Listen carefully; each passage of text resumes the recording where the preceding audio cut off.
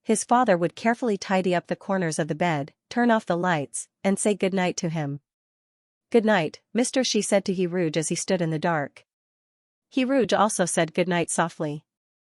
Hiruj thought that Mr. She couldn't see his expression in the dark, so when he said this, he smiled. It was a sweet and easily satisfied smile of a child. Shiguei-chan, who had night vision, saw everything. He saw the childish smile and the words +10 favorability floating above Hiruj's head. Shiguei-chan couldn't help but smile foolishly for a moment, revealing his two small canine teeth.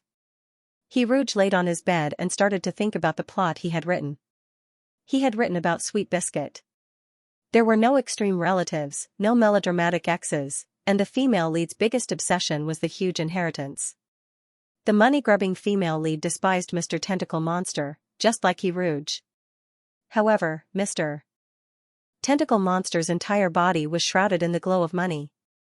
Every time the male lead wanted to touch the female lead's hair or poke her cheeks, he would take out a new $100 bill. The female lead had a special piggy bank. Every time the male lead wanted to tease his earthling pet, he would consciously take out a $100 bill and put it in the female lead's piggy bank. Then, he would get the chance to rub her hair. The two of them got along with each other in the form of "you and I are not meant to be, you have to rely on me."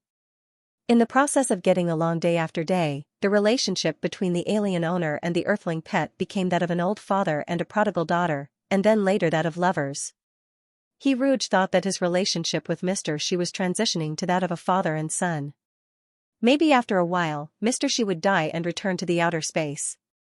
If Mr. She didn't return to the outer space, they could always maintain the relationship of a loving father and a filial son. Hiruj was willing to take good care of the old Mr. She when he grew up. In any case, their relationship wouldn't turn into love. After all, this wasn't a pornographic novel. Hiruj was very glad that he was writing a romance novel. Moreover, octopuses were male and female, so there wouldn't be a scary situation like Mr. She suddenly turning into Miss She. If he guessed correctly, this body of his should be 6 or 7 years old. According to the following development, he should be arranged to go to primary school. At that time, the female lead was directly the richest and prettiest school bully in primary school. The curriculum in primary school was very simple. Hiruj thought about whether he should hide his abilities and get first place in class, or openly get first place in school and go home. Immersed in the fantasy of getting first place in the grade, Hiruj unknowingly fell asleep. He had a dream. In the dream, he became a mermaid. On the shore, there was a great white tiger looking at him eagerly. Every day, it would say, "Grow up quickly, and like me quickly, okay?" At the same time, red lines suddenly appeared on Hiruj's legs.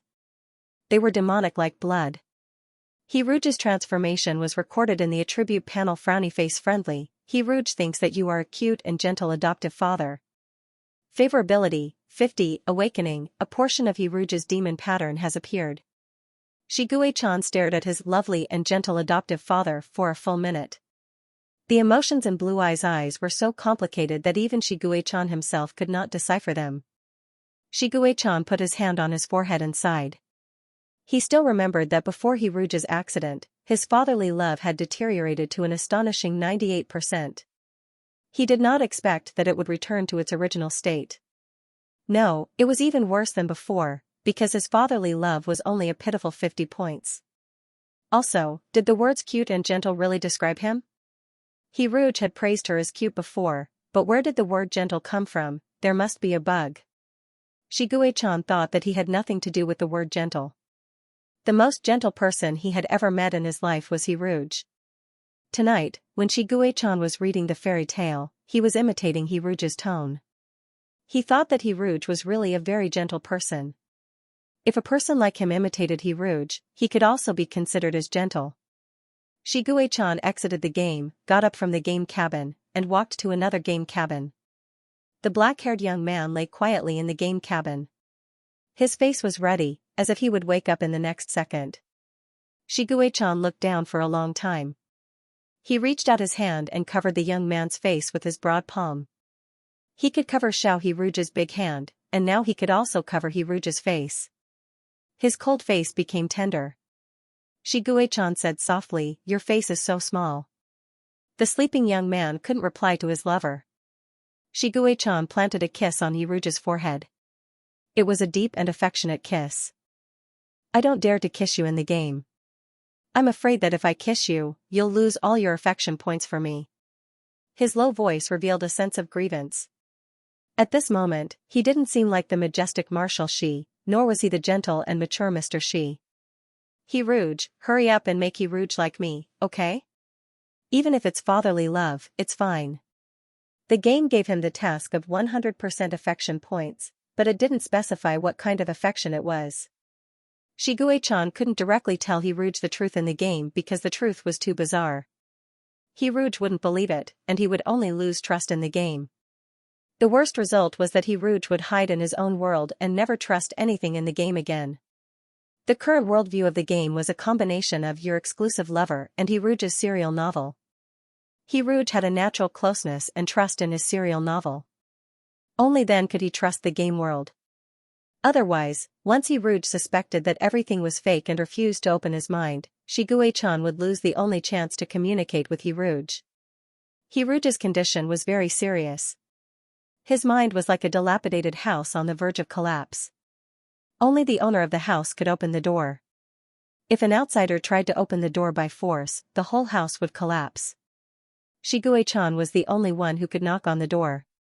Hiruj would only believe everything Shiguei-chan said when his affection points for him reached 100. The only thing Shiguei-chan could do now was to get along with Hiruj according to the general plot of the novel. For example, tomorrow he would give Hiruj a piggy bank. This was the item that appeared the most frequently in the novel. Giving this piggy bank to Hiruj would make him feel more familiar with it. However, Shiguei-chan didn't have to do everything according to the plot. For example, in the novel, the female protagonist went to a private elementary school, and Shiguei-chan would arrange for Hiruj to go to Gue-kan-song class. Gue-kan-song was the orphanage that he and Hiruj were going to build in 17 Star. In the real world, Gue-kan-song hadn't been built yet. Building a house in the virtual world was very easy. Shiguei-chan imported Hiruj's personally designed blueprints into the game and let the cubs of the land class 1 log into the game tomorrow. For the cubs, this was a novel virtual game class. They could experience Gue-kan-song class in advance. What was more attractive was that Mr. He would appear in the virtual game class. Although it was Mr. He who had lost his memory, the cubs were still very much looking forward to it. Even Gigi, who was taken away by Fushi, wanted to sign up for the class when she heard the news. Hiruj woke up. His eyes were still closed, and his hands naturally reached for the pillow. After his chubby little hands reached for nothing, Hiruj suddenly opened his eyes. When he saw the luxurious children's room, he realized that he had transmigrated. He had become a little kid who didn't have a phone. The morning sea breeze blew through the wind chimes and curtains. Hiruj turned his head to look at the blue sky and see outside the window. The anxiety of not being able to touch his phone was cured by the clear blue sky. Hiruj suddenly felt that he had lost his goal when he thought about how he didn't have to worry about writing anymore.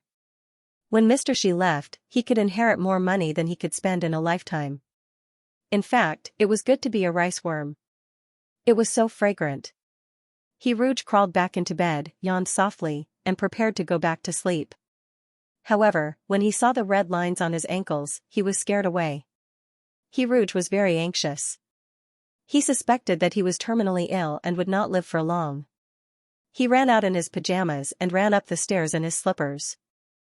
Halfway down the stairs, a pair of shiny military boots suddenly appeared in front of him. Then his body was suddenly lifted into the air. Mr. Shi had picked him up. "What's wrong?" Mr. Shi asked with concern.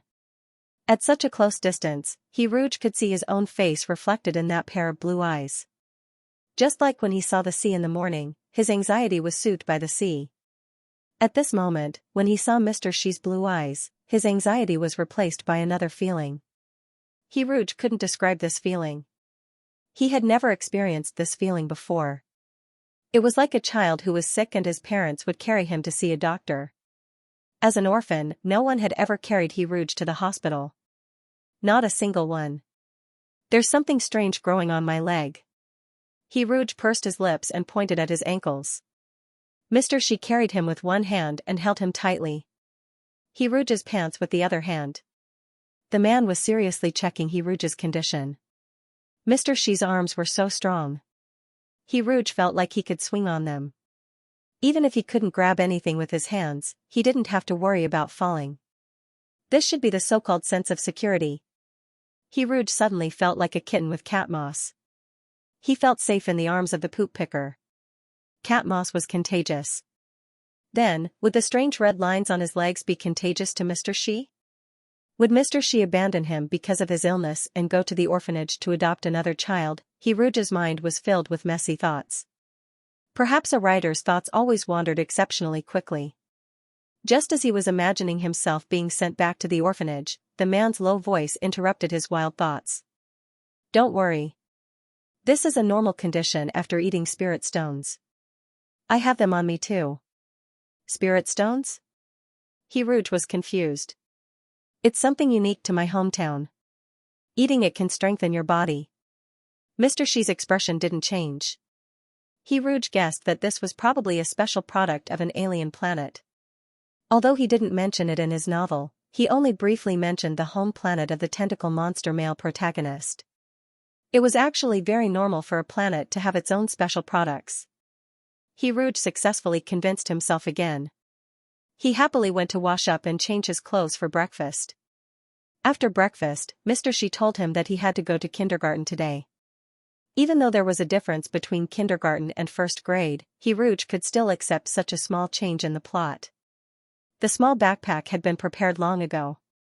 The backpack was shaped like a train with a human face. To be honest, He Rouge felt that the little train backpack was quite ugly. It was so ugly that it was unique. On the bus to the kindergarten, He Rouge kept looking down at the backpack. You like this backpack a lot? Mr. Xi said, the character of this backpack is the main character of a cartoon. If you like, we can watch Thomas and his friends tonight. He Rouge nodded in agreement. He unzipped the backpack in boredom and saw the empty backpack. Even though he bought the backpack, he didn't prepare any stationery. He Rouge was the one who wrote the plot. He Rouge felt a lot more at ease with the plot developing as it was. When they passed by a stationery store, Mr. Xi took him to buy pencils, erasers, and notebooks. The stationery store sold piggy banks, and among them, there was a piggy bank. It was pink, and Mr. Xi asked him if he wanted it. The tentacle monster male protagonist also asked the money grubber female protagonist the same question. He Rouge shook his head and pointed at the lucky cat bank next to the piggy bank. I want this. He liked cats more. After Mr. Xi paid, He Rouge kept holding the lucky cat piggy bank. He touched the piggy bank, hoping that it was a real kitten. He really wanted to raise a kitten. He Rouge didn't realize that every time he touched the lucky cat bank, Mr. Xi's face turned sour. It was as if the main wife was looking at a shameless mistress. Soon, they arrived at the kindergarten. The main color was pink and blue. There were golden stars hanging under the eaves. He Rouge looked up at the stars as he walked. He almost tripped over an unknown creature on the ground. Fortunately, Mr. Xi picked him up like a carrot. He Rouge was dumbfounded. He looked down at the culprit on the ground. It was a big hedgehog with a rose on its head. The hedgehog was the biggest and clingiest hedgehog He Rouge had ever seen. It chased He Rouge all the way and forced He Rouge to hide in Mr. Xi's arms. If he was touched by the hedgehog, he would definitely bleed. He Rouge didn't know if it was an illusion, but he felt that Mr. Xi was very happy when he hugged him. However, when he saw the lonely expression on the hedgehog's face, He Rouge's heart softened. He patted Mr. Xi's shoulder and signaled Mr. Xi to put him down. Under the big hedgehog's expectant gaze, He Rouge walked with her short legs to the front of the big hedgehog. She carefully tapped the big hedgehog's nose with her fingertips. The big hedgehog's eyes instantly squinted happily. It even shyly rubbed the rose on its head against He Rouge's palm. He Rouge was amused. Amidst the other party's body movements, he tentatively took the rose and found that the big hedgehog was laughing even more happily. Thank you for the rose. He Rouge sighed in his heart. This hedgehog really understood human nature. He Rouge took the rose and looked up at Mr. Xi. Although Mr. Xi was still expressionless, He Rouge felt that there was a hint of unhappiness in his blue eye. Why did he suddenly change his expression? He couldn't figure it out. Be careful not to get pricked, Mr. She said faintly. The hedgehog began to squeak softly, as if it was trying to defend itself. Rouge heard the squeak of a hedgehog for the first time and found it rather novel. I know you won't hurt me, he comforted the hedgehog. After comforting the hedgehog, Rouge raised his head to look at Mr. Xi. From this angle, he could see Mr. Xi's beautiful jawline and heart-shaped nostrils. Rouge forgot where he read about noses. He heard that nostrils were long and vertical, which was more beautiful than round or flat nostrils.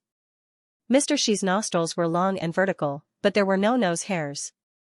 Why am I paying attention to this? Rouge was agitated and his hand subconsciously squeezed the rose in his palm.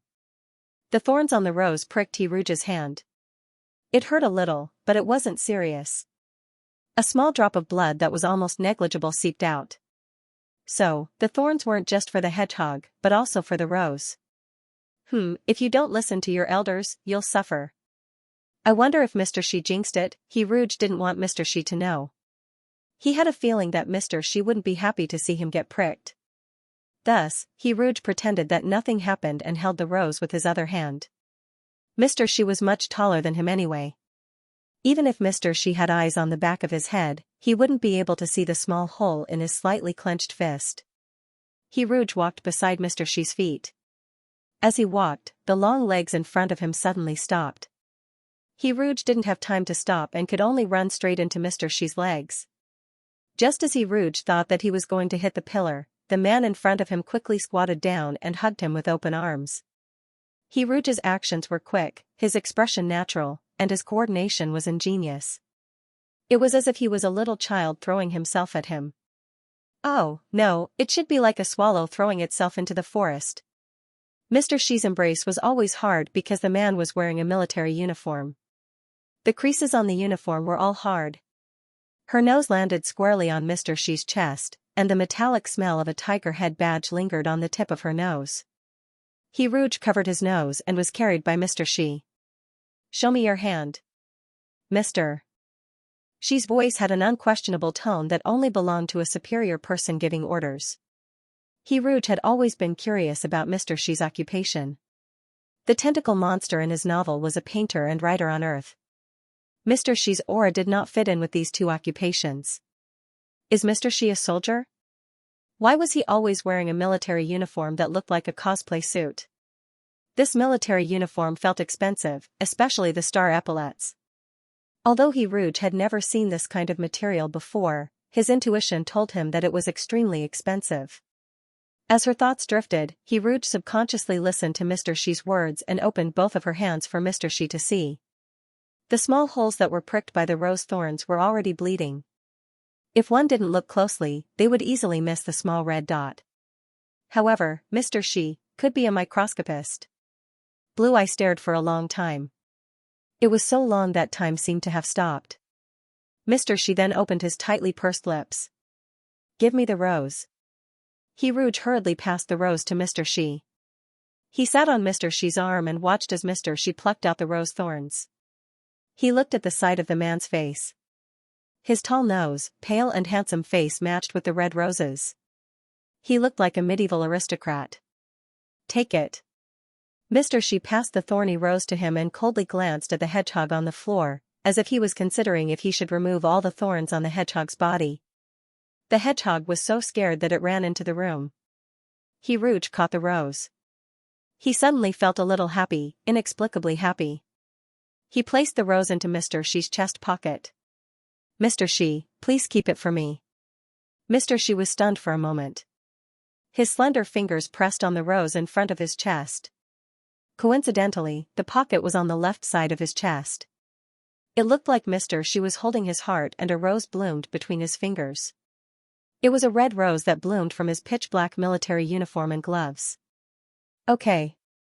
Mr. Xi's thin lips parted slightly as he agreed. At this moment, a female teacher wearing a pink chiffon dress walked out of the classroom. The female teacher had a youthful appearance. She wore pink contact lenses and dyed her hair pink. She was a very feminine teacher. When the female teacher saw him, her eyes widened and she stuttered, Xiao, he's old. She covered her mouth and seemed to be calming herself down. Little Rouge, I'm the teacher here. My name is Xianxia. You can call me Mr. Xiaoshui. You look so cute right now. It's a pity that such a soprano is a kindergarten teacher. Rouge thought silently. Can I hug you? Xianxia's expression was full of yearning and anticipation. Rouge was in a difficult position. Even though he was a child now, he wasn't a 3 or 4-year-old child. It might be difficult for the female teacher to carry him. After all, not everyone was as strong as Mr. Xi. Moreover, his body had only shrunk. His mental age might be older than Mr. Xiaoshui's. He was too embarrassed to let this charming Mr. Xiaoshui carry him. Just as Rouge was thinking of how to politely reject her, Mr. Xi had already rejected her coldly. No. Also, when I'm not around, you can't touch him. His voice was cold and firm. Mr. Xiaoshui immediately shut her mouth. She felt wronged and a little scared as she said, okay. Rouge suddenly realized that Mr. Xi's attitude was quite good. He turned to look at Mr. Xi. Mr. Xi, I want to walk into the classroom myself. Children who were carried into the classroom would definitely have a delicate image in the eyes of their classmates. Rouge wanted to be the most mature and independent child in the class. Mr. Xi, who had been caught off guard and deprived of the right to hug Rouge, reluctantly put Rouge down. He was just as disappointed as Xianxia. Rouge didn't see the disappointment on the two adults' faces. After all, their heights weren't the same and their necks were sore from looking up all the time. He tidied up his clothes and adjusted the straps of his backpack. He walked into the classroom under the guidance of Xianxia. The moment the classroom door opened, Rouge hesitantly retracted his small foot. He turned to look at Mr. Xi and asked softly, "Are we in the wrong classroom?" Otherwise, how could he explain the zoo-like classroom? Rouge glanced around and saw a little black bear smiling brightly at him. There was also a sloth slowly curling its lips. When the little lover with Thomas's backpack looked at Shiguei-chan for help, Shiguei-chan felt as if a spell had been removed from his heart by her moist black eyes.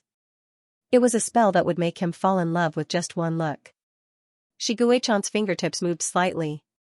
He wanted to pinch his lover's little face, but he was afraid that her affection for him would be deducted. He took off his gloves and settled for the next best thing to touch Rouge's hair. The man touched his head as if he was touching a rare item. His soft hair felt very comfortable to the touch. Shiguei-chan suddenly understood why Rouge always liked to touch his beastly hair in the past.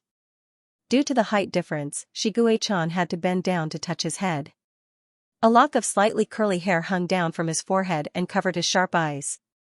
You're right. Mr. Xi bent down to hold Rouge's hand and led him into the classroom. Rouge was surrounded by all kinds of small animals as soon as he entered the classroom. He even had the illusion that he was the rare animal in the zoo, surrounded by groups of kindergarten children. The classroom was in chaos. 2 walking chickens rushed towards Rouge and were frightened by Mr. Xi's sudden appearance. They made frightened cooing sounds and jumped on the little black bear's head like obedient quails. There were only 2 children in the class. One was suspected to be an albino, and the other was a little girl who looked like a blind child.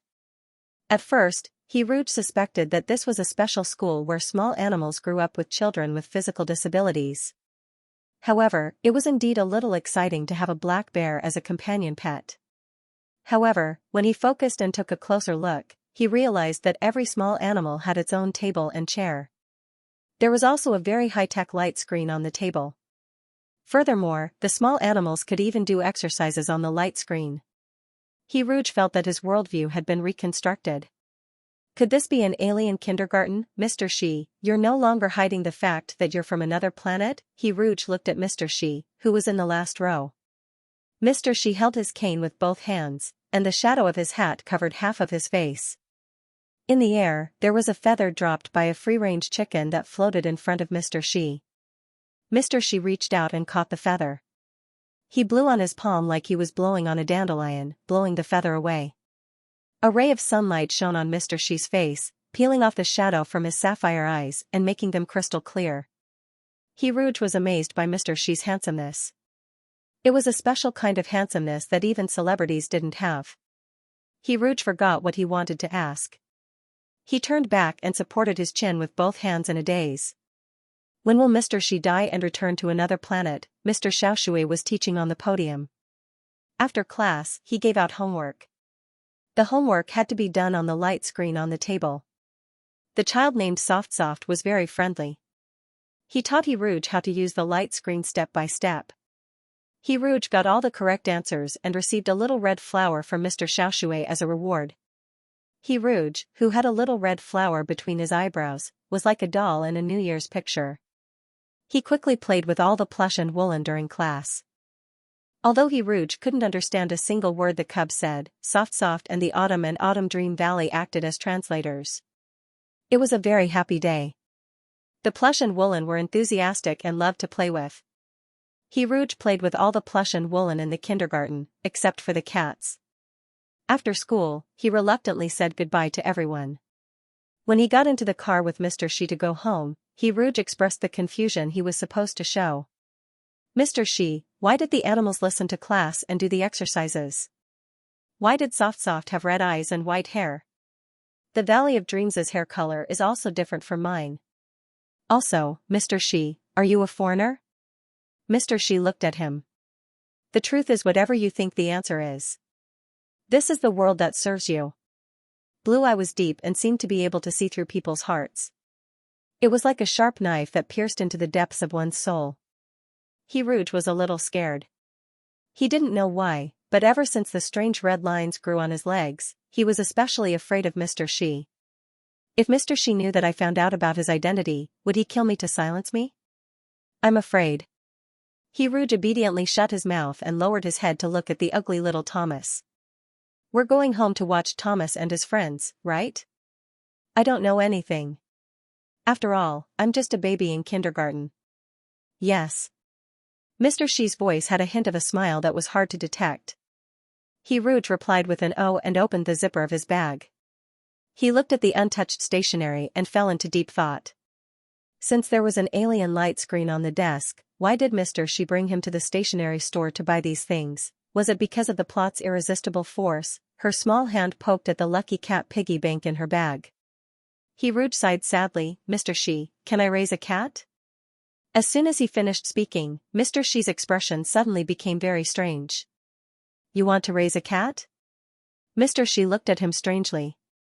Shiguei-chan was speechless. Why raise a cat? Isn't it better to let a cat raise you? He Rouge nervously hugged the lucky cat piggy bank and wondered if octopuses hated cats. He was now Mr. Xi's pet from Earth, and raising a pet for a pet was indeed strange. Being a pet was like living under someone else's roof. Even if he had a lot of money, what was the point of living in a villa? He couldn't even raise a cat. Independence was the only way out. When did Mr. Xi die and go back to outer space? He Rouge lowered his head and said sullenly, it's okay if you don't want to raise one. I'm just thinking about it. Shiguei-chan saw a series of -1 favorability floating above his little lover's head, and his tiger tail almost shrank back in fear. What kind of cat do you want to raise? After Shiguei-chan asked this question, the -1 favorability that had been continuously appearing stopped. His little lover raised his head, his black eyes shining. Mr. Xi, can I raise a cat? Shiguei-chan didn't say anything. His fingers rubbed on his cane, and his attitude was ambiguous. It seemed like a yes, but it didn't seem like it. He was afraid that if he said something wrong, He Rouge's favorability would start to decrease again. A white cat, of any breed is fine. He Rouge looked at Shiguei-chan with an I'm not picky look. After saying this, he smiled at Shiguei-chan. The smile was sweet. Shiguei-chan coughed softly, and the jealousy in his heart was neutralized by the sweetness. A white cat, isn't he talking about me? He Rouge saw Mr. Xi's expression suddenly soften. The man reached out his hand and put his 5 bony fingers on the brim of his hat, as if he was going to take off his hat in the next second. But before he took off his hat, Mr. Xi asked with uncertainty, if you only want a white cat, do you have any requirements for the size of the cat? A small kitten that could be held in the palm of one's hand was very cute, and a big fat cat that lay heavily on one's lap was also very cute. He Rouge, who was not picky at all, replied, no. It was good enough to have. A cat, why would she be picky about the size? As soon as he finished speaking, Mr. Shi removed his military cap. Plush and Woolen's tiger ears peeked out from his silver hair, weakening Mr. Shi's unapproachable aura. Do you think such a big cat is okay? Mr. Shi's snow-white tiger ears twitched as he asked expressionlessly. There was a trace of undetectable nervousness on his tense face. Rouge's eyes widened, and he almost dropped the lucky cat piggy bank in his hand. He stammered, Mr. Shi, you are. Mr. Shi took the manekiniko from Rouge's hand. This piggy bank? It was made of ceramic, so it would be troublesome to clean it up if it was broken. After putting away the eyesore of the manekiniko, he said to Rouge confidently, yes, I am a white cat. Rouge? Wait, aren't you a tentacle monster? Rouge could not believe his eyes. Mr. Shi lowered his head, grabbed Rouge's hand, and placed Rouge's trembling hand on the tiger ears. The tiger ears were white with black rings on the back of the ears. The ears were pink like flower buds, and they could be perfectly disguised as cat ears. It was very, very big as Rouge's palm. Touching this cat ear, Rouge could imagine that the owner of the complete cat ear must be a very big cat. The tiger ears obediently rubbed against Rouge's palm twice, which tugged at his heartstrings. Rouge carefully pinched the tiger ears, and his fingertips sank into the silky texture. The fur on the ears was longer, and it was fluffier than the fur on other parts of the body. Sob sob sob. Was this cat's ear fed separately? Why were they so obedient? They were so big, so smooth, and so soft. Rouge touched the cat ears with tears in his eyes. Tiger ears were one of the more sensitive parts of Shigekin's body. He could feel his little lover's warm and soft hands caressing his ears, and the places that were touched stirred up layers and layers of itchiness. If it were any other time, Shiguei-chan would definitely shrink his ears, but at this moment, he sold his soul for favorability. The favorability +1 popped up one after another, and Shiguei-chan, who had never seen the world, was stunned. He humbly used the tip of his ears to rub against his little lover's palm in exchange for more favorability. Just by lowering his head and letting Rouge touch the tiger ears for 10 seconds, his favorability increased by 25 points. His favorability shot up to 74 points in a flash. However, after touching it to his heart's content, the favorability stopped increasing. He was simply a scumbag who threw away his favorability once he was done. Rouge believed in stopping when he was ahead. He touched the cat ears for more than 10 seconds and tactfully withdrew his hand, afraid that he would make Mr. Shi unhappy if he touched it for too long. He didn't expect Mr. Shi to give him a reproachful look. Oh no, Mr. Shi must be angry that I touched his cat ears for too long. Although Mr. Shi took the initiative to let me touch the cat ears, he probably only wanted me to touch it gently.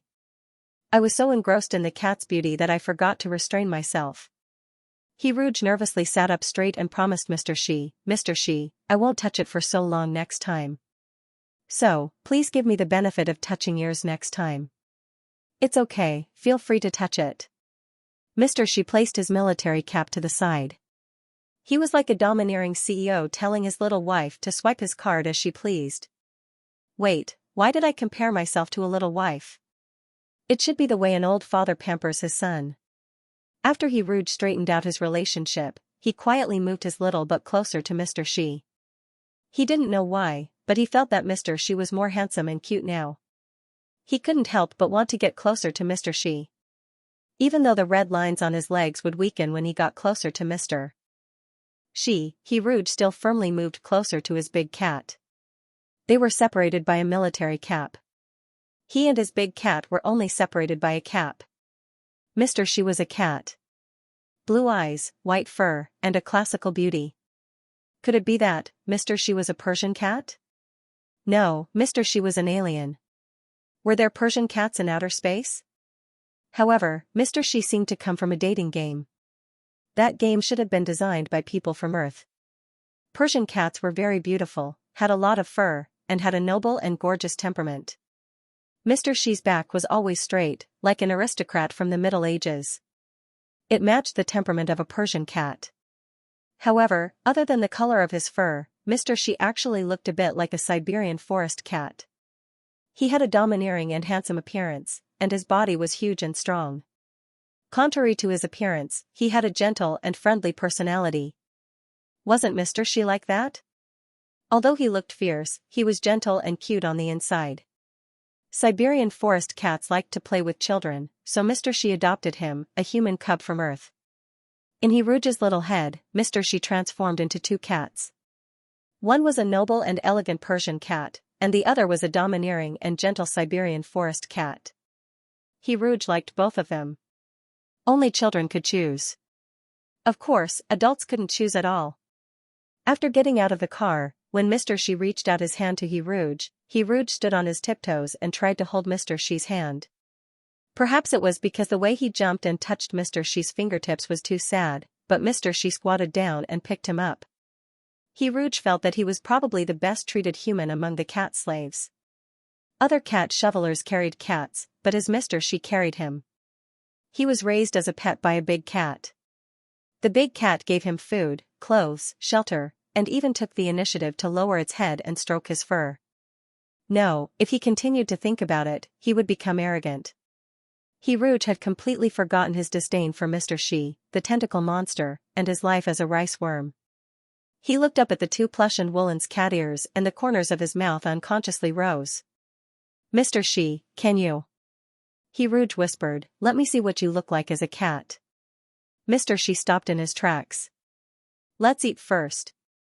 Hiruge was also thinking about the Siberian and Siberian forest cats while eating.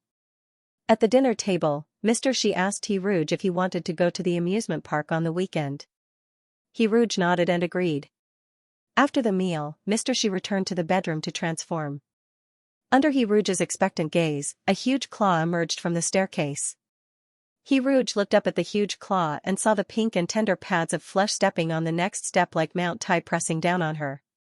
Moving his gaze from the bottom to the top, he could see the amazing muscles even though they were covered in long fur. The long and thick fur outlined the curves of the body. The smooth and soft fur moved with the muscles as it walked, presenting a visual effect like water waves. "That's right, I'm a white cat. I'm a white cat. A white cat. A white cat. A cat. This is really a big, white cat." When the great white tiger walked down the stairs, its long whiskers shook twice, just like Hiruge's trembling little heart. Hiruge's legs were a little weak. Facing this great white tiger, Hiruge realized that he wasn't even as tall as its legs.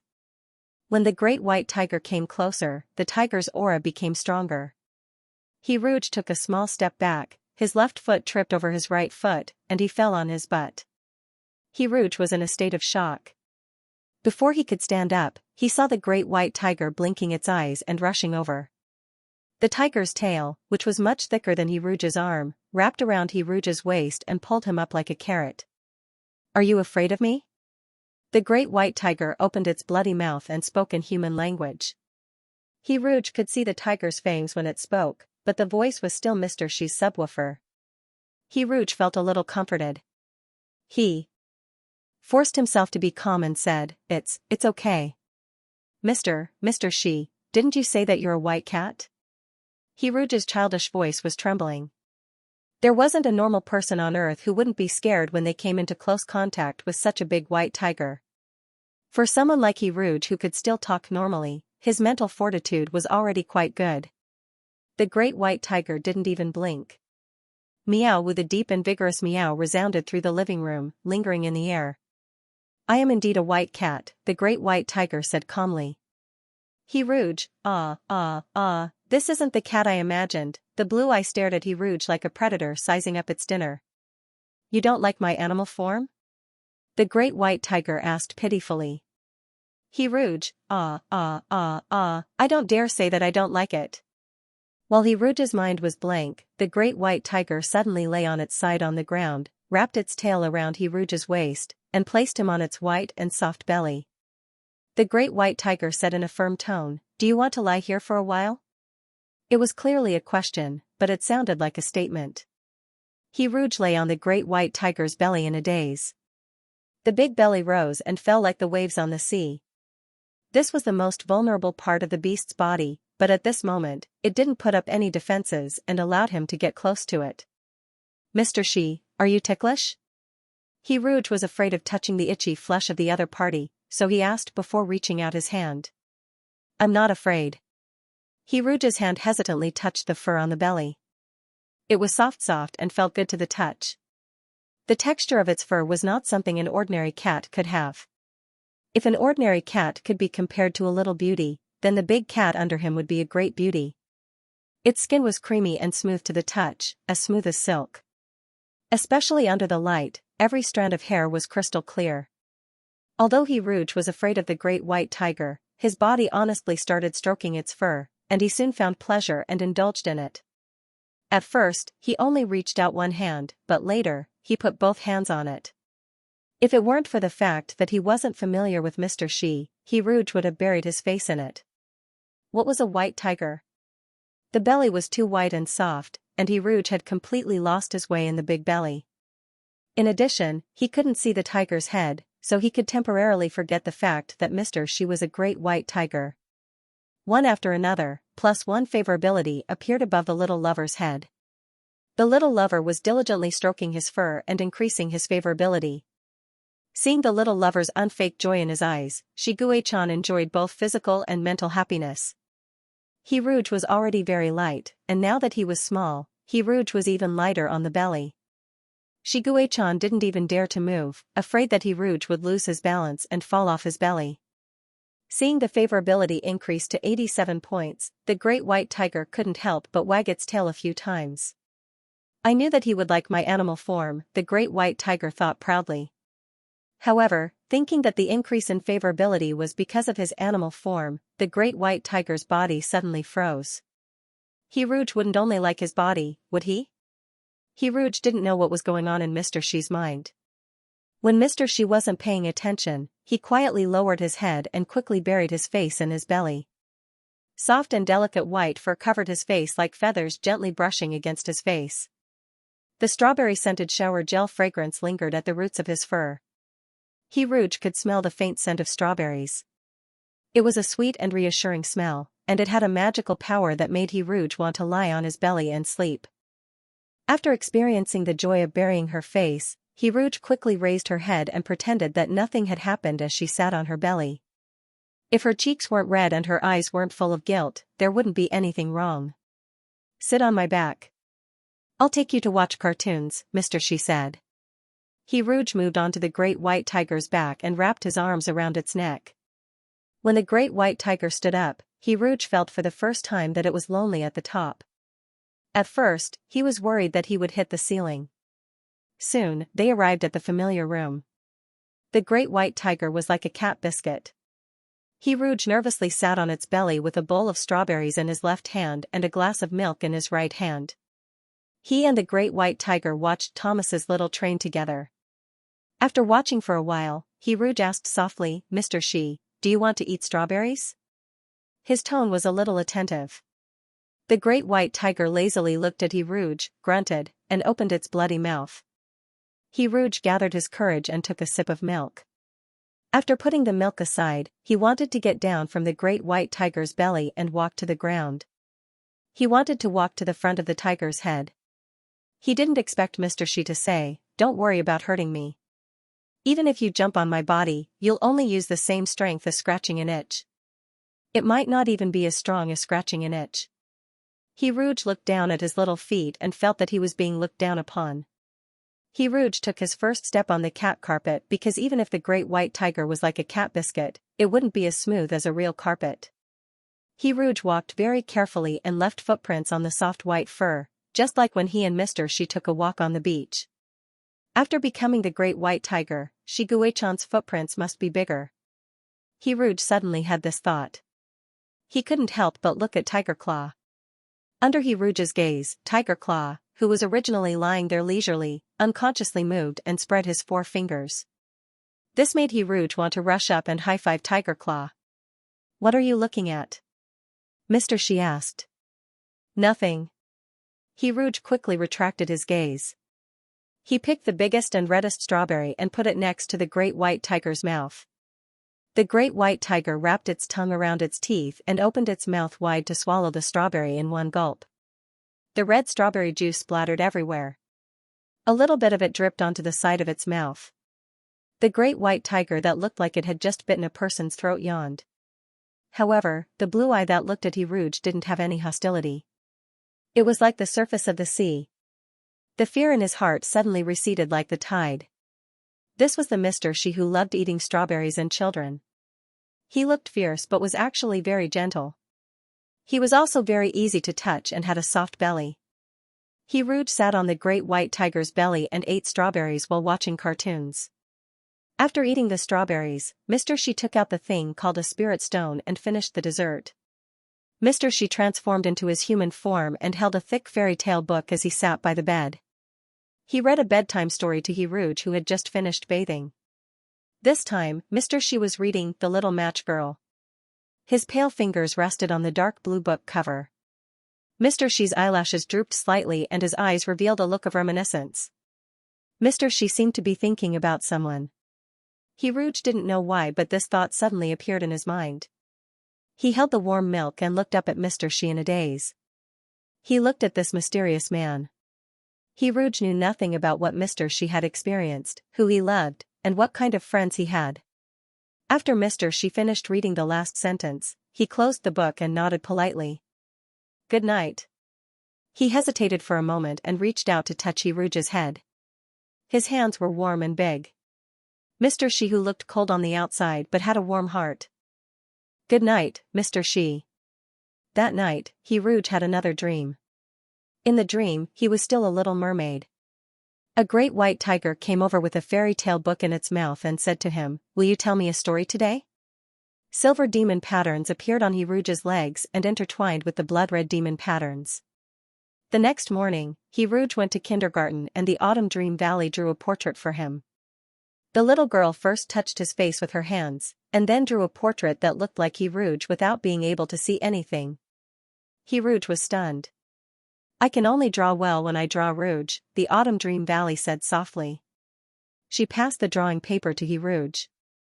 "This is for you." Rouge kept looking at the drawing that the Autumn Dream Valley gave him on the way home from school. "Mr. She asked casually, you like it a lot?"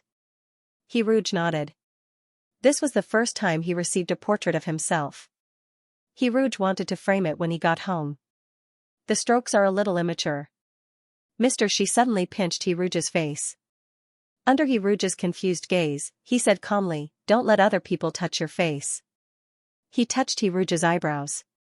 "It's okay for the Autumn Dream Valley to touch you for the sake of drawing." He then pinched the tip of his nose. "Other people can't." He then rubbed Rouge's head like a loving father educating his child. "You have to learn to protect yourself, okay? Rouge? I bought you a phone and a computer. I'll teach you how to use them when we get home." Mr. She's next words made Rouge forget about his face being pinched. Although he spent the past 2 days very fulfilling, the joy that the internet brought him was incomparable. After dinner, Rouge pretended that he didn't know anything and listened to Mr. She's explanation.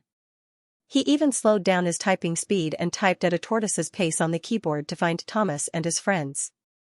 Little Train's big face appeared on the screen. No matter how many times he looked at it, Rouge felt that Thomas was extraordinarily ugly. He didn't know if it would ruin a child's sense of beauty. "Don't look at the screen for too long a day. It's bad for your eyes," Mr. She said. Rouge nodded like a chick pecking at rice. He didn't take good care of his eyes in the past. He couldn't make the same mistake now. After getting a computer, Mr. She and Rouge's entertainment became 2-player games. The most common game they played was the 2-player gold miner. Mr. She's eyes were sharp and his hands were fast. Every time he grabbed a target, it would always be diamond or gold. Even with Rouge, a pig who could grab a barrel of explosives, they could easily reach level 30. Speaking of fast reactions, sometimes Rouge would accidentally drop something in his hand and Mr. She would always be able to catch it before it hit the ground. His reaction was so fast that he didn't seem like a normal human. Oh, indeed, Mr. She was an alien. Rouge began to wonder what Mr. She's occupation was. During this time, Mr. She had been accompanying him to kindergarten and raising the children full-time. He had never gone to work. Rouge was envious of Mr. She's life, but he would never ask about his privacy. There were many things that didn't need to be known too clearly. Maybe one day, Mr. Shi would suddenly leave and return to another planet. Thinking of this, Hiruge's heart suddenly felt empty. That weekend, Mr. Shi took Hiruge to the amusement park. Hiruge rode the merry-go-round and the Ferris wheel. He even played a round of bumper cars. In the end, Mr. Shi even bought him ice cream. Hiruge had a lot of fun that day. Children had poor physical strength. By the time he reached home, he was already exhausted. After eating the spirit stones given by Mr. Shi, Hiruge lay down in the bathtub to take a bath. The temperature of the water was just right. Hiruge unknowingly fell asleep in the bathroom filled with strawberry-scented steam. While he was sleeping, the demon pattern on his short legs began to glow and heat up. Silently, it turned into a chubby fishtail. The little mermaid's chubby little fishtail matched the baby fat on her face. Her light red pointy ears pierced through her soft hair that reached her waist. The little mermaid was sleeping soundly. Her long eyelashes were stained with water droplets that looked like broken jade beads. Love, Hiruge liked you very much. Favorability, 88, awakened, your little mermaid has suddenly appeared. Shigue-chan opened the bathroom door and saw the scene. The little mermaid's head was tilted, and her tail was the same length as her short legs. However, the width had more than doubled, so she looked chubby. Among the sweet strawberries, there was a very faint mermaid fragrance floating up and down in the humid air. This strange fragrance rushed into the tip of Shigue-chan's nose, making his pale cheeks suddenly blush as if they were on fire. His heart was beating very fast. The sentences that popped up in Shigue-chan's mind were the ones that he came across online recently. Hashtag it's shameful to act cute hashtag my lover cried every day after she became small hashtag am I a pervert for wanting to lick the fish tail hashtag children can't control themselves when they see it hashtag before. Shigue-chan had seen Hiruge's mermaid form as elegant and beautiful. He had never thought that a mermaid could be round and cute. The former was beautiful and could only be seen from afar, but the latter was beautiful. He just wanted to put this little cutie in a big fish tank and feed her every day. He stood there in a daze, slowly reaching out his hand to cover his left chest, and then using the back of his hand to feel the temperature of his forehead. After confirming that his brain wasn't damaged by her cuteness, Shigue-chan quietly walked to the bathtub, squatted down, and looked at his little lover.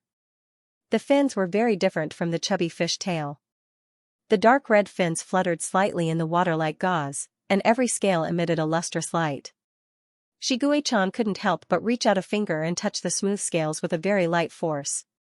However, what Shigue-chan didn't expect was that the young mermaid was extremely sensitive.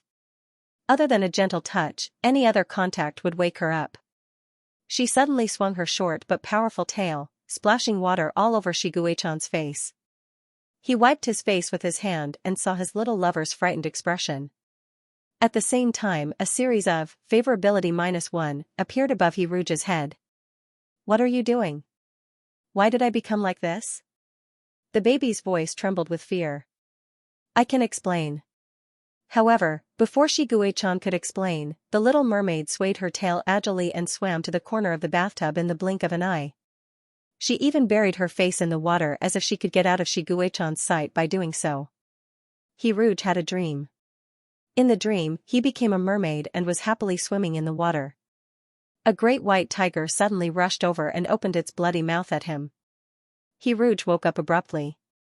He didn't expect to see Mr. Shi's enlarged face when he opened his eyes. He looked down and saw his own fish tail, a bright red fish tail with a few strands of silver in the middle. What was suffocating was that this fish tail was very short. It was short and fat, and looked very plump. Hiruge couldn't help but think of a poem, egrets fly in front of Mount Shi, peach blossoms flow in the water, and mandarin fish are fat. Ah! What was even more suffocating was that Mr. Shi's animal form was a white tiger. A carnivore. Mr. Shi even said that he liked to eat fish. Hiruge was so scared that he hid in the corner of the bathtub furthest away from Mr. Shi.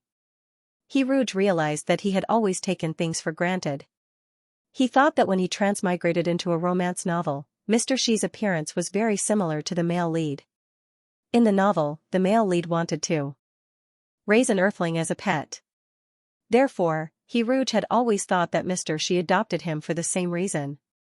But thinking about it carefully, there was another possibility. Mr. Xi wanted to raise a reserve of food. It was like some people buying pigs. They wanted to buy a pet pig, but there were also people who wanted to buy a meat pig. The reason why he adopted an orphan was probably because Mr. Xi liked to eat little mermaids, just like how witches liked to eat children. He Rouge was adopted by the earthling Mr. Xi as a reserve of food. He used a strange spirit stone to transform He Rouge's body, turning him into a plump mermaid. When the innocent little mermaid was asleep, he swallowed it in one gulp. It was too scary. He Rouge floated to the surface and looked deeply at Mr. Xi, whose face was splashed with water. His heart was filled with despair and sorrow. He was actually bewitched by Mr. Xi. Now, even if he saw through Mr. Xi's scheme, it was useless. In addition, he had just splashed water on Mr. Xi's face, so he must have angered Mr. Xi. He shouldn't have been so impulsive. In a situation where there was a great disparity in strength, the weaker party had to learn to lie low and endure. Only then could they fight for a chance of survival. But it was too late to say anything now. He Rouge's face, which was originally red from anger, lost its color. He realized that he couldn't save himself no matter what he did. He slumped in the bathtub like an overcooked salted fish. He closed his eyes and didn't prepare to struggle. Although he could still take a few pictures of Xiaoxue, it was only a few pictures of Xiaoxue. He might as well die with dignity. Maybe after he died, he could transmigrate back. He still hadn't finished filling up the hole. He Rouge, who had enjoyed the life of a rice worm, finally remembered the readers in the hole who were crying piteously for food. But, He Rouge suddenly opened his eyes and looked at Mr. Xi. He stubbornly said, "I want to touch the meat pad." He had been thinking about the meat pad for a long time. If he could touch it before he died, he wouldn't have any regrets. To He Rouge's surprise, Mr. Xi's face was also ashen. The two salted fishes who had lost their dreams looked at each other in dismay. Shi Guichan's dream had been shattered into pieces along with the 90 points of favorability. He couldn't understand how he could poke so many points of favorability. Fear, He Rouge is afraid that you will eat him up. Favorability -2. It turned out that favorability could be negative. This was Shi Guichan's first thought.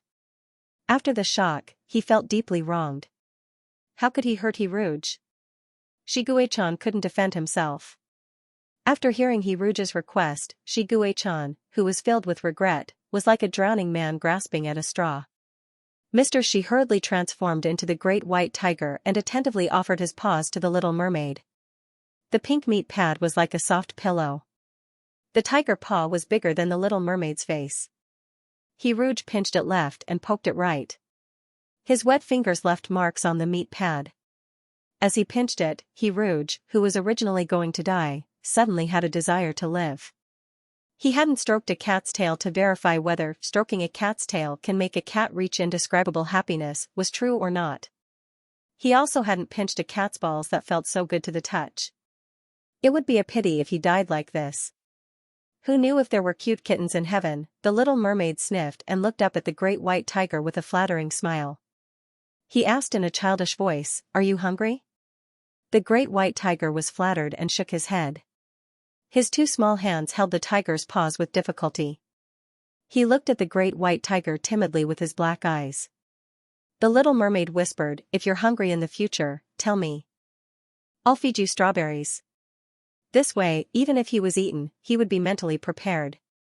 After seeing the great white tiger nod frantically, He Rouge breathed a sigh of relief. He realized that Mr. Xi didn't seem to have any plans to eat him. Maybe he thought that he wasn't big enough and wanted to eat him after he was strong enough? You lost control of your emotions just now and didn't listen to my explanation. The great white tiger looked down at the little mermaid in the bathtub, his blue eyes full of helplessness and sadness. Actually, you're not human. He stopped after saying the first sentence and held his breath to look at He Rouge's reaction. This game world mainly served He Rouge. He Rouge had lost all memories of Shi Guichan and forgot that he was a monster. Shi Guichan could only carefully protect the other party's worldview. He was originally going to wait for He Rouge's favorability to increase before revealing some information. He didn't expect that things were unpredictable. He Rouge's awakening speed was faster than Shi Guichan expected, and he even misunderstood him. If the misunderstanding couldn't be eliminated, then it was even more impossible to increase his favorability. The only thing Shiguei-chan could do now was to reveal a little truth that Hiruj could accept. Compared to the various truths that he transmigrated to the stars because of a love game, that he was Baizé in his previous life, that his enemy was Taotai, and so on, it didn't sound strange that he wasn't human.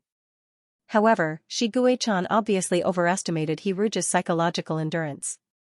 Hiruj, who had been a human for more than 20 years, was suddenly deprived of his identity as a human. For a moment, he couldn't accept it and almost became autistic. How is that possible? If I'm not human, am I still a fish? He muttered to himself. You and I have similar identities, Mr. Shi said. Same identities? Is my real identity an alien who accidentally wandered to Earth? That's too ridiculous. But transmigration happened, so it didn't seem strange that he wasn't human. Hiruj could only comfort himself like this in his heart. And if Mr. Shi was telling the truth, then Mr. Shi shouldn't eat him. His favorability slowly increased. Hiruj looked down at his chubby fishtail and reached out to touch it. The moment he touched it, he retracted his hand, but the itchy aftertaste of the fishtail remained like a ripple. This fishtail was full of sensitive spots. Hiruj wanted to turn back into legs. If he didn't turn back into a human, then he would have to sleep in the bathtub tonight. Mr. Shi, how can I turn back into legs? The little mermaid asked eagerly. Even though he was temperamental and deducted so many favorability points from Shiguei-chan, when Shiguei-chan looked into the little mermaid's watery black eyes, his heart softened. You've just transformed, so you can't skillfully transform between animal and human forms. Eat more spirit stones to accumulate spiritual power and try to transform into different forms a few more times. This isn't difficult. Practice makes perfect, Shiguei-chan patiently said a long paragraph and put the spirit stone in his paw for the little mermaid to suck. The little mermaid was like a koi that saw bait. He buried his face in the paw of the great white tiger and sucked seriously at the spirit stone. The comfortable feeling brought by the influx of spiritual power into his body made the little mermaid close his eyes in happiness. His fiery red fishtail swayed slightly unconsciously. Maybe it was because he was soft-hearted. Favorability +1 slowly appeared like bubbles. Try to transfer the spiritual power in your body to your fishtail and imagine the appearance of your legs in your mind, Shiguei-chan guided him patiently. Hiruj tried to do as Mr. Shi said. He felt his tail heat up and the chubby fishtail turned into a pair of short legs. The pink little rouge between the two short legs was also exposed in front of Mr. Shi's eyes. Hiruj. Before his brain could react, his hand quickly covered his crotch and he shouted angrily, "Don't look." Favorability -1 also floated out in a threatening manner. The little bit of favorability he had was once again deducted. Shiguei-kan, who was already used to this, didn't feel any fluctuations in his heart. He even felt like crying. However, when the big white tiger heard the fierce baby voice and saw its little lover blushing and about to cry, it was so adorable that it became delirious and obediently turned around. Shiguei-chan heard the sound of water splashing, and he could imagine the scene of the little lover climbing out of the bathtub with his short legs. The little lover in his bathrobe walked around the great white tiger, opened the door, and climbed onto the small bed. When he saw the fairy tale book on the bedside table, he subconsciously turned around to look at the great white tiger. The great white tiger squatted on the floor, its tiger ears drooping listlessly like a large dejected dog. When it saw Hiruj turn around, its blue eye lit up and was instantly filled with hope. Do you want to listen to a bedtime story tonight? Hiruj crawled under the blankets and reminded himself countless times that Mr. Shi was not only his bread and butter, but also a big cat. Only then did he regain his rationality and say, anything is fine. The great white tiger stayed in its beast form and read Hiruj a bedtime story. After tucking Hiruj in with its long tail, it quietly left. After the great white tiger left the room, Hiruj poked his head out from under the blankets and looked at the ceiling in confusion. In the room with the lights off, Hiruj could only see thick darkness. In the quiet darkness, he suddenly thought of many things. He thought about why he had yelled at Mr. Shi. Although this body was that of a child, his soul was already that of an adult. He also knew that Mr. Shi was his bread and butter, and he was also an alien in the form of a great white tiger. As an adult, he shouldn't have angered Mr. Xi, but He Rouge had just given Mr. Xi a hard time. He Rouge found it inconceivable. He had never been so rude to anyone before. Why did he do that? Just a second ago, when he found out that he was a fish and Mr. Xi was a tiger, he was scared to death. This was an instinctive fear of his natural enemy. Actually, he subconsciously believed that Mr. Xi would not hurt him. Perhaps it was because Mr. Xi had always been tolerant and peaceful. He was indulged. Those children who were loved by their parents would yell at their parents when they were unhappy. He used to not understand those children, thinking that they were spoiled, that they were so favored that they had nothing to fear. So this is how it feels to be pampered? After throwing a tantrum, He Rouge realized his mistake and regretted it. Therefore, he beautified the person he was arguing with in his heart. Moreover, Mr. Xi's attitude was impeccable. In the end, He Rouge felt more and more guilty. He Rouge curled himself into a small ball and sullenly laid in his bed. He didn't know when he fell asleep. In his sleep, his favorability towards Shi Guichan slowly increased, and finally stopped at 80 points.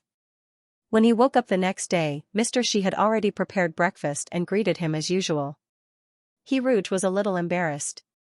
Soon, he reached the age of primary school. He Rouge became a glorious first-grade primary school student. The world of children was actually very superficial. They would be especially tolerant, gentle, and friendly to beautiful children. There would always be little girls giving He Rouge beautiful cards.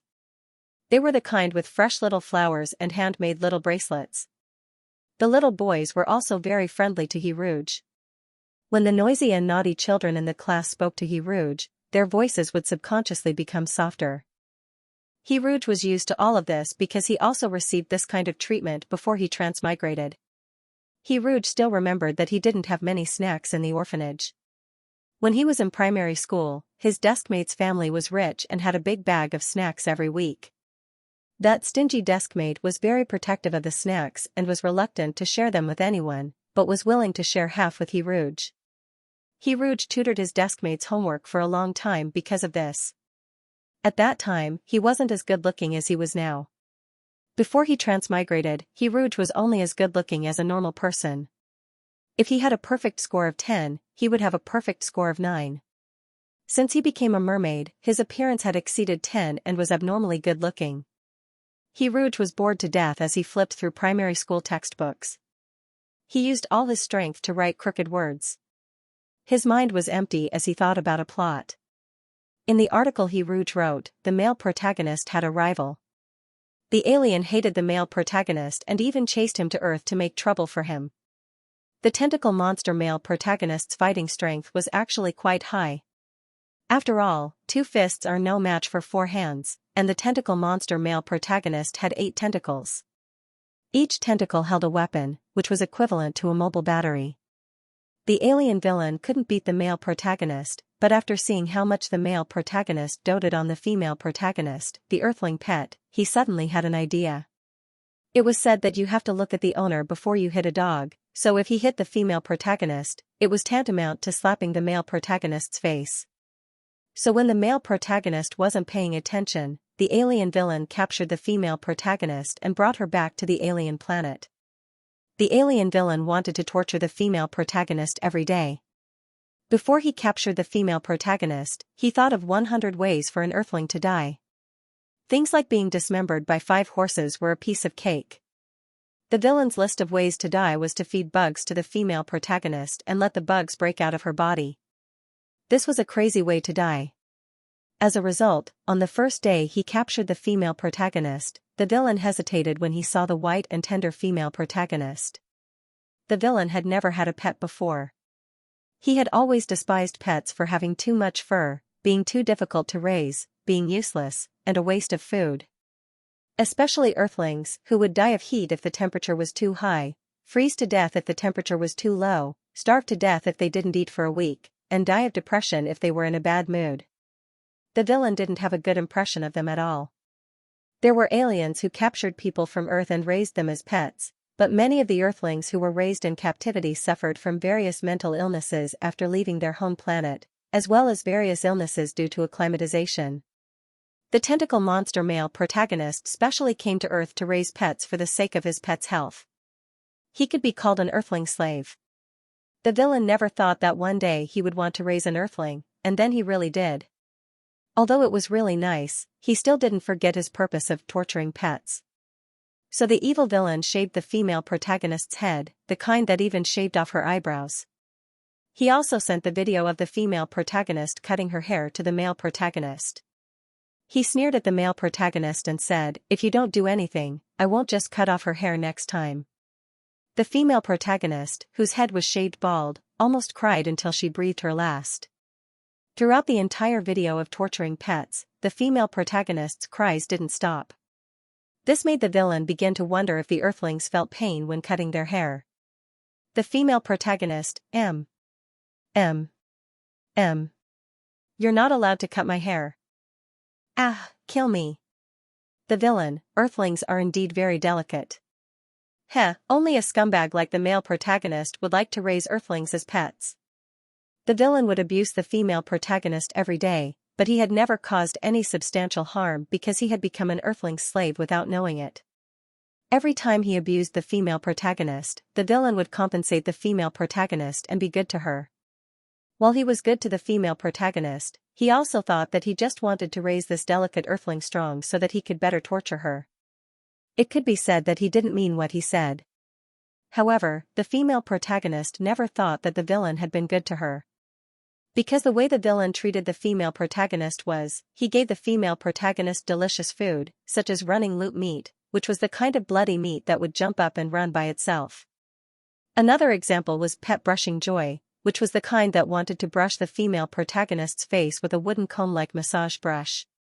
All of this made the female protagonist live a life worse than death, and she began to crazily miss the male protagonist. Contrast produced beauty. Under the villain's shadow, the female protagonist overcame her fear of tentacle monsters for the first time. In her memories, every tentacle of the male protagonist shone with a holy light. The meaning of this plot was that the female protagonist no longer despised the male protagonist's original form. Although the male protagonist rescued the female protagonist in the end, the female protagonist still suffered a lot. Rouge was quite happy when he wrote that the female protagonist suffered. When he wrote it, the readers in the comment section laughed and said that Rouge was a stepmother. To this, Rouge could justifiably say, I'm not, don't talk nonsense. I'm clearly a stepfather. However, now that he had transmigrated into a novel, and he had transmigrated into an identity similar to the female protagonist, Rouge recalled the original novel and his entire being felt unwell. The villain in the novel appeared about now. Rouge silently raised his head and looked around. The classroom was filled with chattering children, and no one could understand Rouge's worries. The villain kidnapped the female protagonist when she was on her way out of school, so Rouge specially asked Mr. Xi to pick him up at the door of the classroom. Mr. Xi had always been obedient to him, and after hearing such a request, his eyes revealed a I really don't know what to do with you expression. Rouge. I can only pretend that I'm a little rice cake. Although he did this, Rouge still felt slightly uneasy. Especially today, his right eyelid kept twitching. They say that when the left eyelid twitches, it's good fortune, and when the right eyelid twitches, it's bad luck. Rouge had an inexplicable ominous feeling. He took out his phone from his Thomas Train backpack and sent a text message to Mr. Xi, asking him to pick him up at the classroom earlier today. I'll give you a chocolate bar. Can you let me play with my phone for a while? When his deskmate saw Rouge's little action, he couldn't help but ask. Then, he handed Rouge the chocolate. The desire in the child's eyes was overflowing. Rouge had always been very fond of children, so he reached out his hand and patted the child's head. You can keep the chocolate for yourself. You can only play with your phone for a while. I'm going to the toilet now, and when I come back, I'll put my phone away. Oh right, be careful, don't get caught by the teacher. His deskmate nodded like a chick pecking at rice and said gratefully, Rouge, you're so nice. Rouge got up and went to the toilet. When he reached the toilet, he was about to take off his pants when he suddenly heard a cold male voice in the empty toilet. You're Shiguei-chan's pet? There was a strong sense of malice in the voice. Rouge. Mr. Plotline, why don't you play by the rules? He Rouge wanted to use his phone to call Mr. Xi for help, but when his hand reached into his pocket, he remembered that he had lent his phone to his deskmate. What an unlucky year. Footsteps sounded behind him. It was the sound of leather boots hitting the ground. He Rouge was reminded of Mr. Xi's straight boots. Do all aliens like to wear boots? The footsteps got closer and closer. He could feel the villain stop behind him. Tisk, so short, the villain sneered. He Rouge was speechless. Do you think I won't jump up and hit your knee? He Rouge, who didn't want to turn around, gritted his teeth and turned around. He wanted to see how tall the average alien was. He Rouge first saw the black military uniform. It was plainer than Mr. Xi's uniform. Then, he saw the 7 stars on the epaulets. The material of the epaulets was obviously worse than Mr. Xi's.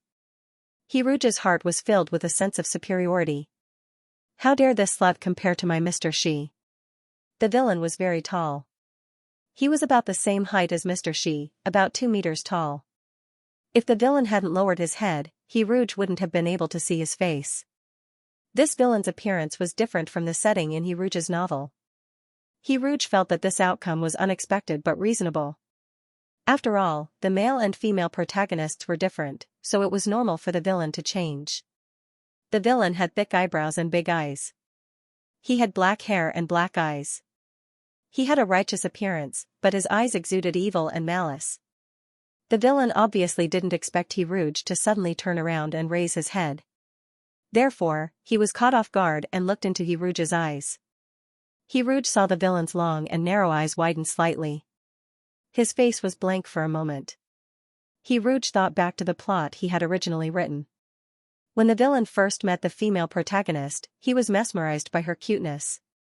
The original description went like this: the first thing he saw was the Earthling's pet's soft black hair.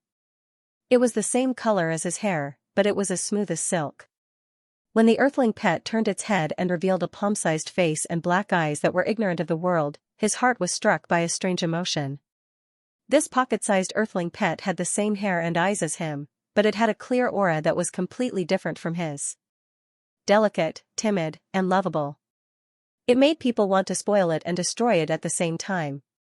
He Rouge couldn't help but take a small step back.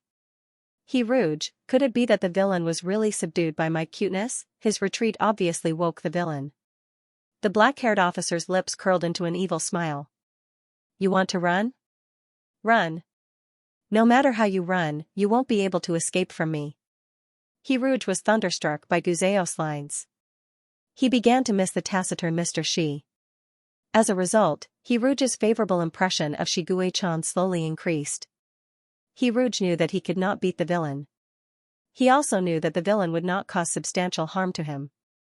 He also knew that Mr. Xi would come to save him, so his desire to survive was not very strong. He was like a salted fish that had been pickled by life. I won't run, I just want to go to the toilet. Can you let me go to the toilet? He Rouge's attitude was very calm. His gaze did not evade, which was completely different from the performance of the female protagonist in the novel. When the female protagonist was caught, she thought that she was going to be abducted and sold by human traffickers, so she shouted and screamed and ran away with her short legs. As a result, she was caught by the villain and her mouth was cruelly covered.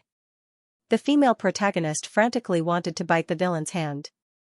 Her short legs were also desperately kicking. In the eyes of the villain, she was like a kitten baring its fangs and brandishing its claws. Even with her fur standing up, she was still very cute. At this moment, when Tao Tai, who was playing the villain, saw He Rouge who was not afraid in the face of danger, his inner thoughts were, not bad, very brave, I like it. Tao Tai was not the real Tao Tai. He was the villain that the game changed in order to awaken He Rouge's memory. Therefore, his character had also changed. Tao Tai's character as the villain was a combination of the villain in the novel and himself. His perverted character was weakened a little, and his Earthling slave character was strengthened a little. At the same time, the villain's despicable character was added. However, even if his perverted character was weakened, his essence was still perverted, and it would not change. Tao Tai crossed his arms and sneered, not aloud. He did not forget that his purpose was to torture this Earthling pet. He Rouge, did you hear that? He finally understood the female protagonist's mood when she madly insulted the villain in the novel. Heaven's way of reincarnation, sooner or later you would have to pay for it. If he had known that there would be such a day, he would not have courted death by writing this kind of stupid villain. However, it was too late to regret now. When he Rouge was caught on the spaceship, he still could not go to the toilet. Not only could he not go to the toilet, he also had to have his head shaved. The stupid villain took out a camera equipment, and a machine the size of a fly circled around he Rouge. Then, the evil villain took out a sharp machete. No, it wasn't just a simple machete. He Rouge was horrified to find that the machete was glowing. When the laser touched it, even steel would melt. If the villain's hand trembled, his head might fall to the ground on the spot. Shigue-chan, your little pet is in my hands. If you don't want him to have an accident, you should offer a humble apology and rebuild my farm. At the beginning of the video, Taotai revealed a smile of a villain who had succeeded. He Rouge, who was fixed by the machine chair. Stupid villain. But what was a farm? Could it be that Mr. Shi's job was to raise a large family? He had a business competition with this villain, and then Mr. Shi destroyed the villain's farm and made the villain bankrupt. But Mr. Shi's temperament was completely incompatible with raising pigs. He Rouge imagined Mr. Shi rolling up his sleeves and stepping into the farm, showing a kind smile to the fat and strong pigs. He couldn't help but put his face in the place of the pig's face.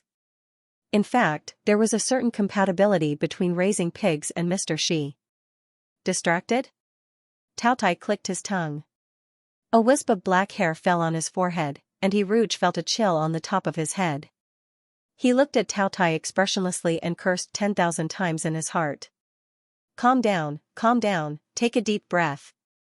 As a man, it was just a bald patch. It was no big deal. He would experience this kind of thing sooner or later, so he wanted to experience the vicissitudes of life in advance. He Rouge's reaction was too dull, not noisy, as if the hair that was cut was not his at all. This made Taotai feel little sense of accomplishment. He squatted down and looked at He Rouge, who was fixed by the machine chair, and asked curiously, why aren't you angry or sad? He Rouge. Taotai unhappily shaved He Rouge's hairstyle with a knife. After finding that He Rouge's eyelids didn't even move, he didn't continue to shave his head.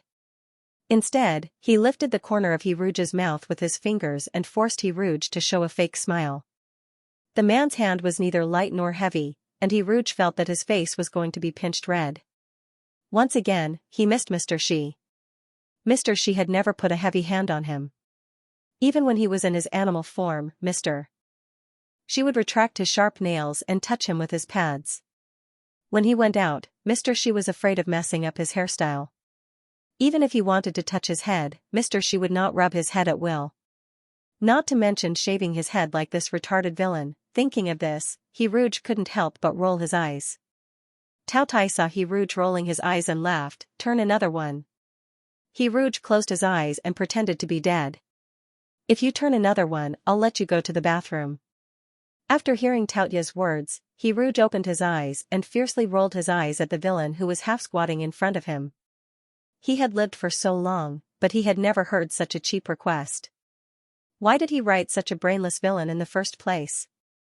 The villain laughed as if he had cast a coquettish glance at him, and also very trustworthy to let He Rouge go to the bathroom. He Rouge angrily went to the bathroom. He was so angry that his liver almost hurt.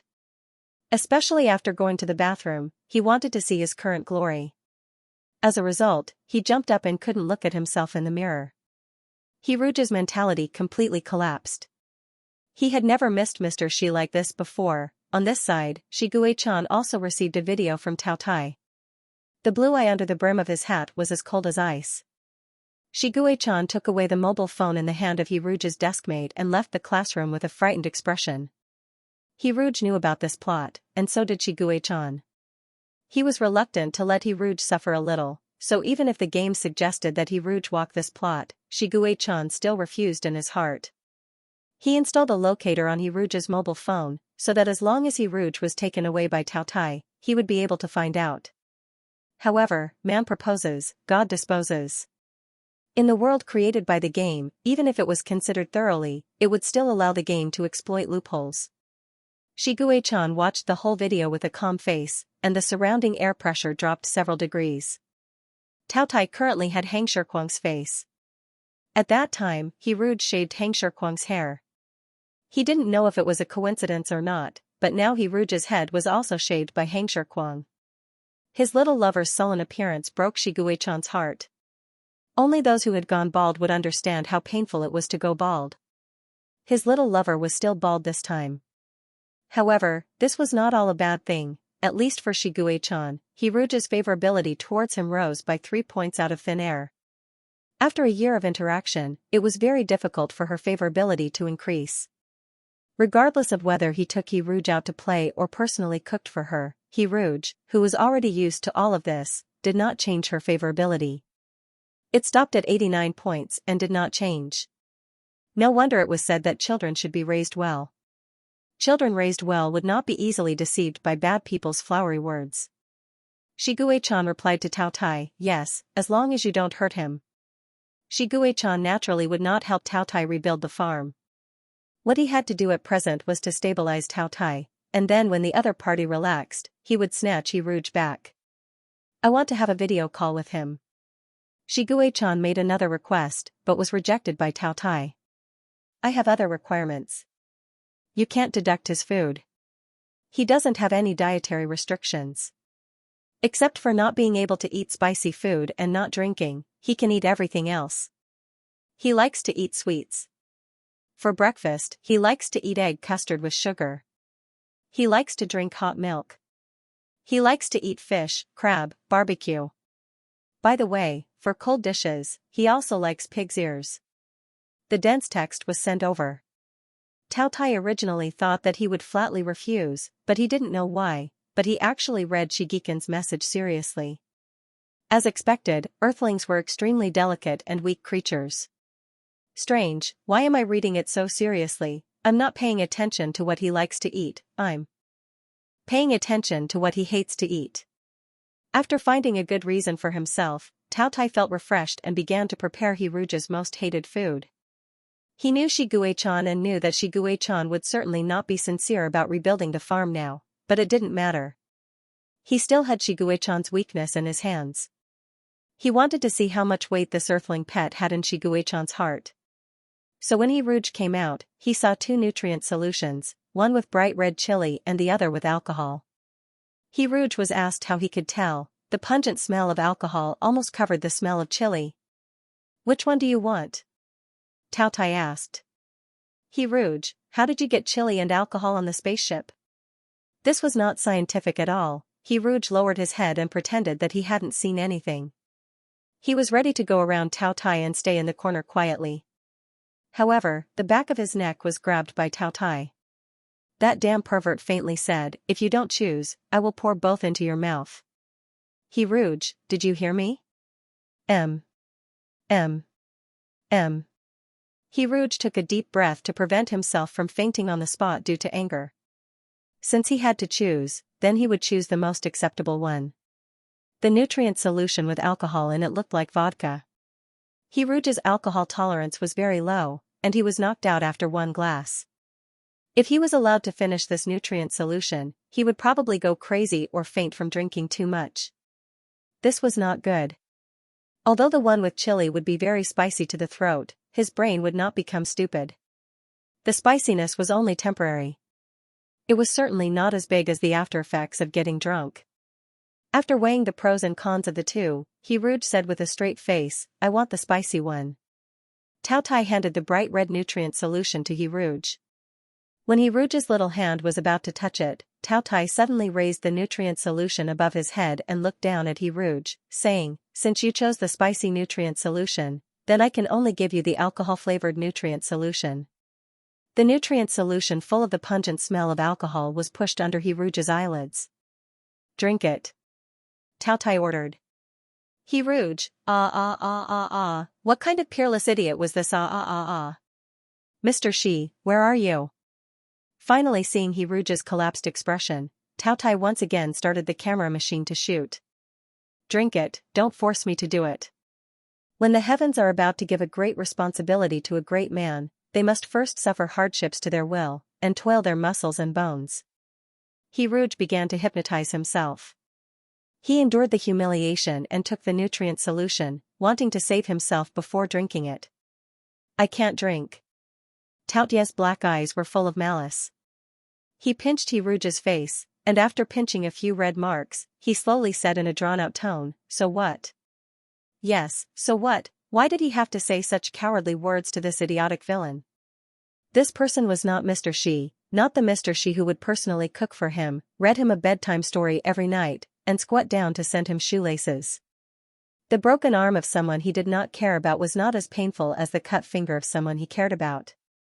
These days, Mr. Xi's unconditional doting on him made He Rouge begin to take this love for granted, so much so that he ignored every little thing that Mr. Xi did for him every day. He Rouge's heart was stifled. He reached out and wanted to slap Taotia's hand away, but Taotia's strength was amazing, just like cast iron. He Rouge's strength could only be regarded as scratching an itch for the other party.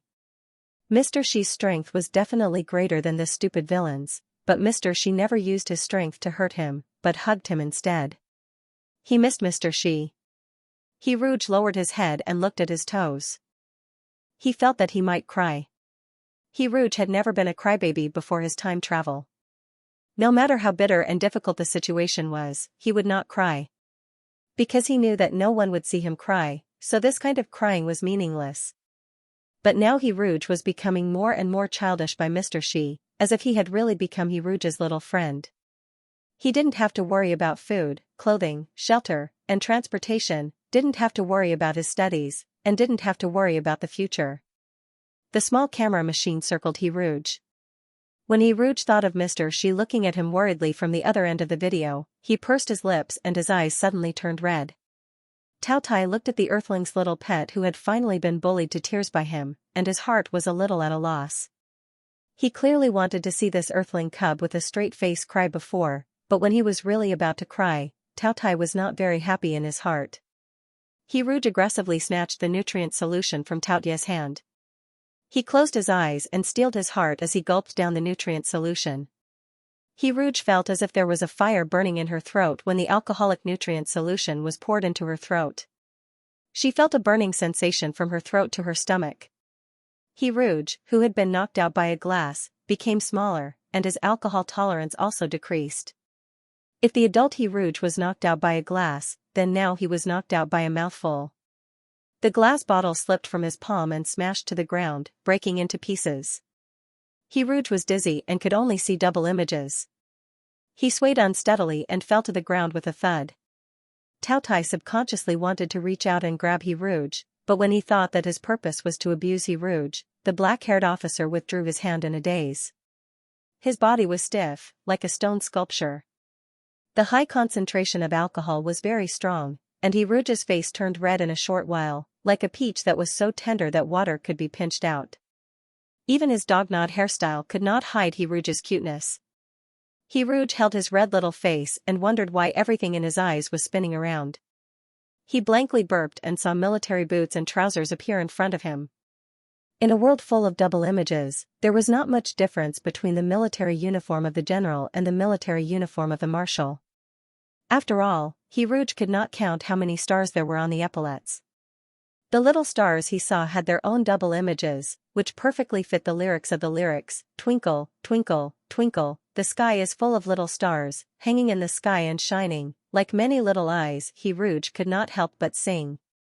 The child's voice was childish, but once he sang, his childish voice would become the unique and beautiful voice of the merfolk. Even if he did not use spiritual power, his voice was still as beautiful as the sound of nature. In reality, Tao Tai was once infatuated with the sound of nature of the merfolk. The black-haired officer could not believe the song he heard. He slowly squatted down and looked at the drunk He Rouge. The little drunkard saw him and burped again. He did not continue to sing, but looked at him with drunken eyes and foolishly asked, "Mr. Xi, why did you dye your hair?" The child's voice was soft, and his hands were also soft. He walked over unsteadily and pulled Taotia's hair. Maybe because he was drunk, he did not know how to control his strength, and Taotia's scalp hurt slightly. He suspected that this earthling was deliberately pretending to be drunk. But that pair of moist black eyes did not have the slightest bit of malice, like the night sky washed by water. Mr. Shi, can you make tiger ears appear and let me touch them? Tao Tai was shaped like a goat with a human face, eyes under his armpits, and tiger teeth on a human hand. He did not have tiger ears, but he had goat horns. As if at the behest of gods and demons, he made goat horns appear. The huge goat horns pushed the military hat away, and snow-white goat horns emerged from the black hair. The goat horns, which were curved into a mosquito coil, were strangely harmonious on Tao Tai's head. He Rouge stood on tiptoe and touched the goat horns. He shook his head and commented, "Well, the ears have grown bigger and hardened." The warm smell of alcohol came out of his mouth, but it was not the smell of alcohol that was unpleasant. The goat horns did not have a sense of touch. It was reasonable to say that no matter how he Rouge touched them, Tao Tai should not feel anything. But at this moment, he seemed to really feel the other party's temperature. This feeling was not unpleasant, it was very novel, and he even wanted to be touched again. "Mr. Shi, take me home," the earthling pet murmured, with a trace of pleading in his eyes. Tao Tai suddenly remembered that someone said that the reason why they liked to raise pets was because they liked the way the pets looked at their owners. Admiring, loving, and pure eyes, as if you were their whole world. His heart was once again hit by a strange feeling. Before Tao Tai had time to think about what this feeling was, the pet had already fallen asleep. He hugged the earthling pet and stood there in a daze for a long time. He reached out and pinched the pet's face. The smooth and tender feeling was as if it was made of water. His fingerprints were easily left on the pet's face. The cyan color had ruined the original skin color. Tao Tai withdrew his hand. "Earthlings are very delicate, you can't pinch them. You may die if you pinch them.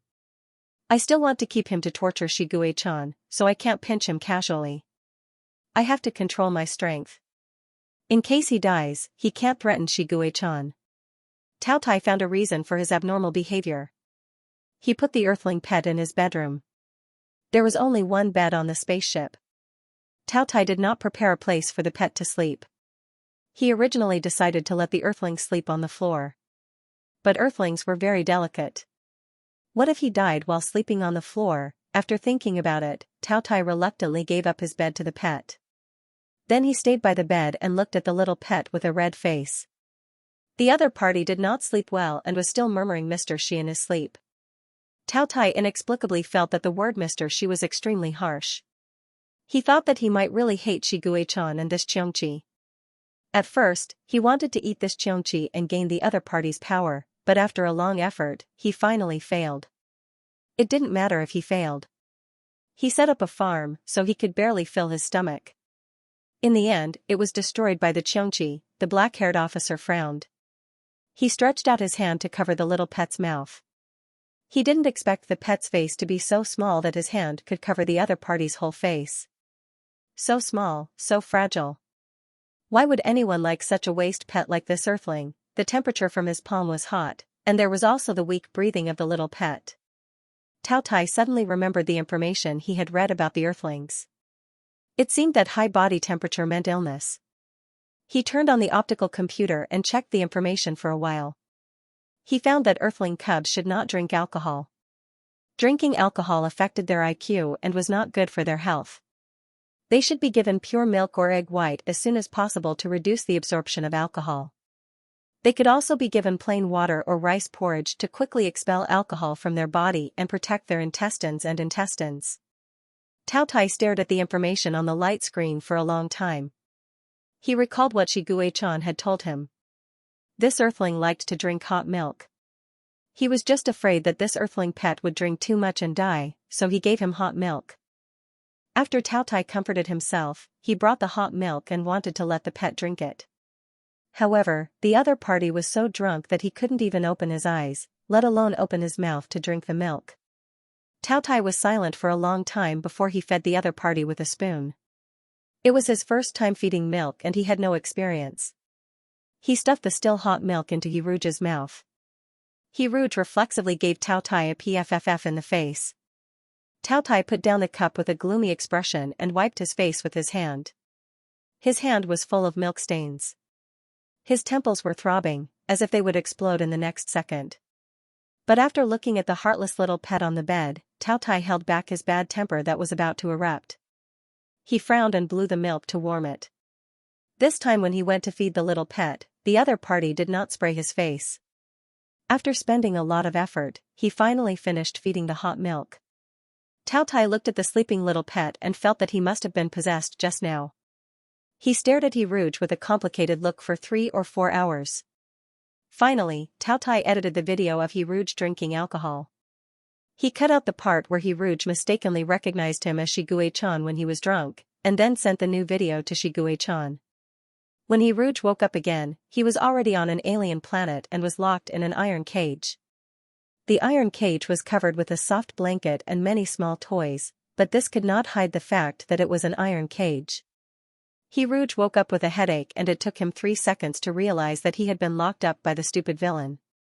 However, he didn't know why, but when he smacked his lips, he could taste a little milk. It must be an illusion. There was a monitor in the small room. As soon as He Rouge woke up, the stupid villain appeared, holding a nutrient solution with chili in his hand. He Rouge's heart was full of dirty words when he saw the nutrient solution. He felt that if he stayed in the hands of this villain for a few more days, he would get a stomach problem at a young age. When would Mr. Shi come to save him? He Rouge missed Mr. Shi more and more. After noticing He Rouge's vigilant and disgusted look, Tao Tai suddenly stopped. He Rouge turned around and turned his back to Tao Tai. Out of sight, out of mind. He looked at the wall while emptying his mind to think about the plot. The plot that He Rouge originally wrote was that on the 3rd day after the female lead was captured by the villain, she was rescued by the hero. If the plot did not change too much, he could endure for 2 or 3 more days before he could be picked up by Mr. Shi. He still remembered that the villain began to transform into a human slave on the 2nd day. At that time, as long as the female lead cried, she would not be abused by the villain. However, she could not pretend to be too pitiful, because if she was too pitiful, the villain would want to compensate the female lead. His compensation would be no different from abuse. When the villain became a human slave, he could make some small requests. These small requests were harmless and the villain would usually not refuse. Thinking of this, He Rouge's heart was rekindled with the desire to survive.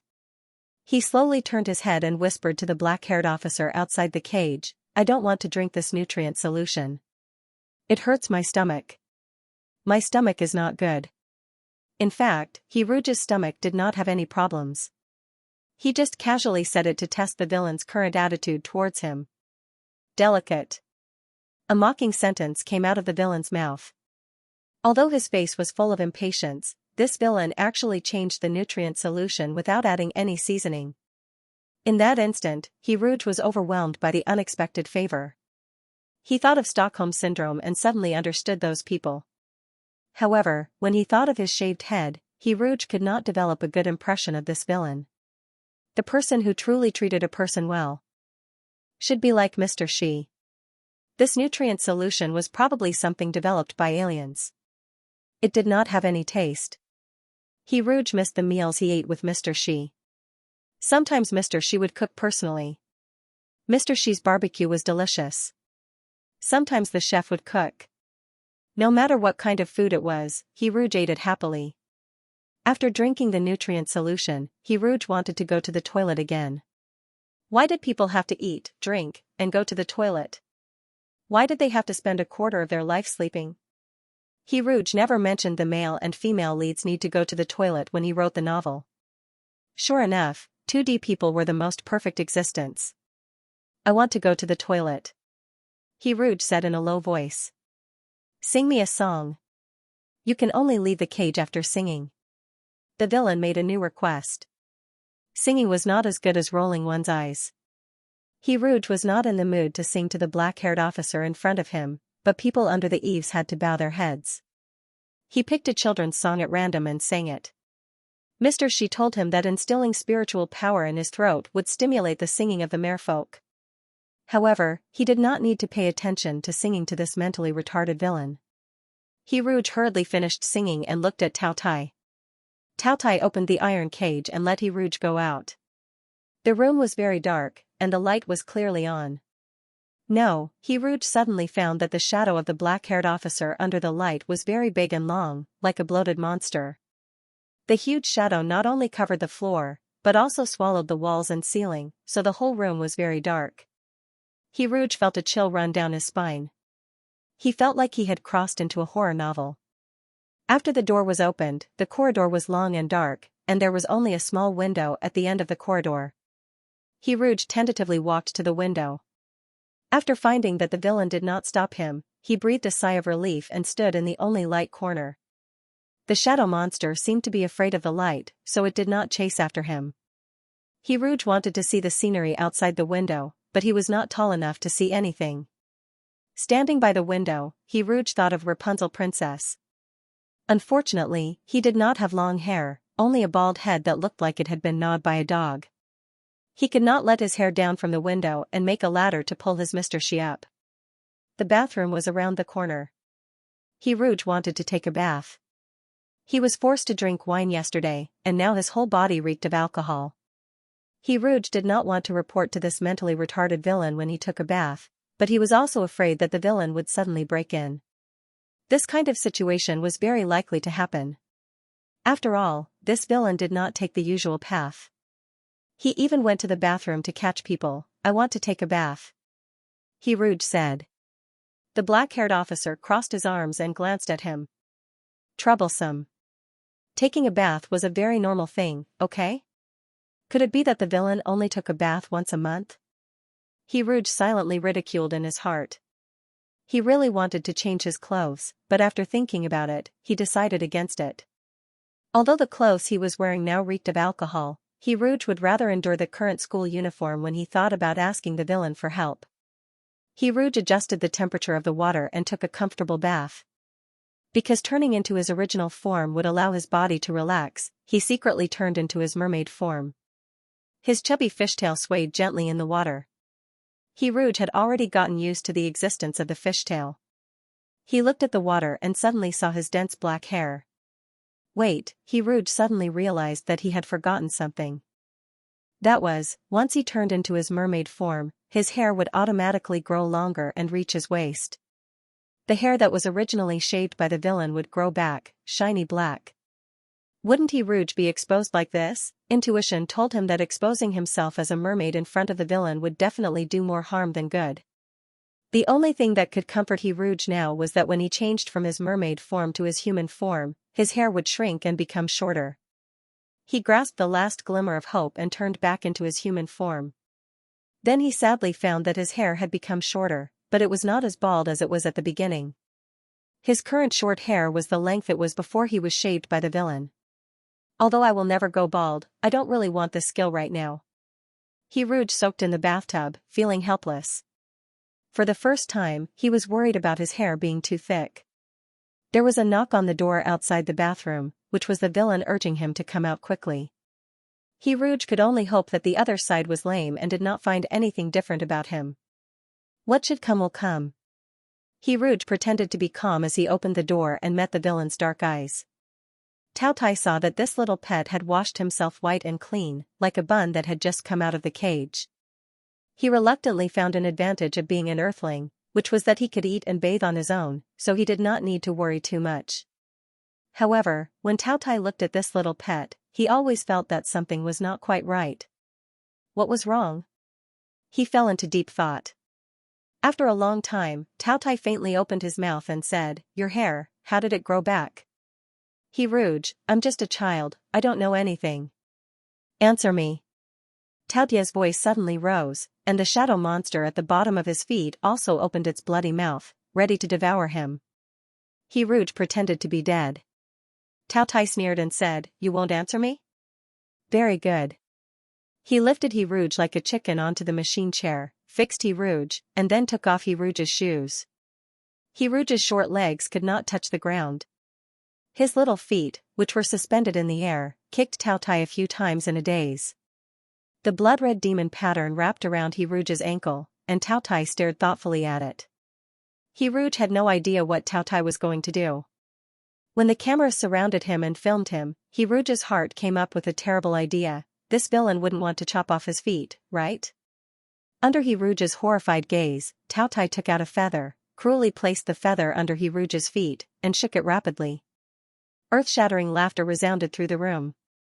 He Rouge, ha ha ha ha ha ha, Stupid villain, did you hear that? He Rouge laughed so hard that tears almost fell out of her eyes. Her tears fell like pearls from a broken necklace. This was not a metaphor, the pearls fell to the ground. Tao Tai grabbed a pearl from the ground and said to He Rouge, explain? He Rouge, I'm just a little mermaid, I don't know anything. Mermaid? Tao Tai narrowed his eyes. Turn into a mermaid and let me see. He Rouge continued to play dead, praying for Mr. Shi to quickly appear 10,000 times in his heart. The villain stared at He Rouge for a long time, then got up and left without warning. Just when He Rouge thought that the other side was going to let him go, the black-haired officer came back with a box. He Rouge had an ominous premonition in his heart. A box of spirit stones appeared in front of He Rouge's eyes, and a strong fragrance filled the air. Tao Tai grabbed a handful of spirit stones and stuffed them into He Rouge's mouth. He Rouge was forced to absorb a lot of spiritual energy. The spiritual energy ran amok in his body and rushed chaotically to He Rouge's legs. Tao Tai untied He Rouge's shackles from the machine chair, and his abyss-like black eyes quietly looked at He Rouge. No one knew what he was thinking. His eyes were filled with the deepest malice, but there were also many inexplicable emotions. When the little mermaid appeared, his black eyes lit up with a desire to obtain. Shi Guichan drove the mecha to the 11-star level at top speed. In his mind, He Rouge was forced to drink an alcoholic nutrient solution, as well as his small, aggrieved expression when he was cut bald. Blue Eye was as cold as ice, and red flames were surging under the ice. He located Tao Ya's coordinates through the video sent by Tao Tai. As Shi Guichan got closer and closer to his destination, the uneasiness in his heart grew stronger and stronger. The mecha broke through a civilian building. When Shi Guichan rushed in, he saw an empty iron cage. The people in the room had already left, not long ago. There was a trace of the mermaid's body fragrance in the air. Shi Guichan lowered his head and picked up a pearl on the ground. He Rouge opened his eyes and found himself imprisoned in a sealed water tank. At the bottom of the water tank were the pearls. He cried out. He could only maintain his mermaid form or else he would choke to death. The water tank was pitch black. Only the pearls and fishtail emitted a soft light. He Rouge's feelings were very complicated. He hugged his fat fishtail sadly and blew out a bubble in melancholy. He missed Mr. Shi a lot. In a water tank without entertainment, He Rouge's way of entertaining himself was to think of jokes. If he could write in his mind, He Rouge could diligently produce food. He Rouge continued to recall the content of his novel. He Rouge set up a tentacle monster as the male lead. This setting could not be wasted, so he added a lot of plot to squeeze out the value of the tentacle monster setting. For example, work efficiency doubled, and indescribable. He wrote about cars in his outline. The adult female lead sat on the male lead's lap and read a book. However, her line of sight was not on the book at all. Grayish-purple tentacles burrowed into the female lead's skirt. This content was for the benefit of the readers. However, the situation was tense now. Cars could not be driven in Xinjiang. Perhaps the readers would never know about the existence of this benefit. He Rouge suddenly fell silent. He was thinking about a very serious question. If the important plot in the book could happen, would the indescribable content happen? Although these things only existed in the outline, who knew how the plot would develop? He Rouge sighed in relief when he remembered that Mr. Shi was not a tentacle monster. He Rouge's heart suddenly jumped when he remembered that Mr. Shi was a big cat with thorns. If he was given another chance, he would definitely throw this benefit into the Qingshui River in Xinjiang. The pitch-black water tank suddenly lit up. The glass in the water tank changed color automatically like a chameleon. He Rouge nervously raised his head and saw an unfamiliar man. The man had purple eyes and a scar ran across half of his face. It ran from the end of his right eye to the bridge of his nose. It added a touch of wildness to his feminine face. His clothes were gorgeous, like a noble, but his bloodthirsty temperament was incompatible with his appearance. "You're awake?" The tone was strangely familiar. "He Rouge? Who's this idiot? Why does he look like he knows me well?" The scarred man knocked on the water tank with the nutrient solution. "Sing a song for me and I'll give you the nutrient solution." Faced with this familiar request, an impossible thought appeared in He Rouge's mind. This scarred man couldn't be the retarded villain from before, could he? He looked at the shadow on the ground. The slender shadow seemed to have noticed Rouge's gaze. It swelled from a long stick into a bloated monster shadow. It even opened its black mouth and bared its teeth. Rouge, what kind of suffering was this? The villain had turned into a chameleon without saying a word. Rouge wasn't hungry, so he didn't crave the nutrient solution. However, based on his understanding of the villain, if he didn't follow the villain's request, the villain would definitely not let him off. Then, he would come up with all sorts of strange and perverted methods to torture him. Rouge? The pearl at the bottom of the water tank was proof of the pain he had experienced. Rouge perfunctorily sang a nursery rhyme while the miniature camera circled around the water tank. In order to shoot videos of pet abuse, camera equipment appeared around Rouge from time to time. Rouge was accustomed to the existence of this small machine. After he finished singing, he looked at Tao Tai. Smile. The villain made a request. Rouge put on a fake smile. He felt that his smile at the moment must be very fake. However, the mentally retarded villain in front of him somehow found it funny, and the scar on the man's face was about to shift. His palm covered the cold water tank, and icy blue alien characters flashed on the glass.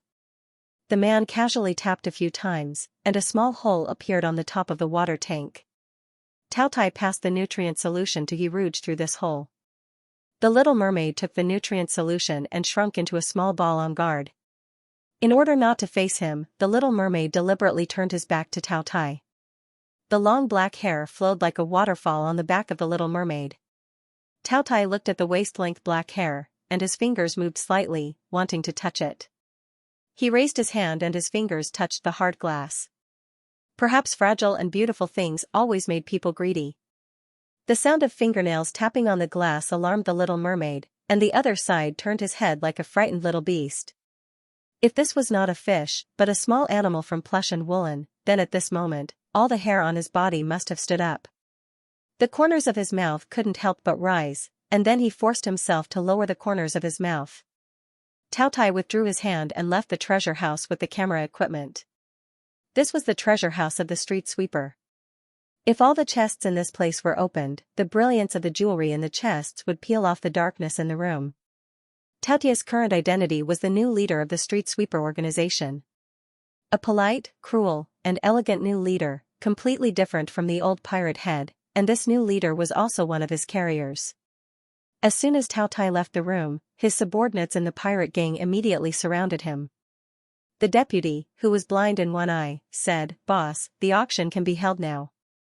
Except for the lightning wolf in the west, everyone else has been invited." Tao Tai raised his eyebrows and sent the video that had just been taken by the camera equipment to another person. He sneered softly and said, "That wolf will come." Although the assistant didn't understand, he didn't dare to ask. Their boss looked like a refined aristocrat, but his personality was unpredictable. When he killed people, he didn't even blink.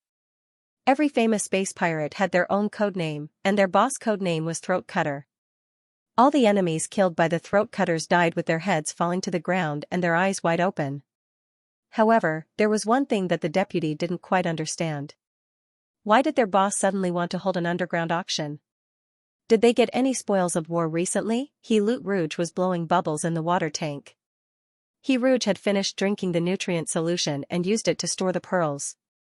He put all the pearls in the bottom of the tank into the empty bottle, then held the bottle in his hand and looked at it carefully. Look at the shape and color of this pearl. It's perfect. Rouge felt that he had found a way to make a fortune. If he cried a few more pearls, he wouldn't have to worry about eating and drinking for the rest of his life. However, he felt that he wouldn't be able to cry pearls every time. Rouge recalled the process of his tears turning into pearls at that time and guessed that the reason why he cried pearls this time was related to the large pile of spirit stones that the villain had forcibly fed him. There was too much spiritual energy in the body, and it couldn't be transformed for a while, so it turned into pearls and was discharged from the body. After collecting the pearls, Rouge was a little worried about how he was going to take the bottle out. He couldn't always hold it in his hand, right? Moreover, he had now turned into a mermaid, naked and without any pockets. How could he hide the pearls in this situation? A warrior with poison in his body popped up in his mind.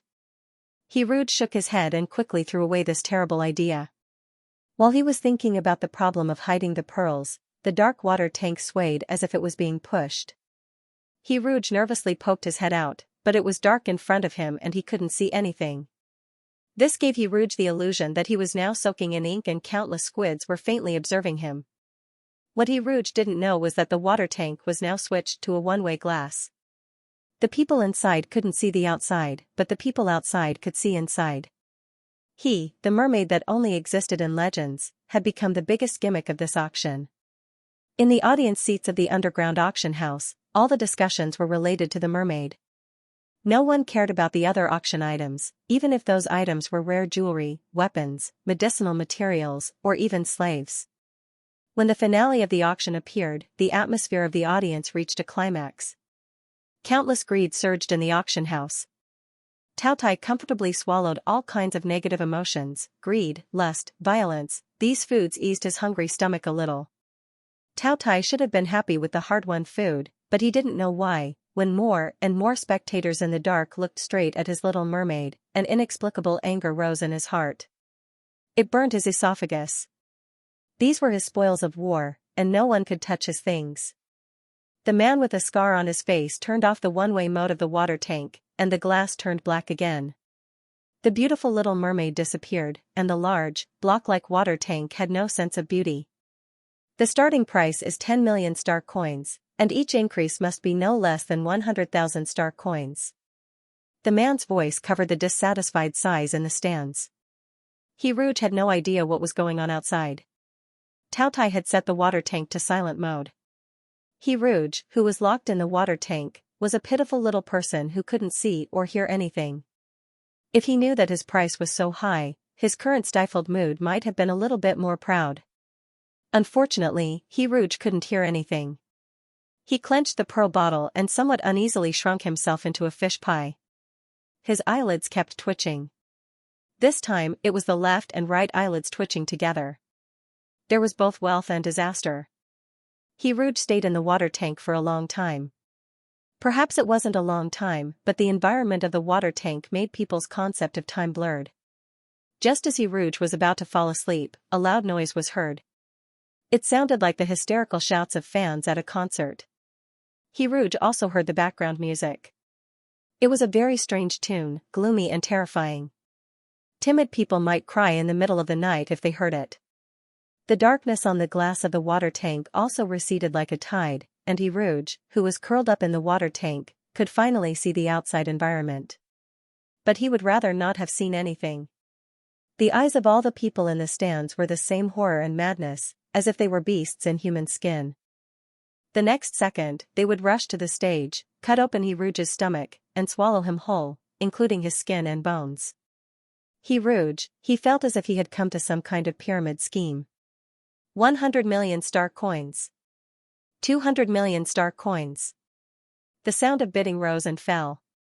Unreal numbers appeared in Rouge's ears. I'm so expensive.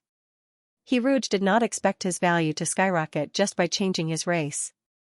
Under the filter of money, even his chubby fishtail appeared to be glittering. But what's the point of being expensive? If you sell me, you won't be able to give me the money. You might as well let Mr. Xi sell me. I'm more than willing to help Mr. Xi count the money. Rouge's heart was filled with sadness and confusion. He did not even write about this auction plot. Plotline Lord died too tragically. Faced with this bizarre plot, Rouge was not sure whether Mr. Xi would come to save him or not.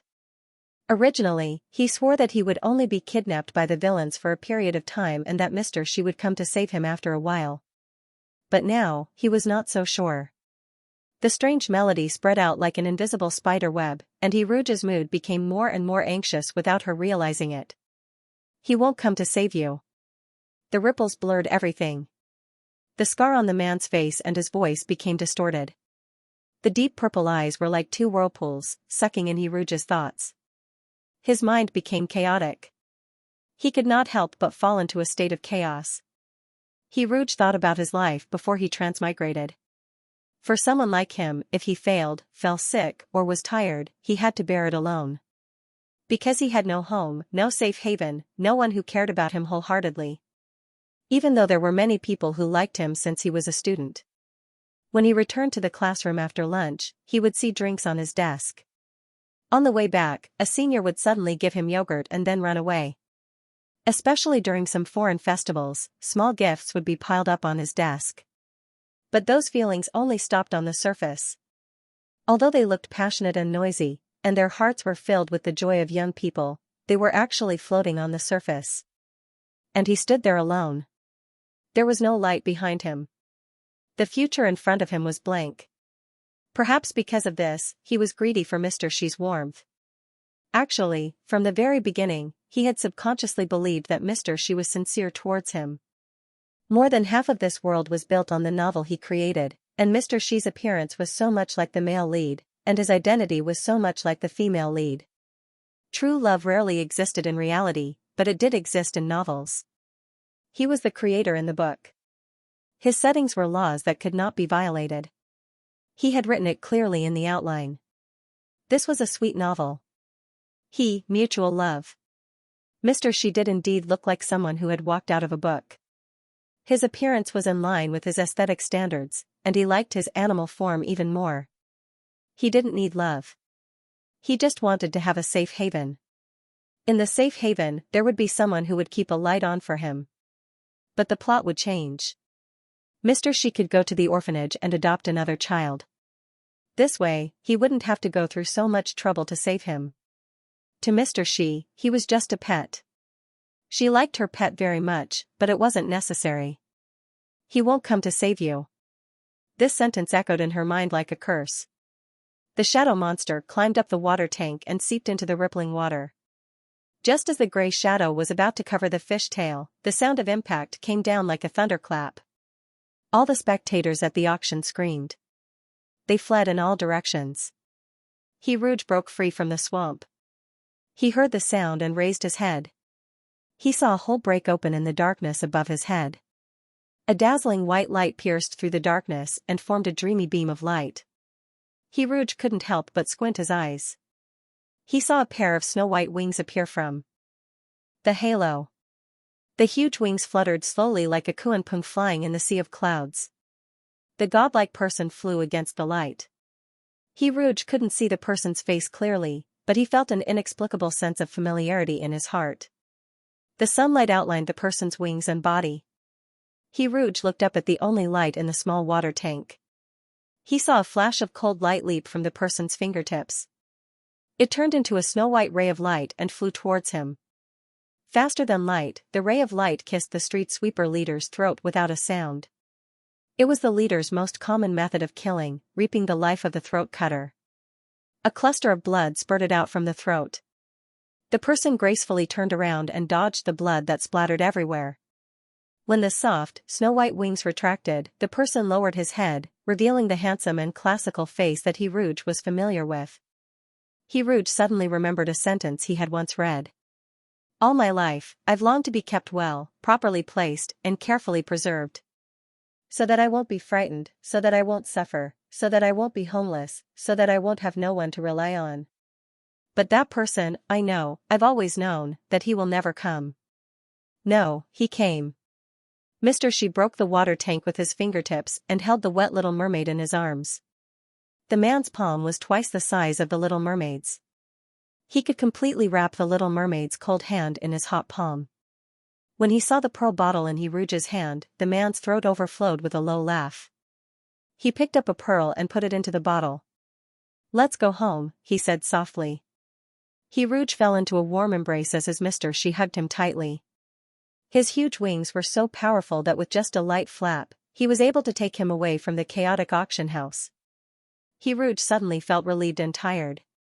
If he had a father, then his father would be like this. Beep, favorability is full.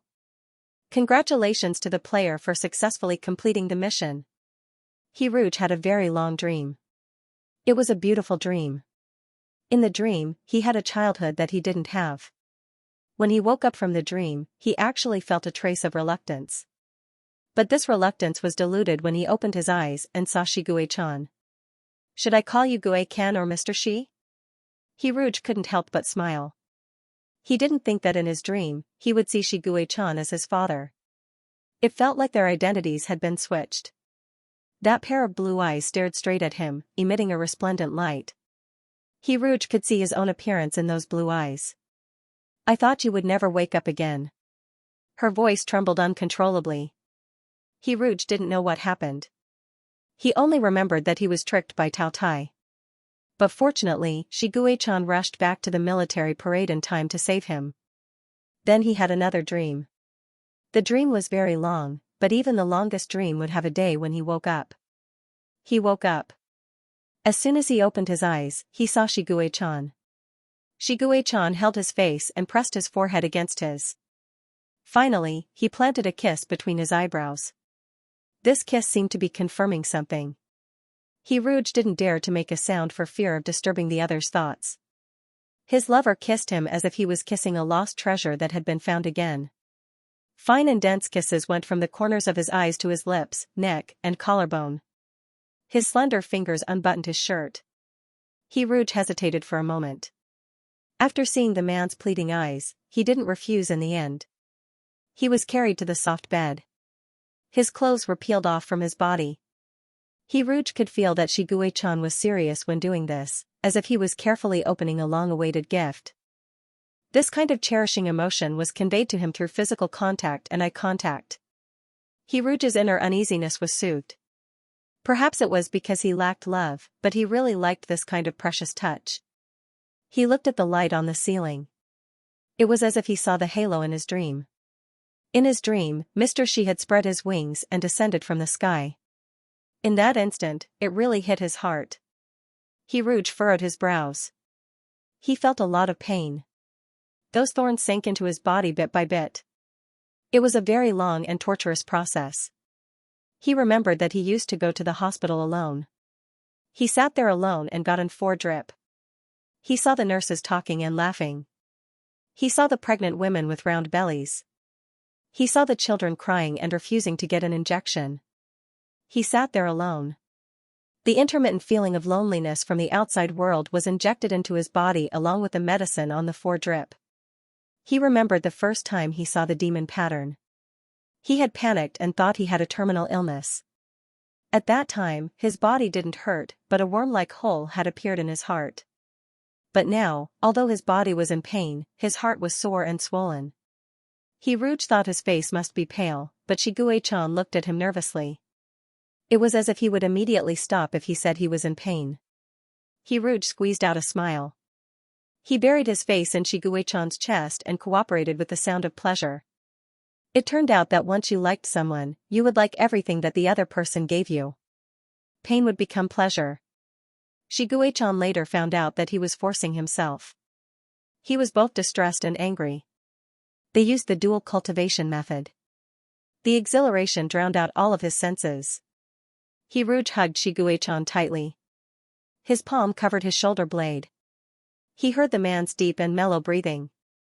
He heard this person say his name over and over again. When Shiguei-chan said his name, the light in his blue eye was especially bright. It was as if he was his entire world. Suddenly, soft wings burst out from his shoulder blade. The wings were so huge that they seemed to be able to blot out the sky and the sun. They wrapped around him. It had been a very long day. Hiruj couldn't tell the difference between day and night. He drowned in the sea of pleasure in a daze. When he felt like he was drowning, he could only use his weak hand to hook around Shiguei-chan's neck. When it was finally over, Hiruj lay on the bed. He didn't even want to move a finger. Shiguei-chan hugged his waist contentedly and slept soundly beside him. After this person ate and wiped him clean, the inexplicable anxiety around him finally disappeared. Hiruj felt a sense of accomplishment from successfully coaxing someone. Hiruj quietly looked at Shiguei-chan. Sometimes he thought he was a teenager. Sometimes he thought he was a man. Sometimes he thought he was a cat. Hiruj thought that Shiguei-chan and he should have a more formal identity. Not as lovers, but as lovers. He wanted to marry this person, grow old together, and spend the rest of their lives together. They still had a lot of time in the future. Before going to bed, Hiruj prepared to turn on the optical computer to find out what had happened while he was unconscious. He also logged into the game to receive the reward for the 4th level of the dual cultivation method. However, the moment he saw the reward, Rouge was stunned. Because the reward this time wasn't an object. No, it couldn't be said that. The reward this time was an object. It was a living object. It was an egg. An egg that could give birth to his and Shiguechan's child. The game provided the right to refuse. Do you accept the reward? Yes, no, Rouge had never thought that he and Shiguechan would have a child. He pinched the bridge of his nose, exhaled softly, and fell into deep thought as he looked at the two options. This game was really a one-stop service. From dating to having a child, even the sex life was considered. Rouge didn't know if he should accept it. He liked children, but he didn't know if he could be a qualified father. He didn't have a normal family, and he was afraid that he couldn't give the child the atmosphere of a family. But he didn't want to refuse the arrival of this child. He didn't care much about whether or not he would have an offspring. After all, he and Shiguechan didn't have a throne to inherit, so he wouldn't look for a surrogate. But when this child was about to come into this world, he couldn't bear to refuse. The originally planned future was thrown into chaos because of this accident, but fortunately, he wasn't facing all of this alone. Rouge poked Shiguechan, who was sleeping soundly beside him. The man closed his eyes, grabbed Rouge's finger, and gently bit Rouge's fingertip with his canine teeth. Then, he stretched out his long arms and imprisoned Rouge in his arms. After completing this series of actions smoothly, Shiguechan didn't even lift his eyelids. Rouge was a little amused. He was originally excited, but when his face was pressed against Shiguechan's chest and he felt the warmth of the other person's small furnace, he gradually became sleepy, and Rouge was drawn into a sweet dream. In the dream, he and Shiguechan had an egg. They took turns to incubate the egg. When it rained and thundered, the egg would tremble, and Shiguechan had to spread his wings and wrap him and the egg together. He hugged the egg, and Shiguechan hugged him.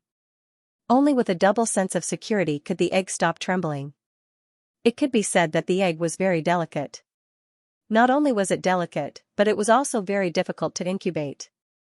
The two of them incubated until the end of time, and the egg finally broke out of its shell, revealing a little monster with the head of a fish and the body of a tiger. Rouge was startled awake. Shiguechan had also gotten up. With his back to Rouge, he picked up pearls from the bed. This time, the pearls he picked up were all pink. The pink pearls were the size of a fingernail and were very round. Shiguechan stared at the pink pearl with a strange expression. The game told him the use of the pink pearls. Naturally, the pink pearls produced by the koi fish were not simply used as decorations.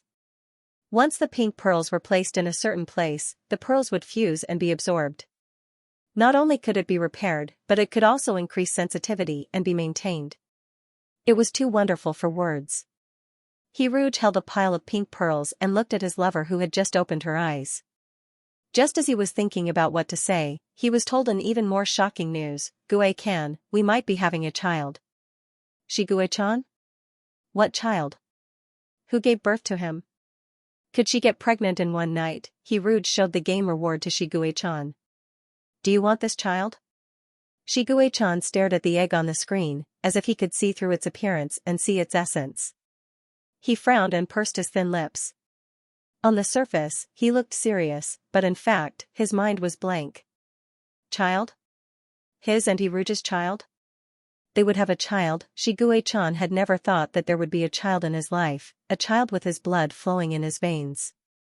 What would that child be like? Would it be as arrogant and bloodthirsty as the monster in his body? Or would it be as weak and helpless as when he was young? If that was the case, he didn't want that child to appear. Not at all. He didn't have any expectations for his past self, his young self. The little monster that had experienced the darkness, been imprisoned in the darkness, and finally left the darkness had said goodbye to the present him. It didn't need to come back. "Gue-kan?" Rouge's soft voice sounded in his ears. Shiguechan looked up at his lover in a daze. Looking at Rouge's eyes, he suddenly thought of Rouge in the game. Rouge had a palm-sized face, a chubby fishtail, and would call Mr. Shi in a childish voice. Rouge was lying on his belly like a sweet little cotton-padded jacket. Shiguechan's gaze softened in an instant. He touched Hiruju's face and said softly, "Do you want this child?" "I don't know. I think I do." Hiruj leaned his head on Shiguechan's shoulder and smiled. "I hope this child will be like you, with a personality and appearance like you." Shiguechan raised his eyebrows in surprise and asked, "Why?" "Because Meow Meow is very cute. The little white tiger is so cute that my heart melts," his lover said with a smile. Shiguechan's heart throbbed strangely. He lowered his head and kissed Hiruju's forehead. He whispered, "Then it will be half like you and half like me." If their child was half like Hiruj, that would be great. Hiruj looked up at him, his black eyes shining. "Shall we click accept?" "Okay." They clicked accept together. "Beep, the egg is being delivered, please wait patiently, wait. Will it be delivered to the door like a courier? What if it gets damaged during the transportation?" Hiruj couldn't help but worry. While his thoughts were running wild, the pink pearl in Shiguechan's hand attracted his attention. Hiruj looked at the pink pearl that he had cried out with mixed feelings. "Let's find a bottle to put it in." "There's no need to. We can use it now," Shiguechan said. Hiruj was about to ask how to use it when he saw Shiguechan's cold face blush unnaturally. Hiruj, who had an excellent imagination, was instantly enlightened. He looked at Shiguechan in disbelief. After Shiguechan came over and explained the use of the pink pearl to him, Hiruj had an unexpected and reasonable feeling. This is really quite in line with the style of this game. It even has after-sales service, very considerate. Hiruj wanted to deny that he needed it, but Shiguechan knew his situation very well. After the absurd scene, Hiruj's legs were trembling slightly. The sheets were wet. Shiguechan got up and prepared to change the sheets. Hiruj sat on the bed with a red face. He felt that there was still a pink pearl that hadn't melted. Its presence was amazing. He guessed that it was a bad pearl. Something was wrong with it. While Shiguechan wasn't paying attention, he reached out his hand to take the pearl under the cover of the quilt. Because it was too slippery and too deep, it was a bit difficult for him to buckle it. It felt muddy. Although no one was looking at him, Hiruj still felt flustered. He bit the corner of the quilt and pulled out the pearl in one go. As soon as he saw the pearl, Hiruj was dumbfounded. It was a pocket-sized egg, about the size of a fingernail. Its milky white shell had small grain-like black spots.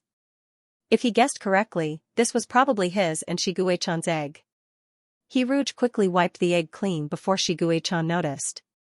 When Shiguechan turned around, he saw his lover with red ears and a pocket-sized egg in her palm. The egg's healthy growth can't be separated from the player's careful care and close companionship.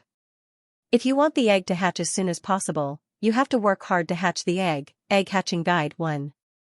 The player should always have physical contact with the egg. Don't put the egg in a corner to collect dust. 2. The player should always communicate with the egg. Don't pretend to be deaf and dumb. 3. The player should clean the egg well. 4. The player can feed the egg with aura. Gentle reminder 1. The color of the eggshell will change with time. White represents peace, red represents anger, pink represents shyness, yellow represents happiness, blue represents sadness, purple represents fear, and black represents despair. 2. When you haven't thought of a proper name, you can give the egg a nickname first. It's good for cultivating the egg's self-awareness. 3. Excellent egg teaching can let the child win at the starting line.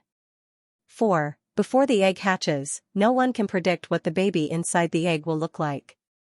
The baby's appearance is related to the time the player spends with it.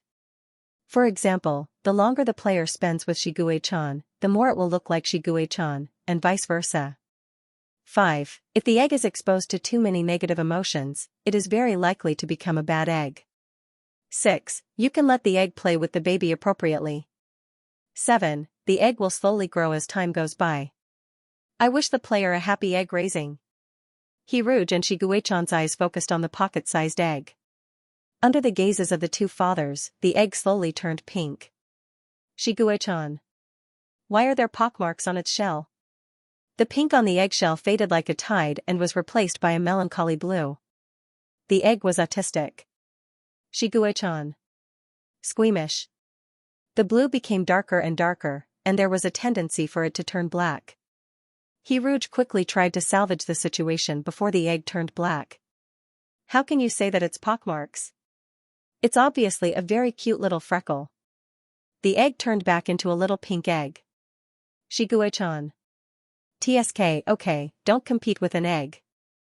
Rouge tried to smooth things over. Yushi said that it's best to give it a nickname. What do you think is a good nickname? Shiguei-chan thought for a while. Little dots? Rouge nodded doubtfully. Look at the little black dots on its eggshell. As soon as his voice fell, Dandan, who had finally turned pink, started to turn blue again. Rouge hurriedly interrupted Shigekin's words, why don't we call him Dandan? It sounds very cute. Things like nicknames, they could be casual. Eggy turned back into a shy pink again, and it sounded like it was acknowledging the name. Shiguei-chan still thought that the name Little Dots was better, but he wouldn't take an egg seriously.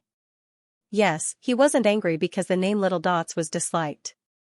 Not at all. In order to complete the requirements of the egg hatching guide, they found a small white bag, put the egg into the bag, and hung the bag around their necks. The egg was very small, so it was easy to disguise it as a necklace. Rouge felt for a moment that he was a kangaroo father. He touched the small bag and laughed at his own thoughts. After taking care of the egg, Rouge and Shiguei-chan finally left the bedroom. They went downstairs to have a meal and talked about what had happened during this time. Rouge had logged into the star web to search before, but the information he found was not comprehensive. After Shiguei-chan's additional explanation, he learned that he had been attacked by Tao Tai, his spiritual sea was injured, and he had been in a coma for 2 weeks. Basically, all the carriers of Tao Tai had been taken care of by Shiguei-chan, and only one had escaped the net.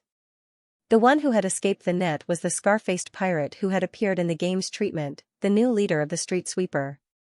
I didn't have the time and energy to check this carrier before, but the game just happened to give me a hint about this carrier's information. If the information given by the game is true, then I can go and take care of the last carrier today. Shiguei-chan was worried that a long delay might lead to trouble, and he was also afraid that the information given by the game was time-sensitive. If the carrier's location changed after a while, this matter would become even more troublesome.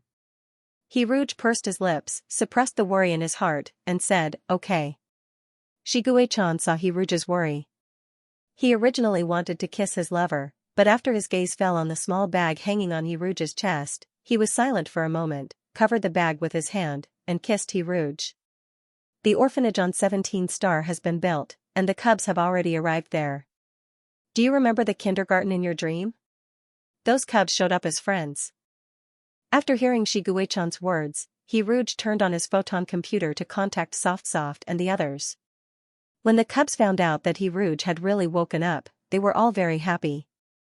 Rouge chatted with the cubs for a long time before he reluctantly ended the video call with everyone. By the way, Gigi was adopted by Fushi. Gigi met his biological parents the day before yesterday, and his parents wanted to take Gigi home, but Gigi chose Fushi in the end. Fushi is an important high-level member of the treasure-seeking mouse clan, and with him taking care of Gigi, Gigi will be able to obtain the best resources, Shiguei-chan said. Rouge shook his head, then nodded, and said helplessly with a bitter smile, this might be a blessing in disguise. He originally wanted to say that parental love was irreplaceable, but in fact, there was nothing that was irreplaceable. Shiguei-chan reached out to cover the small bag again, and then he couldn't help but bite the tip of Rouge's nose. He bit very lightly, and it didn't even leave a red mark. For some reason, Shiguei-chan just wanted to bite him. Maybe it was because the person in front of him looked too delicious. Rouge rubbed his nose. Were you born in the year of the dog? I was born in the year of the tiger. Shiguei-chan shook out his tiger ears. He knew that Rouge liked this kind of plush and woolen things the most. Sure enough, Rouge reached out to grab his tiger ears, and while pinching the tip of his ears, he whispered, Mr. Shi, you already know that you are a tiger, but you still want to lie to a child and tell him that you are a white cat. Shiguei-chan obediently let Rouge pinch his ears, and said righteously, if I didn't say that, would that child really have to raise a cat? Rouge felt that he was in the wrong, and he was afraid that Shiguei-chan would get jealous, so he hurriedly promised, that's because the child doesn't know any better.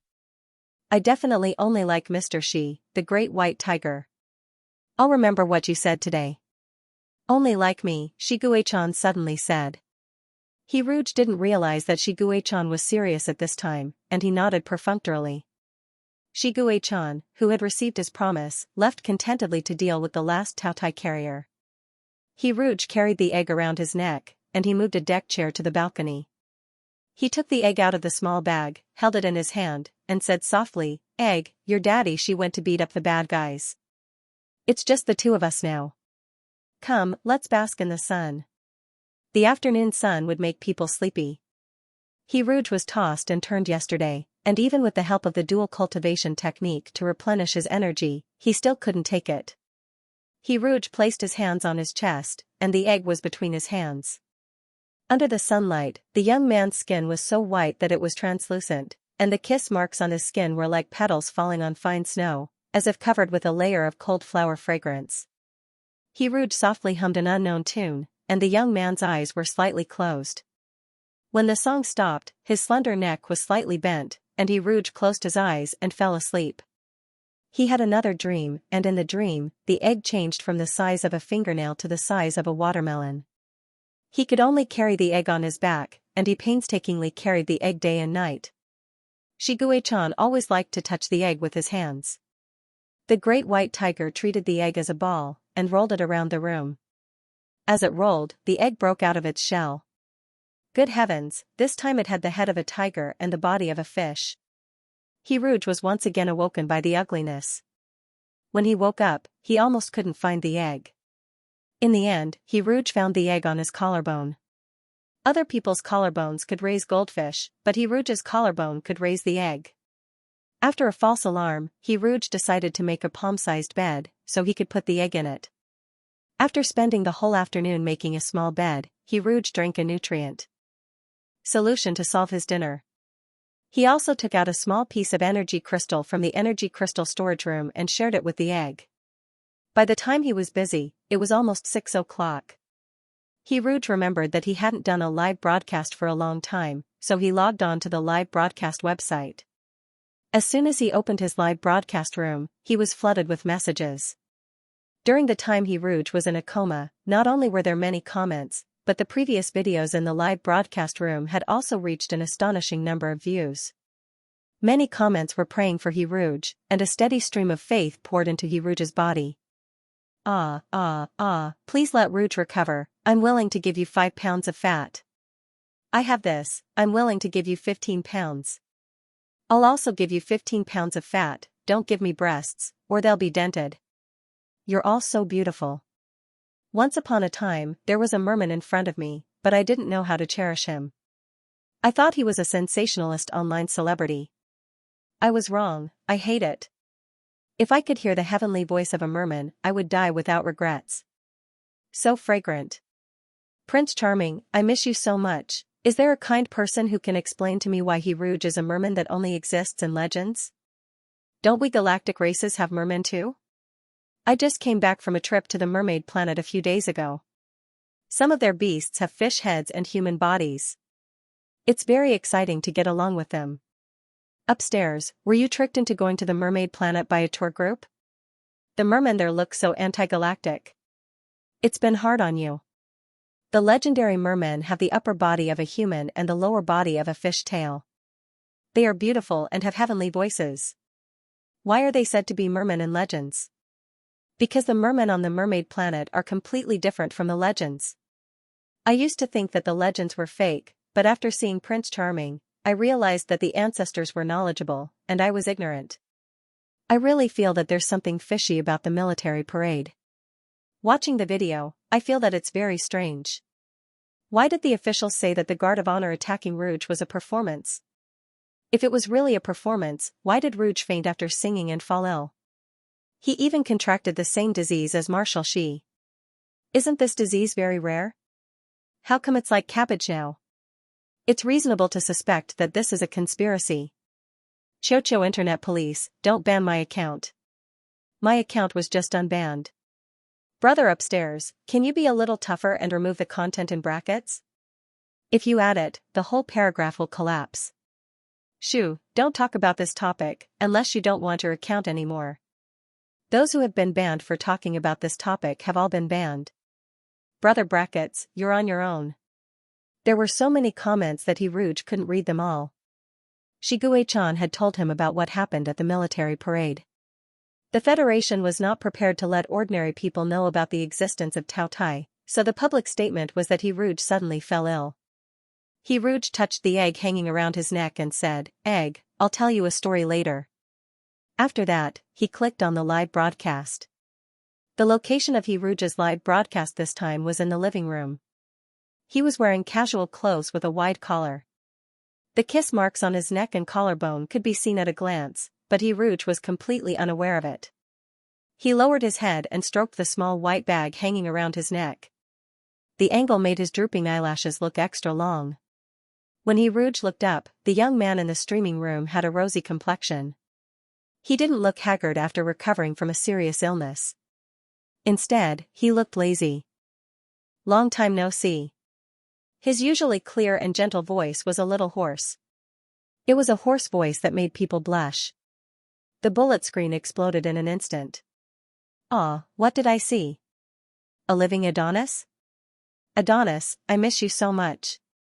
Without you streaming, I'll lose my motivation to play games tomorrow. Strawberry? Adonis, are you better? How's your body? Does your mind feel uncomfortable? F***ck, F***ck, F***ck. Why did you have to let me see all this? I don't believe that's a hickey. It must be cat ringworm, right? Let's draw numbers and jump off the building. I'll take both of you. Don't burden the hell registration. I really want to interview the marshal. What does a mermaid taste like? This voice, I'm dead. One person wrote a dirty song in blood. 2 people wrote a dirty song in blood. 3 people wrote a dirty song in blood. He Rouge only reacted when he saw the bullet screen. He quickly found a jacket to cover the hickey. This way, he felt like he had exposed himself. Fortunately, Dan couldn't see anything. He Rouge heaved a sigh of relief in her heart. He set the blocked words to hickey, strawberry, dirty song, and so on. This way, he Rouge couldn't see most of the discussions. The act of deceiving herself gave he Rouge the courage to continue the live broadcast. Thank you for your concern. My illness has improved. I haven't told you a story in a long time. Today, I'd like to share with you a fairy tale called Thumbelina. Once upon a time, there was a woman who gave a witch 3 silver coins in exchange for a magical seed. The seed took root and sprouted, and a flower bud was waiting to bloom. The woman kisses the bud, and while she is kissing, the flower blooms. In the middle of the flower, on top of the green pistil, sits a petite girl. She looks white and cute, and is not even half the length of a thumb. Therefore, people call her Thumbelina. He Rouge couldn't help but touch the small bag hanging around his neck as he talked about the fairy tale. Eggy was even smaller than Thumbelina. If a fairy tale was written with Eggy as the main character, then the title of the book could be called Pearl Eggy or Fingernail Eggy. He Rouge wanted both of them. Although I've Become Stronger was still in serialization, he had only written the beginning and was still far from the end. However, the Galactic Station did not have any rigid rules for updating, so it did not matter if he wrote another book. After reading the story, he Rouge wanted to end the live stream, but his attention was attracted by a bullet screen. I have a terminal illness. Before I die, I want my Prince Charming to touch me. Is that okay? He Rouge did not think too much about it. He read the name of the ID and said softly, "Good luck." This was the first time he Rouge had touched the fan's card. In an instant, a large number of people followed the trend. Terminal illness, Prince Charming, touch. He Rouge looked at the comments on the screen. His expression was calm, and his gaze was distant. It's good to be healthy, he thought. After the livestream ended, he Rouge placed Eggy on the handmade bed and made sure that the small pillow and quilt were in place. Although he could not tell whether the egg had a head or a butt, he still could not tell. Eggy's color at the moment was a peaceful white. It seemed to have become a little bigger than it was in the morning, but it also did not seem to have changed. He Rouge gently stroked the eggshell. Pink ripples appeared where his fingertips touched. To avoid being half pink, he Rouge touched the eggshell from head to toe. As he touched it, he thought, this is really amazing. A life was born in an egg that was not even the size of a thumb. This life had his and Shiguechan's blood flowing through it. So, was it more like him? Or more like Shiguechan? He Rouge planned to make an agreement with Shiguechan in the future. They would take turns taking care of Eggy every day to make sure that Eggy was in contact with them at exactly the same time. While waiting for Shiguechan to come home, he Rouge fell asleep. He had another dream. Ever since he had this egg by his side, the frequency of his dreams had skyrocketed.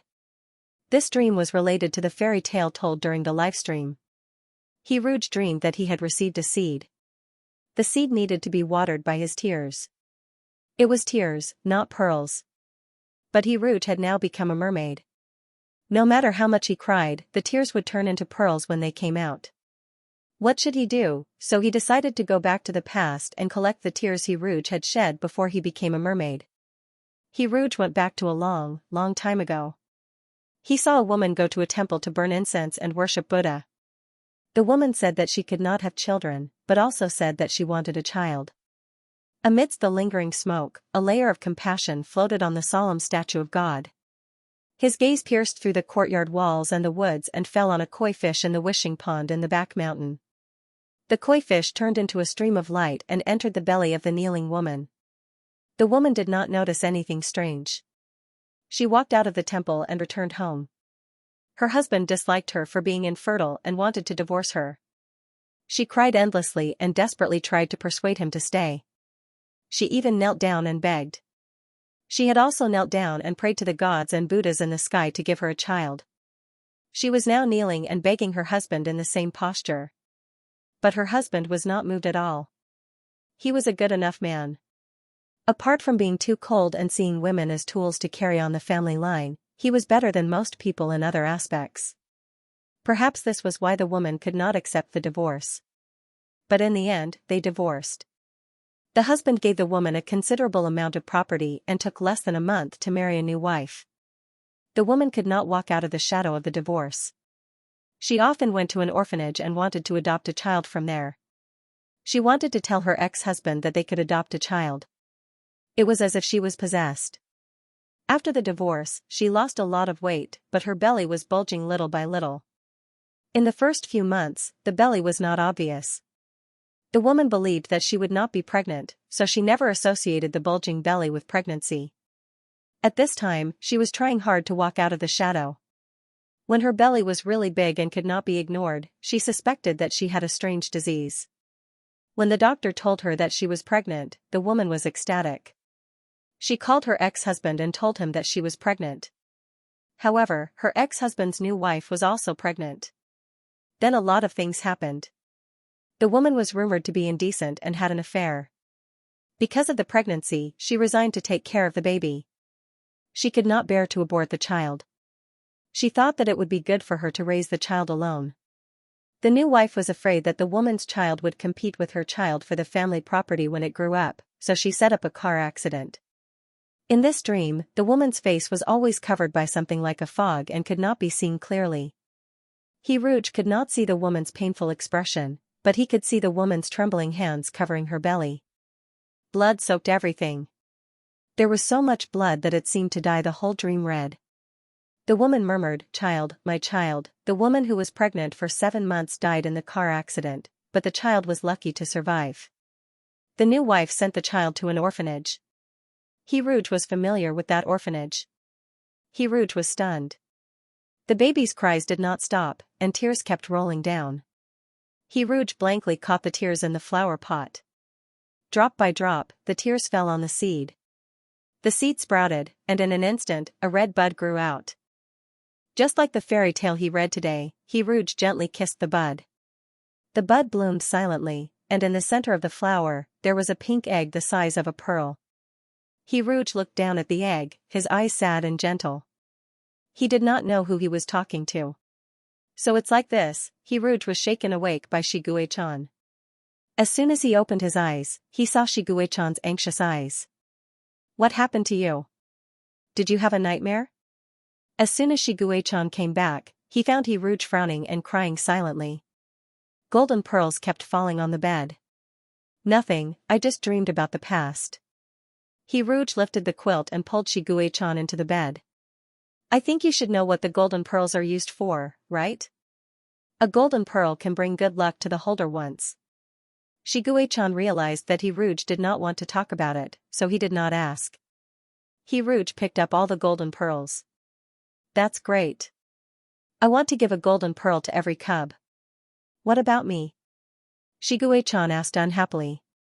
He also wanted a golden pearl. He Rouge quickly picked a golden pearl for his jealous lover, but Shiguei-chan was not satisfied. One is not enough. I want two.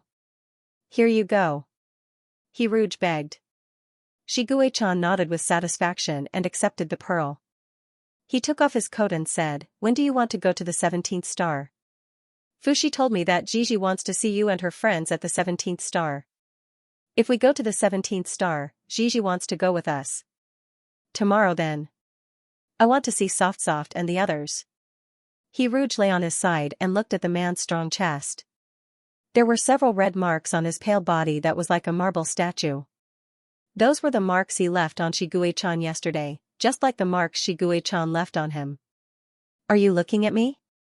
Shiguei-chan seemed to have eyes on the back of his head.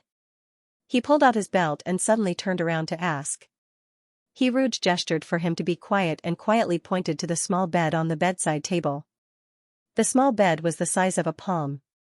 Shiguei-chan thought it was a small bowl for cotton wool at first, but when He Rouge pointed at it, he realized that Eggy was eavesdropping on them.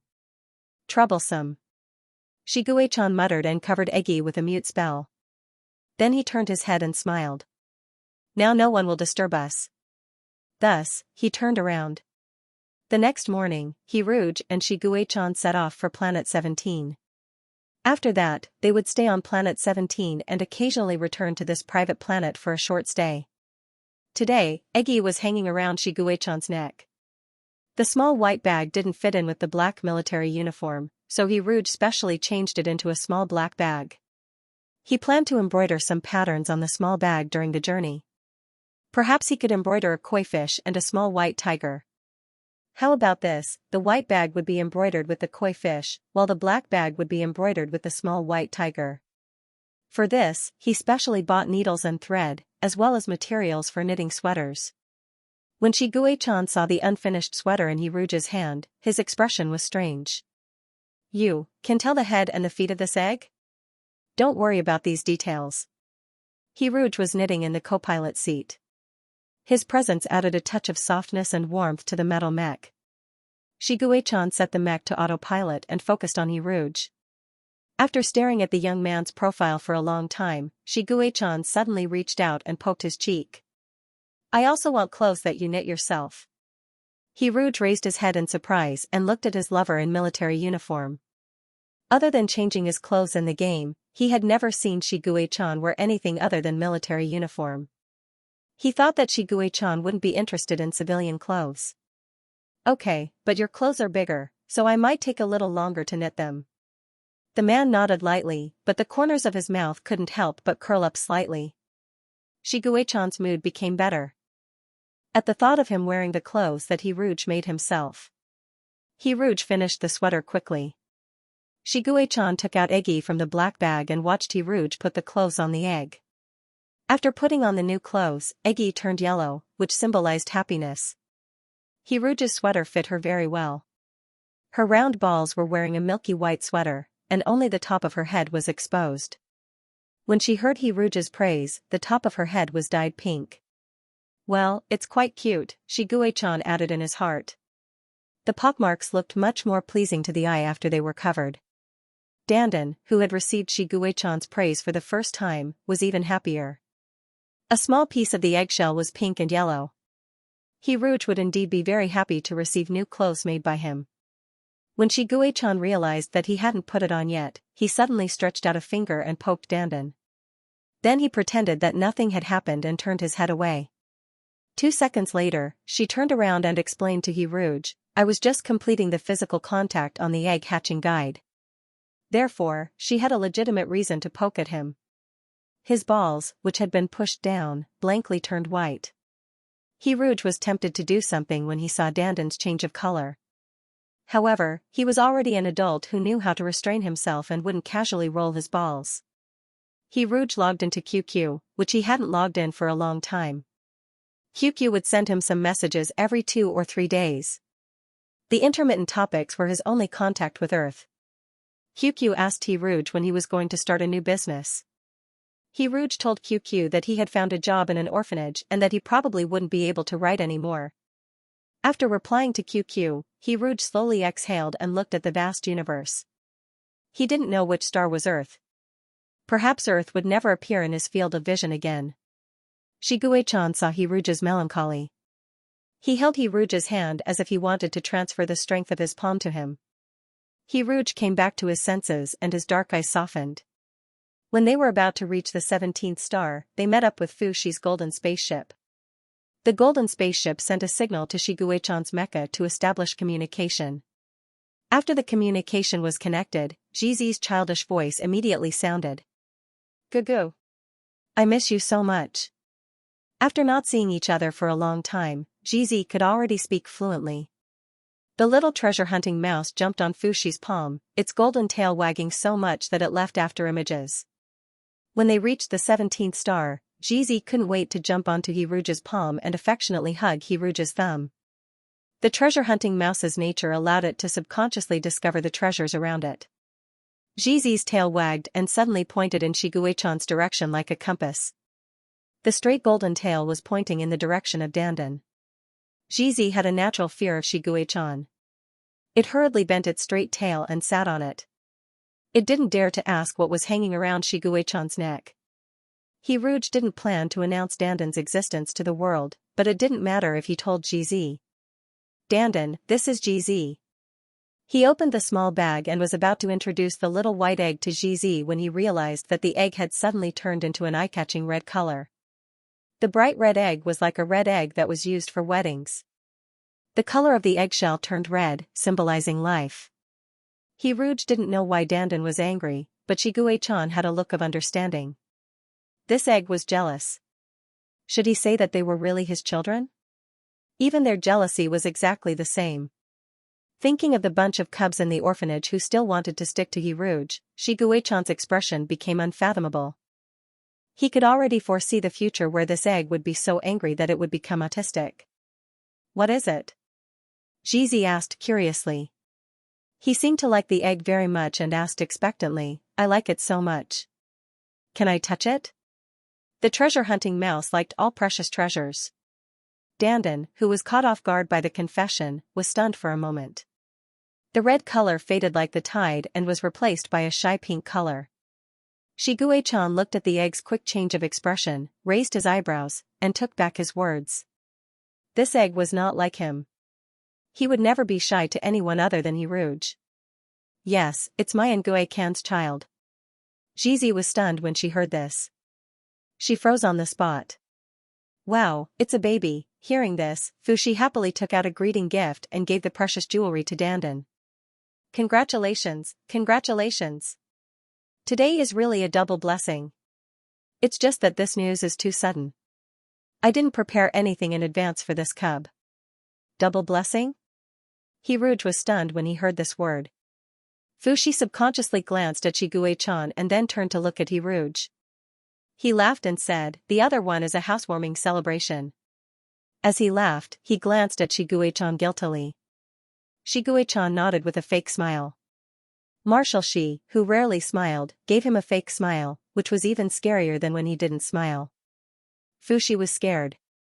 Fortunately, Rouge didn't ask. If he had ruined Marshal Shi's plan, he would be facing more than just a fake smile. Rouge didn't think too much about it. He and Shigue-chan once again stepped on the land of Planet 17. There were too many traces of space warfare on this land. Whether it was the flattened residential areas or the potholes on the ground, they all silently told the cruelty of the war.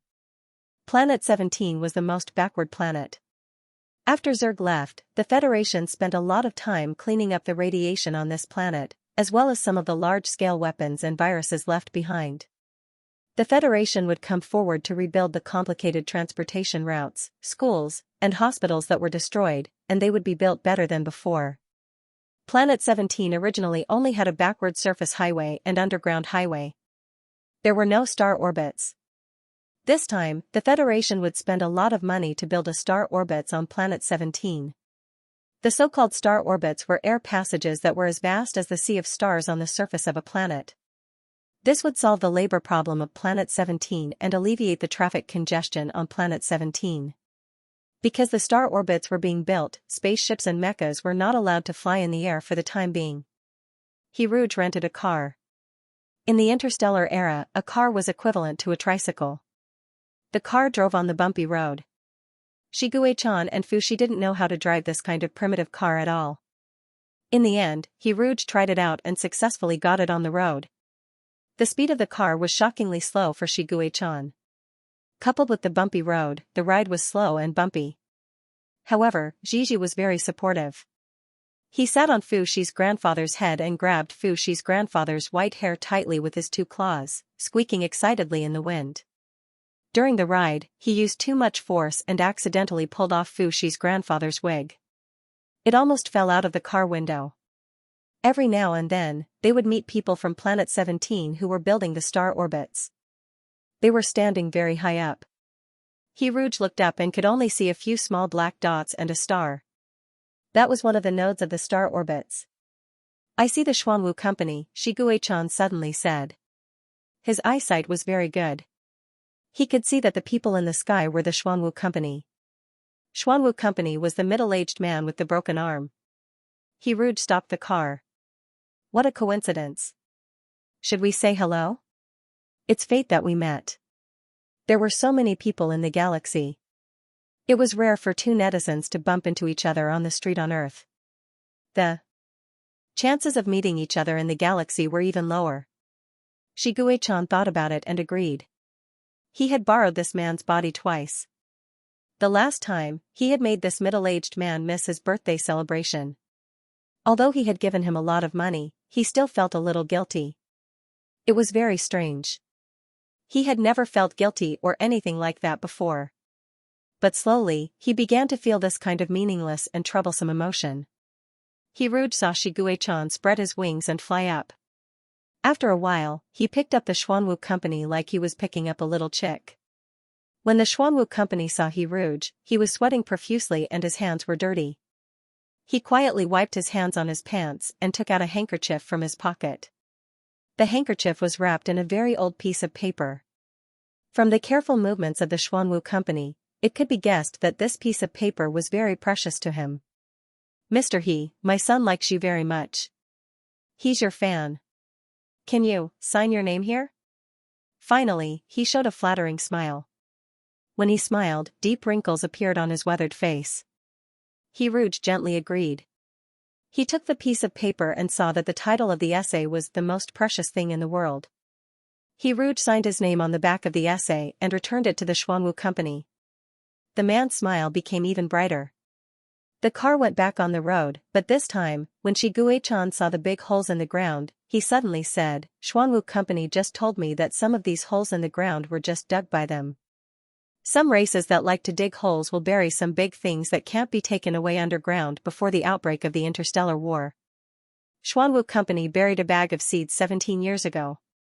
Now, it has taken root and sprouted. He said that if we see a purple tree in the hole in front of us, then that's his former home." Rouge heard this and looked into the distance. He didn't see a purple tree, but he saw an endless sea of flowers. Shiguei-chan's voice came from the side. "If you see flowers, then that's our orphanage. Because it's full of flowers." The car stopped in front of the sea of flowers. Shiguei-chan opened the door and held out his hand to Rouge. Rouge placed his hand on the man's open palm and got out of the car. The land was covered with green grass. It had rained last night, so there were still 1 or 2 xiaoshui pearls on the green leaves that hadn't evaporated. The transplanted flowers grew to Rouge's waist. The pink and white flowers were connected together, and when the wind blew, they looked like swaying smoke. In the sea of flowers, there was a narrow path that only one person could pass through. Shiguei-chan walked in front, and Rouge walked behind him. Their hands were tightly held. The pitch-black military uniform sounded out of place with the beautiful sea of flowers, but when the military boot stepped on the ground, there was a strange harmony. A petal fell in the wind, and the fallen military boot stepped on the petal into the soil. Then, they walked forward without stopping. Rouge lowered his head and looked at the slightly damp path. He looked at the footprints left by Shiguei-chan on the soil. Just like in his memory, they were very large footprints. At this moment, there was a small petal in the middle of the footprints.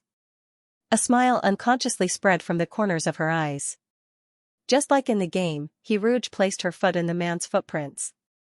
He deliberately avoided the pink flower petal, so there were not only petals in Shigekin's footprints, but also another footprint. Every step he took was in Shiguei-chan's footprints.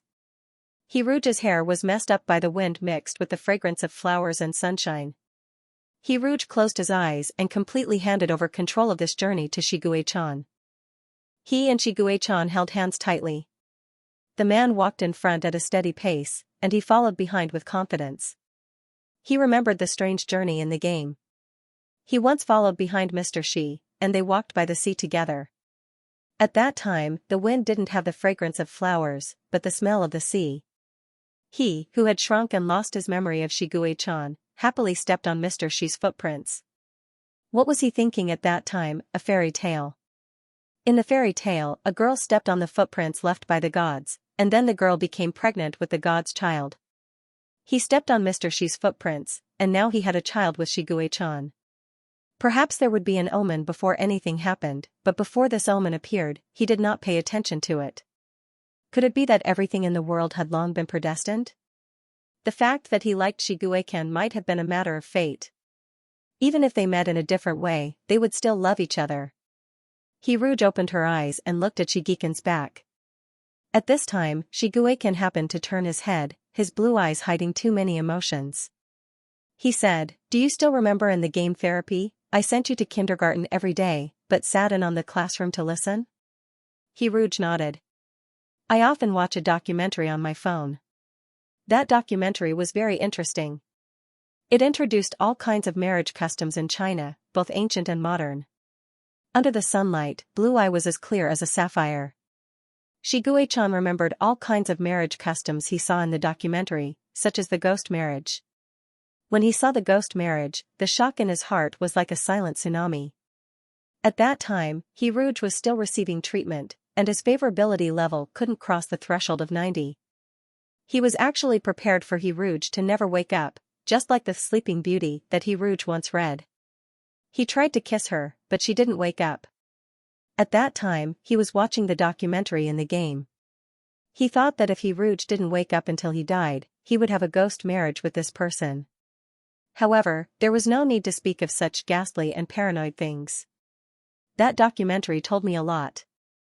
I originally planned to propose to you on the day of the coronation ceremony, but now I'm very glad that I didn't. Because a proposal in Galaxy doesn't have a kneel and a ring. Shiguei-chan looked down at Rouge. Rouge seemed to have a premonition of what was going to happen next. His black eyes widened slightly, and he stared unblinkingly at Shiguei-chan. When he saw the man take out a small box from his pocket, Rouge covered his mouth and gasped. The man in the black military uniform half knelt down. The 8 stars on his epaulets swayed slightly, and a bright golden light shone out. A military cap decorated with a dark gold insignia was placed on his head. When Shiguei-chan raised his head, his deep and sharp blue eye peeked out from under the cap. But when this pair of sharp eyes looked at Rouge, they became the sea of tolerance. The sunlight shone on Blue Eye, and it was like the sea and sky were burning. Clack. The small box was opened. On the black velvet was a ring inlaid with a golden pearl. That golden pearl was a teardrop that Rouge had once shed. Shiguei-chan took out the special ring and spoke slowly, word by word. He said, "In my life, I have never knelt to anyone. I have no faith, no loyalty. All the good virtues in this world have nothing to do with me." His gloved hand gently touched Rouge's fingertips, as if he was holding a ray of light. His strength was so light, and his expression was so solemn. "But then I met you. When I looked at you, there was light in my eyes. If I could always stay by your side, then my heart would never freeze. The torrential river, thousands of miles of green mountains, the vast galaxy, and the glory of the world could not compare to the fortune of meeting you in this life. Please give me a chance. Let me protect you for the rest of my life. Rouge opened his mouth and used all his strength to control his facial expression and not let himself lose his composure. He took a deep breath and slowly exhaled. His heartbeat pounded against his chest, and he could almost hear the sound of his blood surging. After a while, Rouge opened his mouth and said, "Okay." Then, he saw the pair of blue eye curve. The mature and steady appearance was broken in a second, and the man smiled until his canine teeth were exposed. He looked like a teenager, but also like a cub, like Mr. Xi. Finally, his gaze fixed on Shiguechan's handsome and classic face. The man, who was half kneeling, carefully put the ring on Rouge's left middle finger. Shiguechan planted a kiss on the back of Rouge's hand. He had left light kisses on every part of his body, but there had never been a kiss as hot as this one. It was as if he had carved a tattoo in his memory. No matter how much time passed, this memory would never fade. In the blue sky, part of the newly built star orbit emitted an inconspicuous light under the sunlight. Rouge suddenly remembered that when the little monster died in the game, the stars in the sky also emitted a silent and bright light like this. At this moment, the cub's childish singing suddenly came from the flowers. The flowers in the sea of flowers reached Rouge's waist and could easily hide most of the cubs, except for Xianxia, who was too big and could only lie down. The cubs held hands and formed a circle around Rouge and Shiguechan. They were singing the interstellar wedding march. Every cub was wearing a little star. Even the hedgehog flower, who loved to wear flowers, had a handmade star on her body. They were like vigorous and hopeful stars, embellishing this land that had experienced the flames of war. They surrounded the newlyweds with flowers, sunshine, and breeze. When Rouge and Shiguechan hugged and kissed each other, the cubs consciously covered their eyes, but they couldn't help but secretly peek through the gaps between their fingers. That spring, Rouge and Shiguechan held a wedding in a newly renovated auditorium on 17 Star. Soft and Autumn Dream Valley were the flower girls, and the guests were Guechan's cubs. Petals fell one after another, and the cubs' smiles were clear, like angels descending to earth. The sky was clear and blue, just like Shiguechan's eyes. Rouge held Shiguechan's hand and walked into the auditorium. They exchanged rings and walked into the wedding hall together. That day, Rouge posted a photo on his interstellar personal platform. In the photo were two hands wearing pearl rings, one broad and strong, the other slender and fair. Rouge left a simple sentence for Shiguechan: "I have you for the rest of my life, please take care of me." Shiguechan replied, "For the rest of my life, I have you in my eyes." The interstellar crowd. Official suites were the deadliest. On this day, all the trending topics in the interstellar were Shiguechan and Rouge get married. If half of the people in the world were envious of the newlyweds, then the other half were jealous. A huge amount of faith power poured into Rouge's body. He sat on their wedding bed and leaned his head on Shigekhan's shoulder, laughing as he read the comments. "Look at this, it says it wants to become a cub and pretend to be a guest at our wedding." Upon hearing this, Shiguechan stroked Rouge's hair and lazily wrapped his tiger tail around Rouge's waist. "And this one, it says it will still be me who will marry you in the next life, because you saved the world in this life." Shiguechan nodded with satisfaction and liked this comment. This netizen was a die-hard fan of Shiguechan, and even his ID was "Marshall, she is the most handsome." When he saw Shiguechan liked his comment, he lost all reason and went crazy. However, Shiguechan didn't look at this lucky netizen's reaction.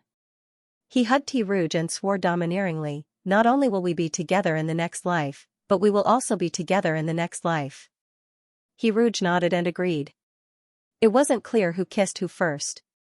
The two bodies overlapped, and a pair of snow-white wings emerged from their shoulder blades, enveloping their ambiguous breaths and endless spring. At the same time, the progress bar of the game slowly approached 100%, and the game notification sounded. Congratulations to the player for achieving unity of soul and body and receiving the reward life sharing. Holding the hand of the player, we will grow old together, be born in the same quilt, and die in the same cave. Congratulations to the player for successfully reversing fate and receiving the reward Son of Fate. From now on, the fate of this small world will be entrusted to the two players. We hope that the players will take responsibility to protect the world and create a beautiful future together. Rouge seemed to hear the words protect the world in a daze. He hugged Shiguei-chan's neck and asked with misty eyes, I think I heard the game notification. Shiguei-chan seemed to be dissatisfied with Rouge's absent-mindedness. He straightened his back as if punishing him and blocked his unfinished words with his lips. Rouge trembled slightly, and his toes couldn't help but curl up. He closed his eyes and devoted himself to this kiss, leaving the game notification to the back of his mind. After all, they still had a long, long future ahead of them. End of text. Rouge was wearing a mask, a big straw hat, and a shirt with a coconut tree printed on it as he walked along the beach of the mermaid planet. Shiguei-chan, who was beside him, frowned as he stared at the flip-flops on his feet. When Rouge wasn't paying attention, he quietly exposed his feet a little and saw the clear sunburn marks on the backs of his feet. Shiguei-chan calmly looked at Rouge's feet. They were so white that they looked like they were carved out of jade under the sun. Look. Are those residents of the mermaid planet? Rouge's voice interrupted Shiguei-chan's thoughts. He looked in the direction Rouge was pointing and saw the big fish that had just surfaced from the sea. The fish were 3 meters long and were generally silver in color. Under the sunlight, every fish scale shone brightly. They swam over from the other side of the sea, leaping through the waves as if silver waves were shuttling through the blue sea. It was indeed a pleasing scene, if only those fish hadn't transformed into mermaids. One by one, the 2-meter-tall men with fish heads and human bodies walked on the beach. Shiguei-chan completely dispelled the idea of eating the steamed fish head with diced hot red peppers. Rouge's smile gradually stiffened. He slowly turned his head and said to Shiguei-chan, No wonder there are no pictures of mermaids on the star web. If there were, he and Shiguei-chan wouldn't have come here for their honeymoon. However, the scenery here was really beautiful. Rouge took off Egi from his neck and gave it to Shiguei-chan for safekeeping. He was going to swim in the sea. Shiguei-chan sat on a large yellow duck and looked at Rouge with Egi in his arms. They didn't know if Egi could stay in the water for too long. Besides, Shiguei-chan's swimming skills weren't very good. To be safe, it was better for the tiger and the egg to watch from the sidelines. Rouge had already removed his disguise. He put his hands on the big yellow duck and looked up at Shiguei-chan with a smile. It's so comfortable to soak in the sea. Hey, Egi seems to be very happy too. Egi was now the size of a ping-pong ball. The yellow Egi was more like a ping-pong ball. The only difference was the freckles on the eggshell. No, look. Shiguei-chan turned Egi. Rouge realized that Egi was half yellow and half white. What did this mean? Rouge was very happy. Rouge poked the white part of the egg curiously, and something even more magical happened. The white part of the eggshell turned into a shy pink, while the other part of the egg was yellow with a little blue, as if it was resentful that Rouge had neglected the yellow part. How strange. Rouge didn't know why, but he inexplicably read Dan's thoughts. He poked at the part that was originally yellow, and this time, the egg turned into a pure pink egg. Rouge wanted to poke again, but Shiguei-chan grabbed his finger. The man expressionlessly put his finger into his mouth and bit it gently with his canine teeth. Stop poking. What's so good about this egg?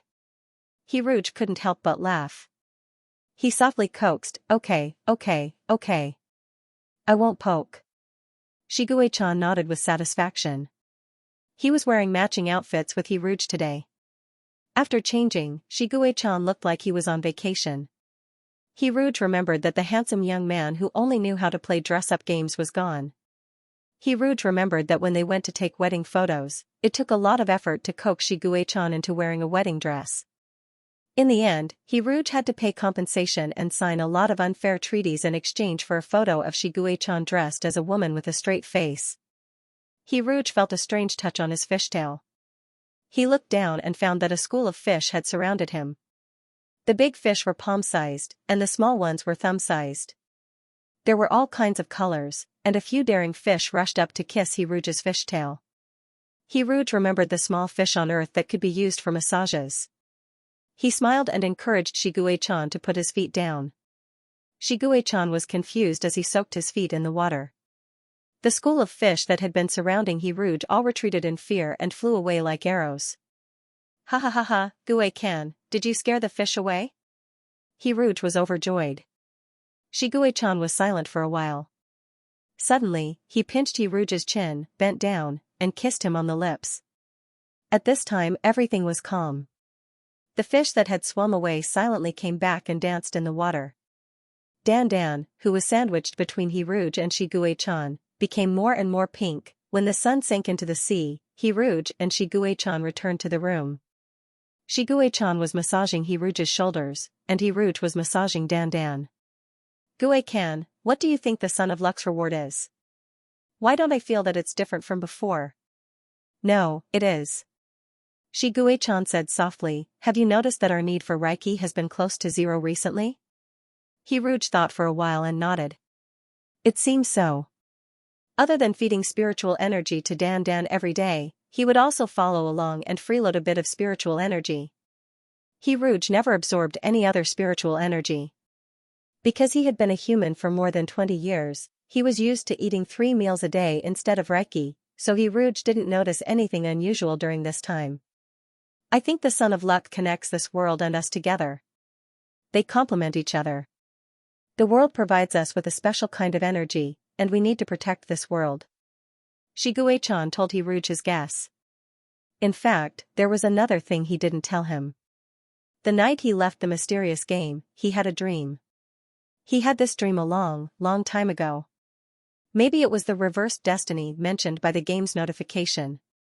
In that dream, he didn't meet Hiruj at the beginning. He suffered from the vortex mental emptiness syndrome and was recuperating on a private planet. The Mousy Association treated him, but he didn't get any better. His spiritual sea was like a container riddled with holes. No matter how much the outside world poured into this container, it would eventually leak out. His body became worse and worse.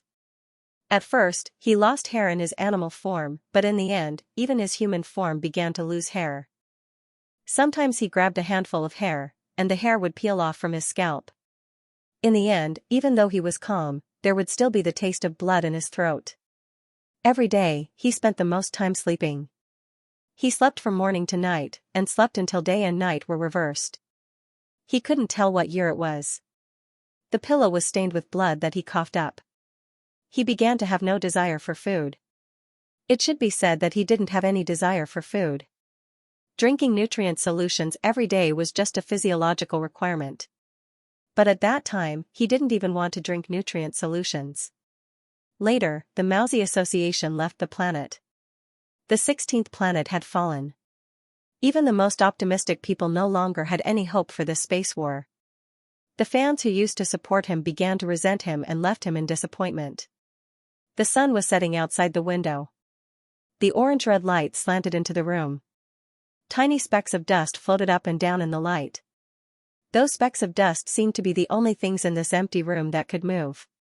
An unknown bird flew in from afar. When it landed on the windowsill, he realized that it was a vulture, a creature that ate carrion. He wondered if the smell of decay on his body had become so strong. He was about to die. There was no one by his side before he died. The Mousy Association had wanted to accompany him on his last journey, but Shigue-chan had driven them away. People like him didn't want to be so weak that they could be trampled on before they died. They didn't want to be exposed in front of others. Shigue-chan closed his eyes. He placed his hand on his left chest with some difficulty. The heartbeat there was getting slower and slower, just like his breathing was getting weaker and weaker. Looking back on his short life, he couldn't find anything to be nostalgic about in the end. Just as everything was about to be destroyed, a huge shadow enveloped the room. In the afterglow of the setting sun, the shadow monster's body was extraordinarily large. It completely swallowed the person in the room who was about to die. This was the food it had coveted for a long time. The shadow monster burped contentedly. It felt a long-lost feeling of fullness. But soon, this feeling turned into a stomachache. It couldn't digest the Xianxia. Even though the Xianxia had been weakened and had lost its will to live, it still couldn't digest it. After a long time, a deformed monster appeared in this world. It had 2 heads. One was a tiger's head, and the other had a human face, tiger teeth, and goat horns. This monster ate the entire world. Only when faced with a koi fish did the tiger's head hesitate for a moment. It let the fish go. No one knew why. Other than these, is there anything special? Hiruja's voice interrupted Shiguei-chan's memories. Shiguei-chan shook his head and didn't say anything. He silently listened to his lover's nagging. Gue-kan, do you think we can return to Earth? It's good to go back once. I still have some things to solve. Sigh. By the way, Dandan seems to have gotten bigger today. It's like a balloon. It grew up all of a sudden. I found that Dandan's color sometimes becomes half and half. It's still an egg, but it already has such complicated emotional changes. Recently, everyone has been urging me to update. The live streams and novels are also urging me to update. I don't even dare to look at the comments now. Sure enough, it's addictive to not update. Do you think Dandan will be a boy or a girl? I've read a lot of parenting books and made more than 20 pages of notes. I feel like I'm back in school. I like both boys and girls. No matter what their animal form is, I'll like it. Well, even if it's a tiger head with a fish body or a fish head with a tiger body, I'll like it. If he has both wings and a fish tail, then he'll be an all-rounder in the sea, land, and air. Does he look more like you, or more like me? Mixed-race babies are all very good-looking. Are we going to give him a name? Let's give him a name first. We can't wait until he's born and then rush to give him a name.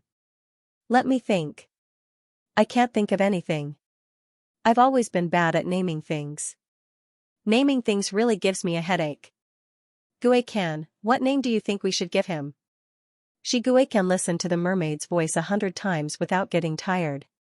He quietly listened to his lover describe their future, listened to his lover talk about their cub with a smile. Gue-kan stared unblinkingly at the precious egg that Hiruj was holding. Everything was so beautiful that it was unreal. In contrast, that oppressive dream really seemed like a dream. Gue-kan? Gue-kan? Why are you distracted? Blue Eye was affectionate and calm, like an inclusive sea. He said, I'm listening. The Mousy Association was so excited that he stuttered on the phone with Hiruj. We won the award. We really won the award. The Anlejos Medicine Prize. He had already thought of the headlines for the media. The student surpasses the master, Mao Xingyong's grandson wins the Anlejos Medicine Prize at the Mousy Association. The youngest Anlejos Medicine Prize winner in history. Oh, no, Hiruj seemed to be younger than him. But there was no need to worry about so many details now.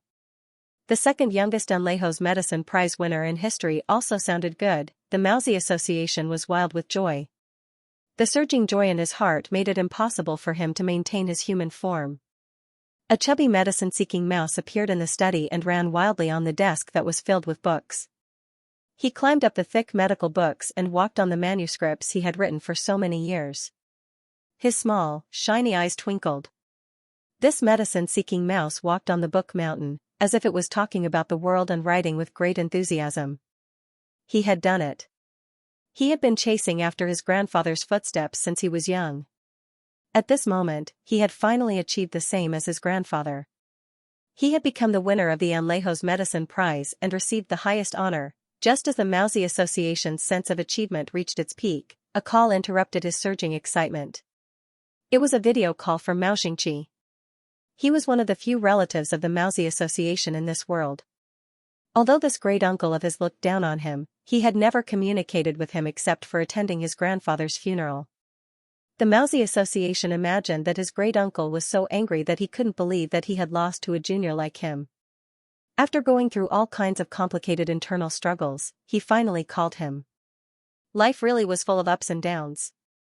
Don't bully the young for being poor. The Mousy Association sat on the mountain of books with his head held high.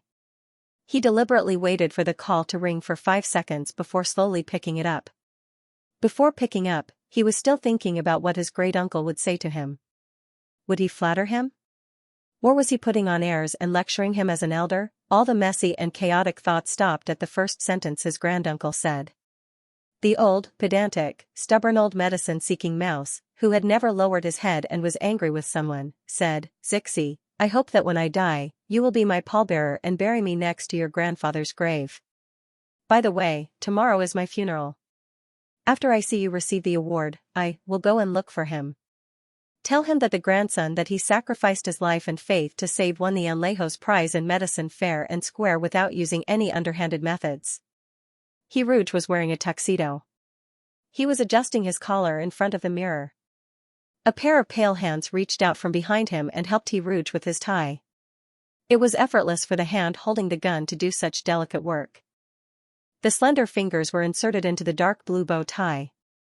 Against the silk-like fabric, the originally pale skin suddenly appeared a bit more beautiful.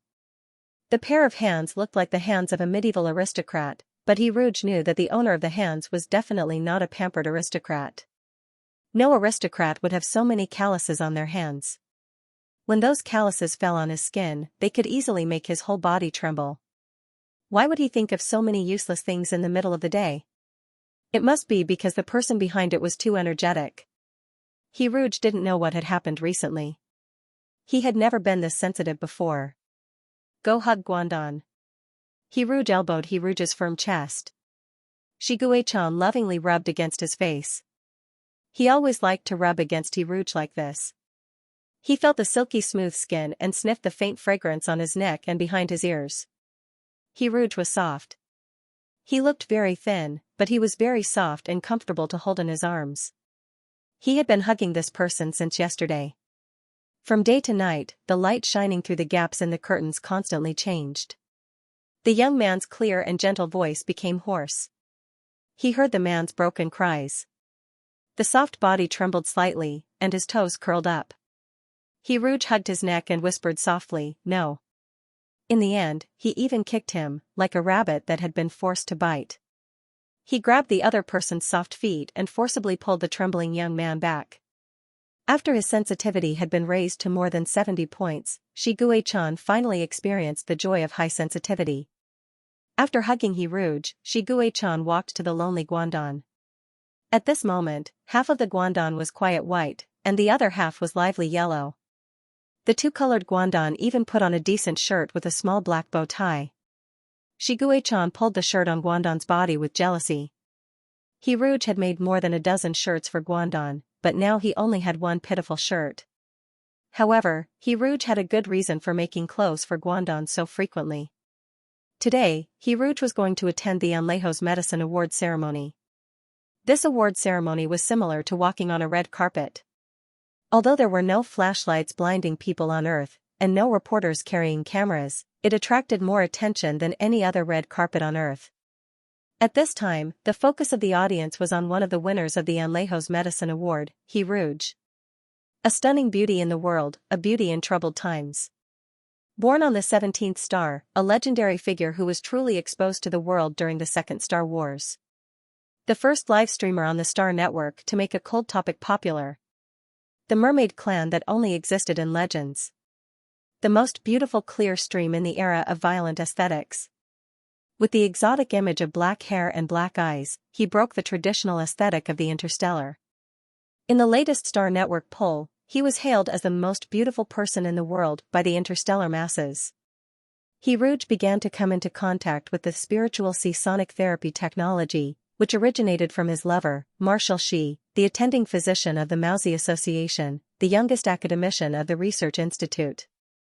In this cooperation, Hiruj, who had the voice of nature and sang the legendary battle song, found that his singing could cure psychological diseases. He actively devoted himself to research and made a great contribution to the treatment of psychological diseases in the interstellar era. He was a real Prince Charming who was both beautiful and talented. His beauty was not used to flatter the world, but rather, it was a pure lotus that grew from the mud without being stained, pure and clear. Hiruj did not know that the bystanders were flattering him in their hearts. He held Shiguei-chan's hand, while Shiguei-chan held Hiruj in one hand and Guandan in the other. Guandan, who was the size of an apple, wore small clothes and looked like an ornamental doll.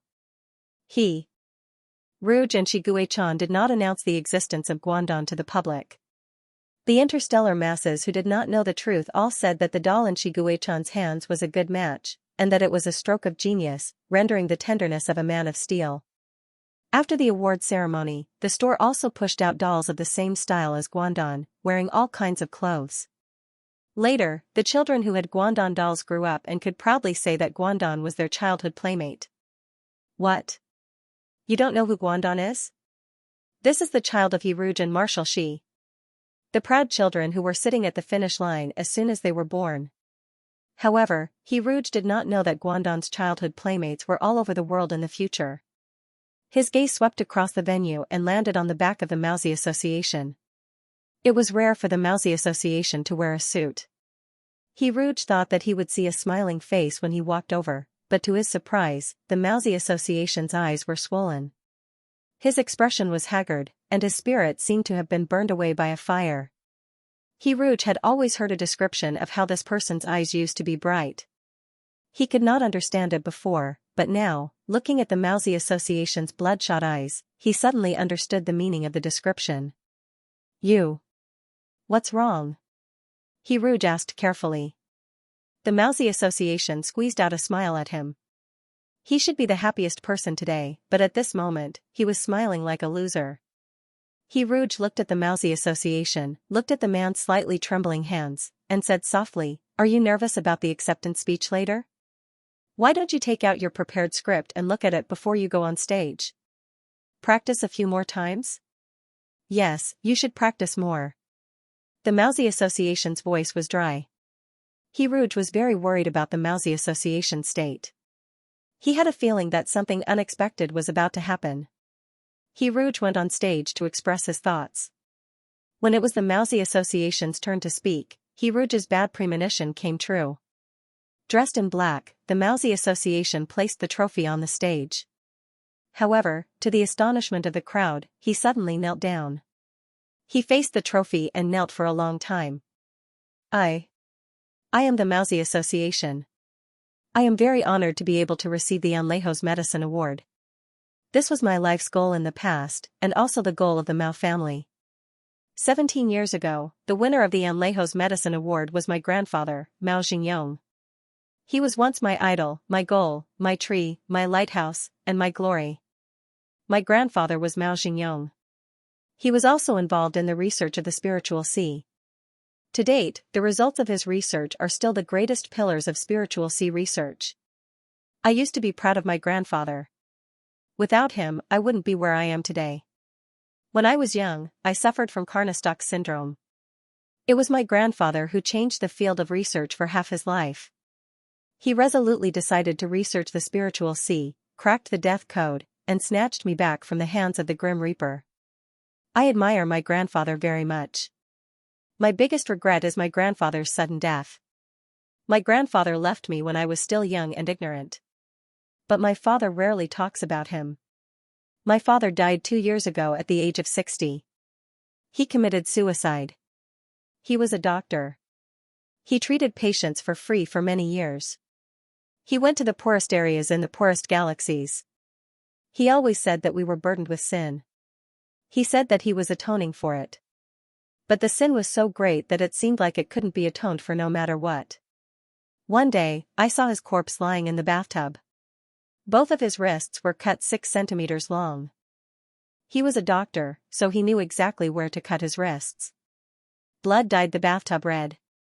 I stared into his unfocused eyes and saw a strange release. My father left. He took away his memories, but he couldn't take away his sin. Sin is a mark that flows in the blood and is engraved in the marrow. It will last forever, generation after generation. As long as I am alive, as long as I have descendants, then this sin called human experimentation will forever flow in this world, using the stench to stain this world. His forehead was pressed against the ground. He said in a trembling voice, "I am guilty." Tao Tai had a dream before he died. For a great ancient demon like him, his dreams always had a special meaning. However, this dream was very messy, like a hodgepodge. He dreamed of a long, long time ago, when he was still a newborn little monster. At that time, he had the body of a weak and bullied lamb with a strange human face. His ugly and strange face made him unwelcome. He was always easily hungry and could not eat enough every day.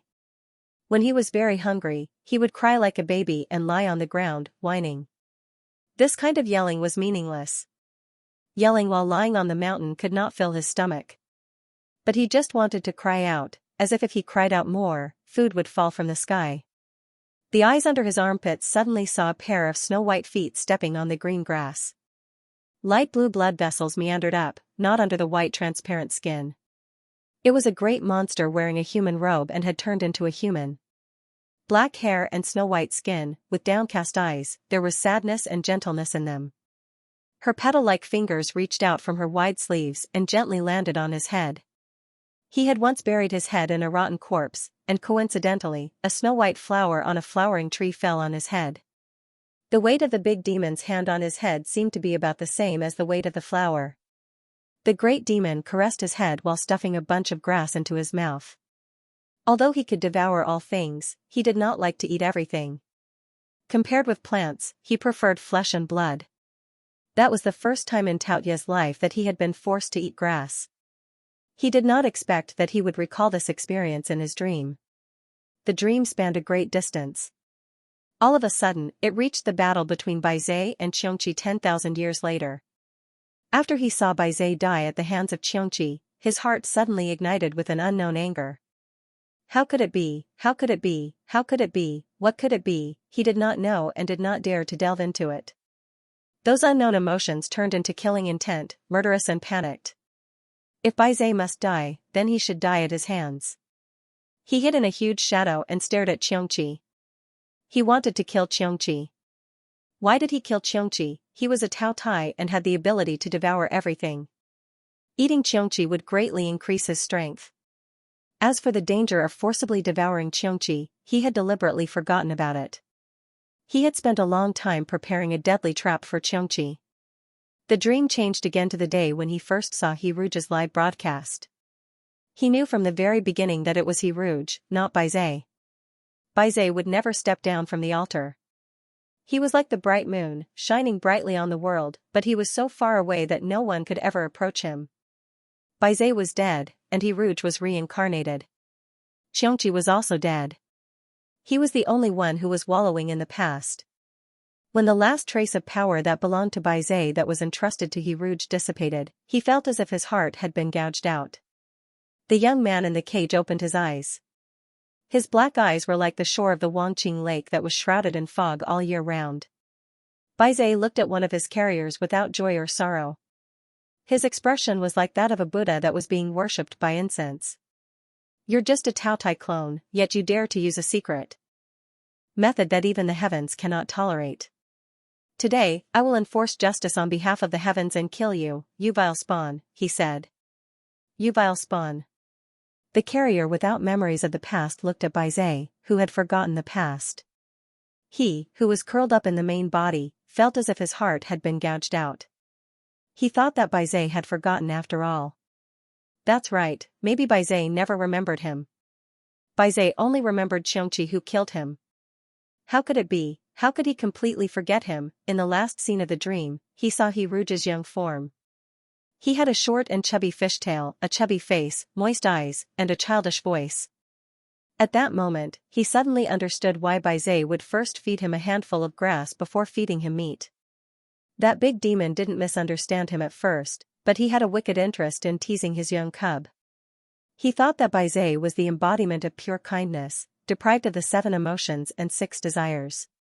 It was absolutely impossible for him to do such a meaningless thing. Everything was what he thought. He once had the idea of keeping Heruge in captivity, but he later dismissed that idea. But that day, when he saw Heruge's young form, when he saw a face that was extremely similar to Baizhe's, that idea was suddenly revived. He wanted to tease this young cub. Just like how he was teased by Baizhe in the past. But in the end, there was no future. In the dream, he was killed by Shiguei-chan, and in reality, he also died at the hands of Shiguei-chan. When life flowed out of his body, he thought of the flower falling from the branch, spinning leisurely and landing on his head. He used to think that he owned the flower, but now he knew that he was just passing by the flower's withered body. During the battle between Xianxia and Baizhe, the world lost its color. He watched that person die in front of him, just like he watched the white flower fall from the branch and fall into the dust. Everything could never go back. Even if a new flower bloomed on the branch in the next spring, no matter how beautiful it bloomed, it wouldn't be the one that once caressed his head. So there was no going back. Eggy's identity wasn't known to outsiders, but all the cubs in Gui Can's orphanage knew about Eggy's existence. The egg hatching guide said that Eggy could be allowed to play with the cubs when appropriate, so Rouge often took Eggy to meet the cubs. Among them, the Bad Gugu duo was the most active. They would always flap their wings, wanting to hatch the egg. Eggy usually stayed in the nest. When Eggy was only the size of an apple, the Bad Gugu duo would often sneakily squat on the nest to hatch the egg. Perhaps for birds, hatching eggs was their instinct. The Bad Gugu who hugged the nest was very domineering. He didn't allow other cubs to get close to Eggy. Every time other cubs wanted to see Eggy, they would be pecked in the face by the Bad Gugu. For a long time, Shiguei-chan was very worried that Eggy would be affected by the Bad Gugu and hatch as a gugu. Later, when Eggy grew to the size of a watermelon, the Bad Gugu duo could no longer hatch the egg. Eggy was too big for the Bad Gugu. It was so big that it was no longer a problem for the Bad Gugu. If they had to hatch the egg, they could only squat on Eggy and maintain a difficult balance. The cubs witnessed Eggy expand from the size of a fingernail to the size of a watermelon.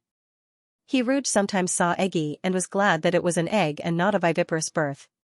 He couldn't imagine himself with a pregnant belly. "If you're the one suffering while pregnant, then I don't want this child," Shiguei-chan said. Eggy turned blue when he heard Shiguei-chan's words.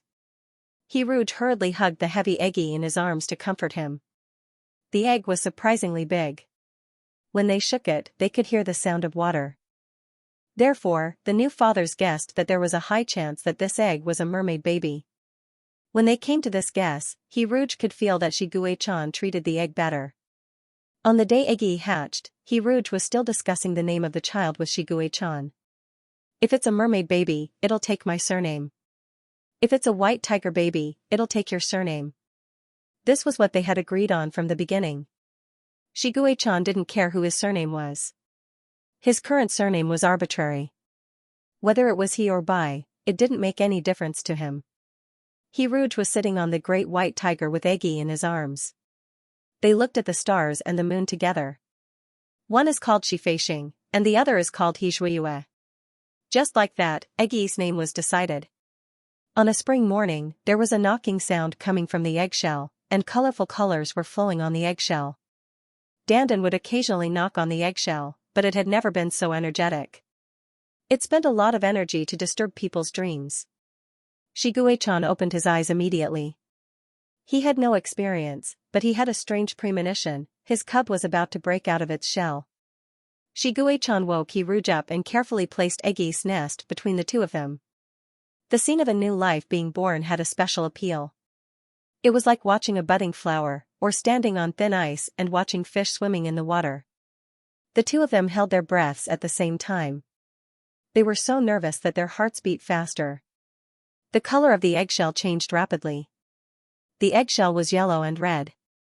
Rouge's side of the eggshell was mostly yellow, while the side facing Shiguei-chan was more red. It seemed to be angry that he hadn't come out. Shiguei-chan couldn't help but reach out to touch the eggshell. The eggshell, which was originally hard enough to smash people with, became very soft in the moment he touched it. It was so soft that it seemed like it would break with a poke. The sudden change in touch stunned Shiguei-chan for a moment. He was about to withdraw his hand. Crack! A small fleshy claw broke through the thin eggshell and stretched out of the egg. It met Shiguei-chan's finger. The fleshy claw was about the same size as Shiguei-chan's finger. It was pink and covered with a few sparse white hairs. "A tiger claw, isn't it a mermaid baby?" Shiguei-chan, who was a little disappointed, looked up in a daze. When he saw the mermaid baby in Rouge's arms, his eyes widened in disbelief. The mermaid baby was very beautiful as soon as it was born. Blue eyes, black hair, and a silver fishtail. He quietly blew bubbles, his blue eyes quietly looking at his silly brother, who was still in the shell and hadn't climbed out. After the mermaid baby broke out of the shell, Xianxia and He Rouge discovered that the egg had a special structure. There was a thin and transparent membrane in the center of the egg that separated the mermaid baby from the white tiger baby. "Gui can, this may be a double yolk egg," said He Rouge, who had carried out the mermaid baby in advance. As soon as he finished speaking, the tiger claw waved a few times. With a crash, the half-broken eggshell was completely shattered. The tiger cub in the egg let out a soft cry like a kitten, rolled out of the egg, and bumped into Xianxia. The tiger cub was naked and didn't even have a few hairs. Compared to his older brother, it could be said that the difference was like heaven and earth. The tiger cub wriggled around in Xianxia's arms. Its eyes were still closed, and it was only half the size of the mermaid baby. It looked very ugly. The ugly tiger cub's limbs moved like they were swimming, and it let out a sharp and thin cry like a kitten. It cried out again and again, sounding a little pitiful. "Hurry up and carry it," He Rouge urged. Xianxia was silent for a while, then put the wet and bald tiger cub into his hands. The tiger cub was really small. Xianxia's wide palm could be used as a small bed for it. Its chin rested on Xianxia's wrist, its long tail lay limply on his middle finger, and its 4 paws were still waving around in the air. Xianxia frowned deeply. He looked seriously at the extremely ugly and bald tiger cub, who looked like it would die if he poked it. He couldn't tell at all that this bald tiger cub was related to him by blood. Xianxia couldn't help but look at the little mermaid in He Rouge's arms. The little mermaid's face was expressionless. He was seriously blowing bubbles in He Rouge's arms, and the soft popping sounds kept ringing out.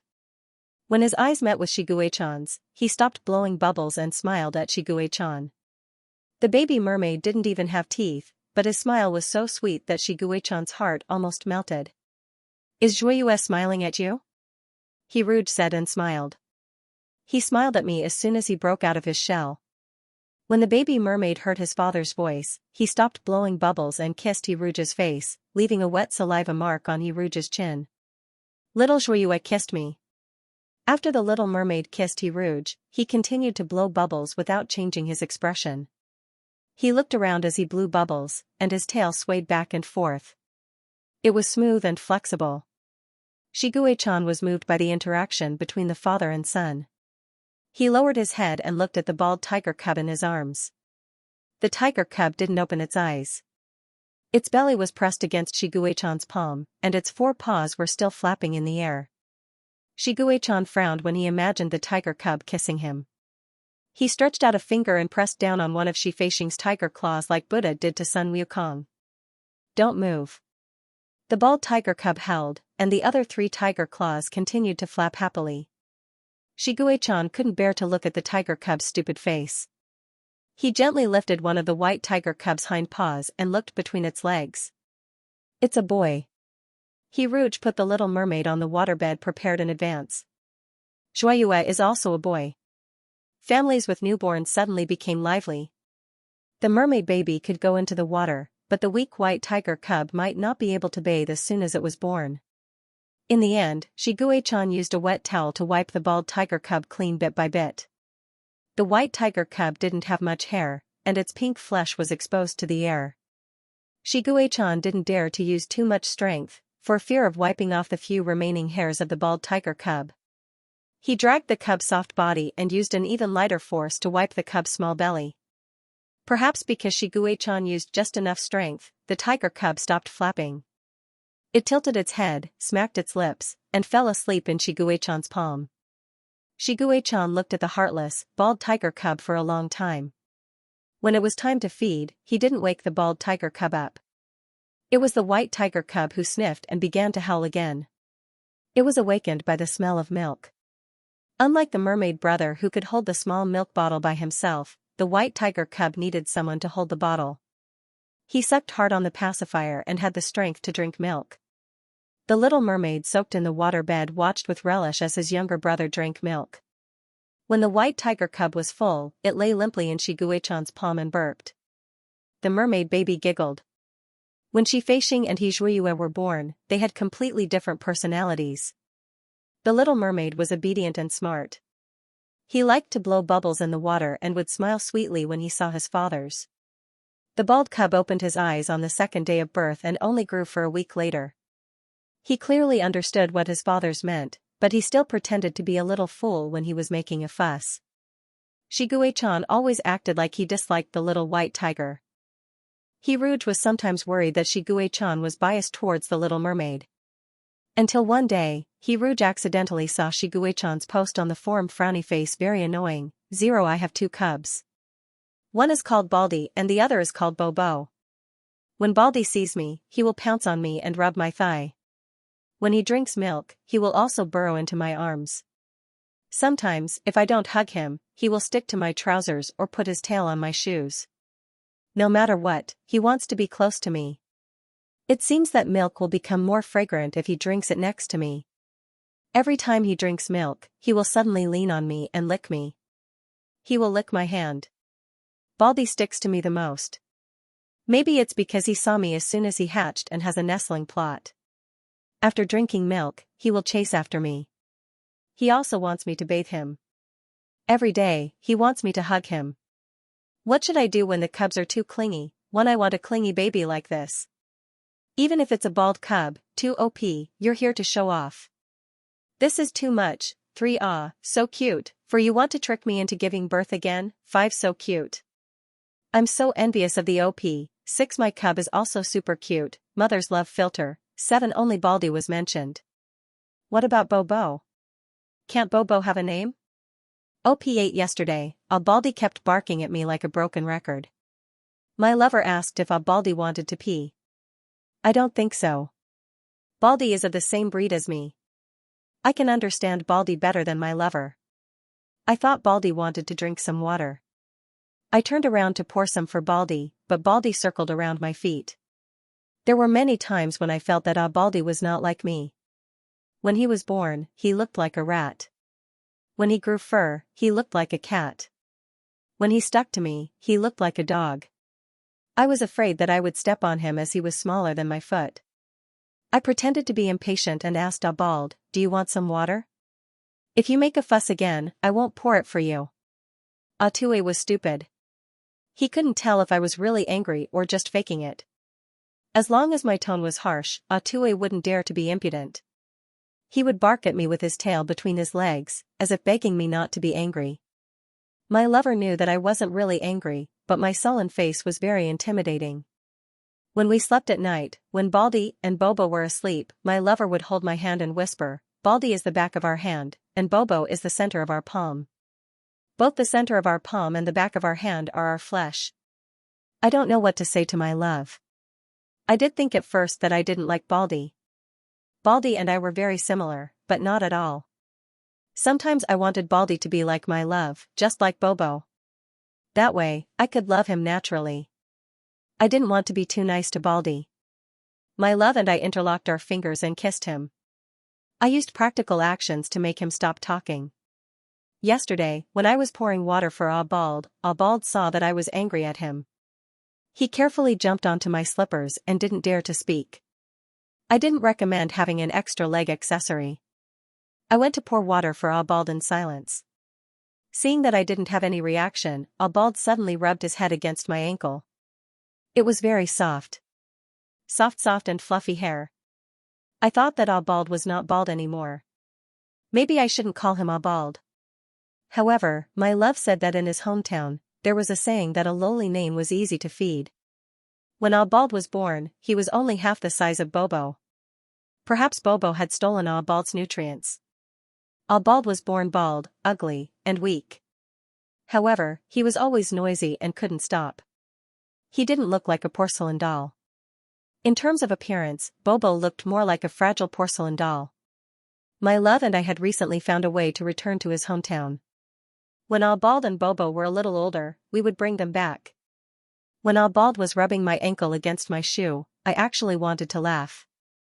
I laughed at him for being so attentive at such a young age. I don't know if I curled up the corners of my lips. Maybe I did. Maybe I didn't.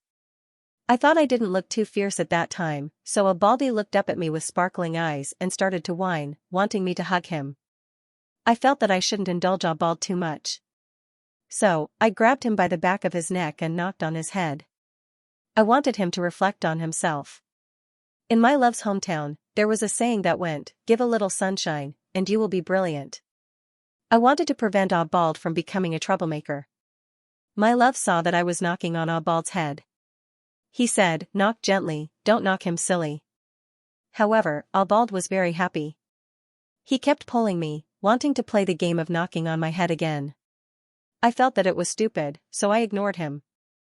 Rouge couldn't help but laugh when he saw this. He clearly remembered that day when Shiguei-chan expressionlessly played the game of knocking on Obald's head more than 10 times. Rouge was afraid that Shiguei-chan would hit Obald's head until it was full of bumps. Although Shiguei-chan was very gentle and measured, he couldn't help but worry. So, in the end, he asked Shiguei-chan to stop.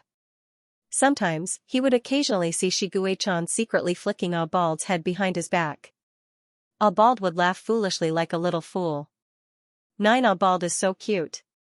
I also want to flick Obald's head. 10 Oh my god, so sweet. Little cutie Obald. 11 So cute, I want to tip you. Ha ha ha, too bad you can't tip in the forum. OP, please update your daily life with Zai. Catch up, OP 12 I haven't updated in a long time. The night before, Obald didn't want to eat. He sat on the seat and played with a toy. The toy was a salted fish that my lover knitted with wool. The salted fish pillow was about the same size as Obald. Obald really liked this pillow. However, he usually didn't act so carelessly. He still wanted to play with the salted fish pillow when eating. I think it was the morning before yesterday when he secretly wanted to lick Bobo's tail. In the end, he was discovered by my lover. He didn't manage to lick Bobo, so he switched to licking the salted fish pillow. Let me talk about the stupid incident of Obald falling into the waterbed in detail. At that time, my lover shouted loudly to stop him. Obald was so scared that he fell into the waterbed. Obald was like me and couldn't swim very well. Bobo didn't panic at all. He picked up Obald, who was struggling blindly, and did his duty as an older brother to take care of his younger brother. He also spat bubbles on Obald's face to educate his younger brother. My lover looked at the soaked Obald and was angry, distressed, and amused. He asked me to dry Obald. I grabbed Obald by the back of his neck and carried him to the dryer. I hit his mouth first, then his butt, and finally dried Obald. I was a little angry. Obald should protect Bobo. Bobo and my lover were very similar. Their breeds were similar, their appearances were similar, and even their personalities were somewhat similar. Obald and I were somewhat similar. I hoped that Obald would protect Bobo and not bully Bobo. That was why I didn't say a word to him other than hitting him that day. It was the first time Obald was hit by me, so his butt was probably swollen. After being hit, he probably didn't want to stick to me anymore, so he didn't stick to me for the first time. On the other hand, my lover saw my cold war with Obald. He stood on his tiptoes and stroked my head. Then, he squatted down and stroked Obald's head gently.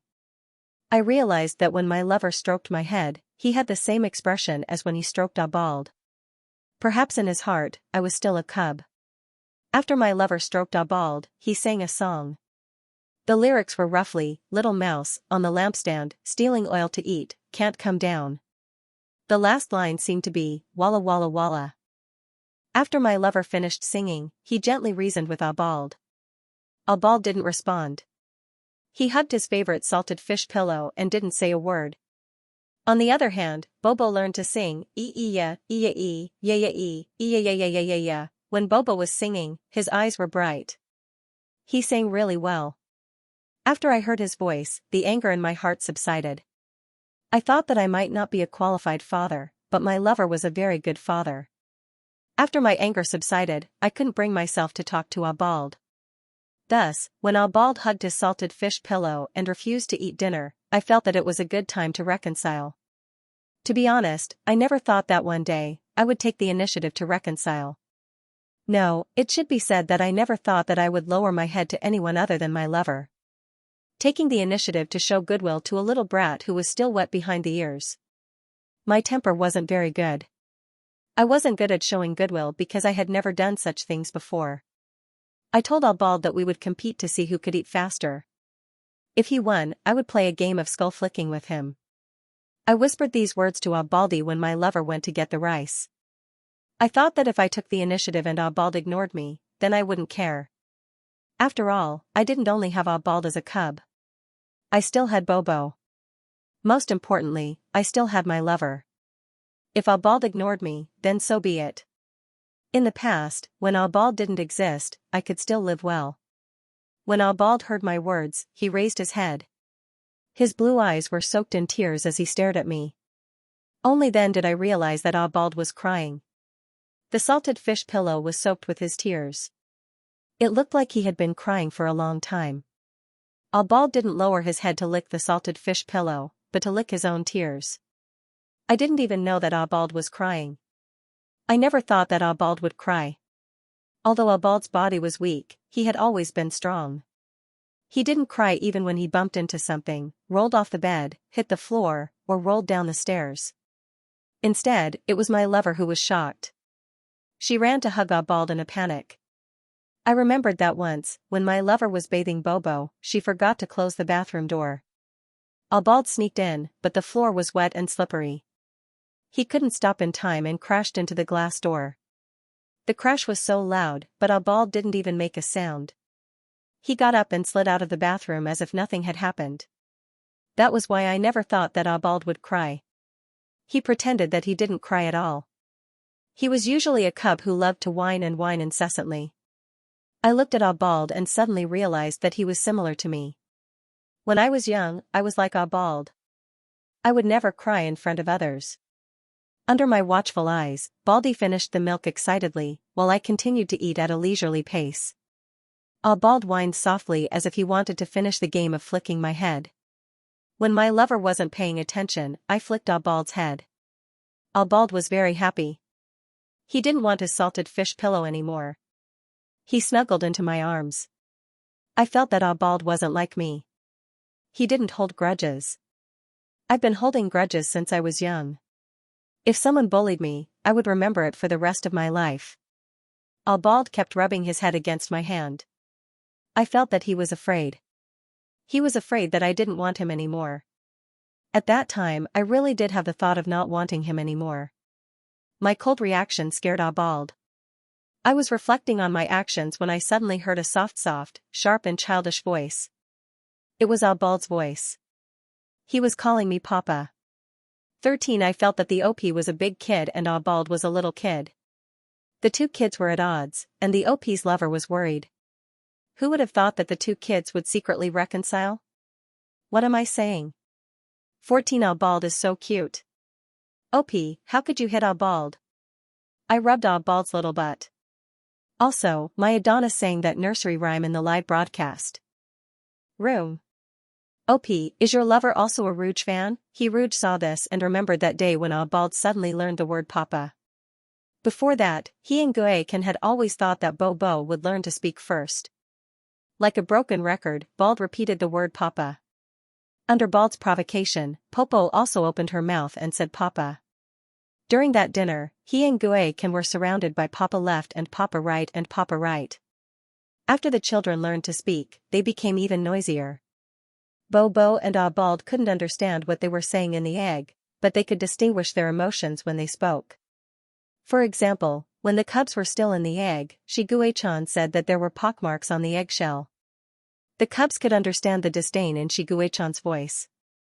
Now, after the parrot copied his words, it was 2 little recorders and 100,000 whys. Children often asked unconstrained questions. Yesterday, Xianxia turned into his original form, a great white tiger with wings. He carried the 3 of them on his back to the beach for a walk. Sitting on the head of the great white tiger, Abald tried to raise his little head and proudly held. Rouge held Bobo and sat on Xianxia's broad back. Bobo still couldn't transform into human legs and couldn't stay out of water for long. So every time they went out, Rouge would take out a waterproof bag, fill it with water, and put Bobo in it. They jokingly called it a bag of Bobo. Bobo's little hands in the bag pulled at the mouth of the bag and blew bubbles against the sea breeze. His blue eyes looked at the sky and then at the sea, clear and tranquil. Bobo liked the sea very much and asked Rouge in a childish voice why the sea was blue. Abald's question was different. He pointed at the white stones on the beach and asked Rouge in confusion why spirit stones could be eaten, but stones by the roadside couldn't. Rouge told Albald that there was spiritual energy in spirit stones, but stones didn't. Albald didn't believe him and picked up a stone that looked like a spirit stone from the roadside. Every day, he insisted on using his tiny teeth to gnaw on the stone. Rouge wouldn't be surprised if one day Albald became a baby with broken teeth. OP15 I don't think I talked much about Albald's shortcomings. Albald is afraid of the dark and is a coward. The first time I knew he was afraid of the dark was when our family came back at night. That day, Albald was very good. I told Albald that there was a bag of candy on the bedside table in our bedroom. Oh, right, I didn't talk about the candy. Albald liked to gnaw on stones, which made his teeth bad. Albald treasured the white stone that he picked up from the beach. One day, my lover secretly took it out and threw it away. He replaced it with another, how should I put it, a stone that could be eaten. When Albald found out, he cried again. Every time he cried, he would cry quietly in a corner. When he cried, there was no sound at all. When my lover found out, he regretted it. He went out to find the stone and asked me to comfort Albald at home. When Bobo saw it, he asked Albald to come to him. Because of Bobo's body, he couldn't walk around. Albald walked over while crying. Then, Bobo used his special way to comfort Albald. Later, my lover searched for a whole day, but he couldn't find the stone from before. It should be said that he couldn't tell which one was Albald's precious stone. In our eyes, all stones seemed to look the same. But to Albald, it wasn't like that. My lover found a lot of white stones on the way back, and Albald took them all back. However, after that, Albald never gnawed on those white stones again. My lover was afraid that Albald's teeth would be ugly when he grew up, so he protected Albald's teeth in every way. He brushed his teeth twice a day. Albald was responsible for opening his mouth, and my lover helped him brush his teeth. Albald was stupid.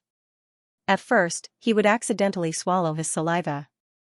I helped Bobo wash his face and glanced at Albald from the corner of my eyes. I was thinking, what was the use of babies? When they were born into this world, they were so small and didn't know how to do anything. They even needed their parents to help them eat and wash their faces. However, when my lover, Albald, and Bobo lay on my stomach together, I felt that it was good to have babies. Because my lover couldn't fill my stomach. Although the two babies couldn't fill it up, as time passed, the two babies would grow up. My stomach would be filled with the people I cared about. As I breathed in and out, I could feel their weight. They would grow bigger and bigger, especially Albald. When he was born, he wasn't as big as my hand. Now, he needed 2 hands to hold him. He was chubby and round like a little meatball. His animal shape was like mine. When he grew up, he wouldn't be able to jump on my stomach anymore. Albald's teeth weren't good, so my lover didn't let him eat sweets. Only when he praised Albald would he give him sweets. Bobo always took sweets. That was why every time Albald wanted to eat sweets, he would either try to please Bobo or try his best to fulfill our request. That time, Albald performed well. My lover and I decided to reward Albald with a chance to eat sweets. Since my lover wanted to drink pear soup, I accompanied him in the kitchen to make the soup while Albald went upstairs to get the sweets. Albald ran out excitedly. After a while, he came back in small steps. Albald looked at Bobo and me. How long will it take for the pear soup to be ready? My lover said it would take a long time. Albald immediately collapsed on the ground like a frozen eggplant. Every 3 or 4 minutes, Albald would ask us, "Is the pear soup ready? When can we go upstairs?" I didn't know what was going on, so I told Albald, "If you want to eat sweets early, you can go upstairs by yourself." Bobo suddenly laughed and waved at me. When I came over, Bobo whispered in my ear, "Little brother is afraid of the dark." I now knew that Albald was afraid of the dark. It was strange. Albald was the only one in our family who was afraid of the dark. I didn't know where this problem came from. Albald was afraid of the dark and didn't dare to walk alone. He could only wait for the pear soup to be ready so that we could accompany him upstairs. I switched on the flashlight mode in Albald's optical computer and asked Albald to be brave and go upstairs by himself. Albald tried to walk a few steps with the help of the flashlight, but he ran back with his tail between his legs. I didn't know what to do, so I led Albald upstairs. Since I was determined to help Albald overcome his fear of the dark, I didn't turn on the light. In the dark corridor, there was only a beam of light from the optical computer. Albald's optical computer was in the shape of a necklace, so it wouldn't fall off easily. Wherever he went, the beam of light would shine. The shiny bald thing was next to my leg, which gave me the eerie idea that my leg bracelet was glowing. With the flashlight and my company, Albald gathered his courage and howled, "I'm not afraid anymore." When I heard Albald say that, I was happy. I stopped and let Albald walk in front of me. Albald whined, "No." What a coward. When I said that Albaldi was a coward, he looked at me embarrassedly and couldn't say anything to refute me. Number 16 so cute. Little Baldy, who is afraid of the dark, is even cuter. Number 17 so cute, please add more chapters. Number 18 I was so adorable. Suck the Baldy.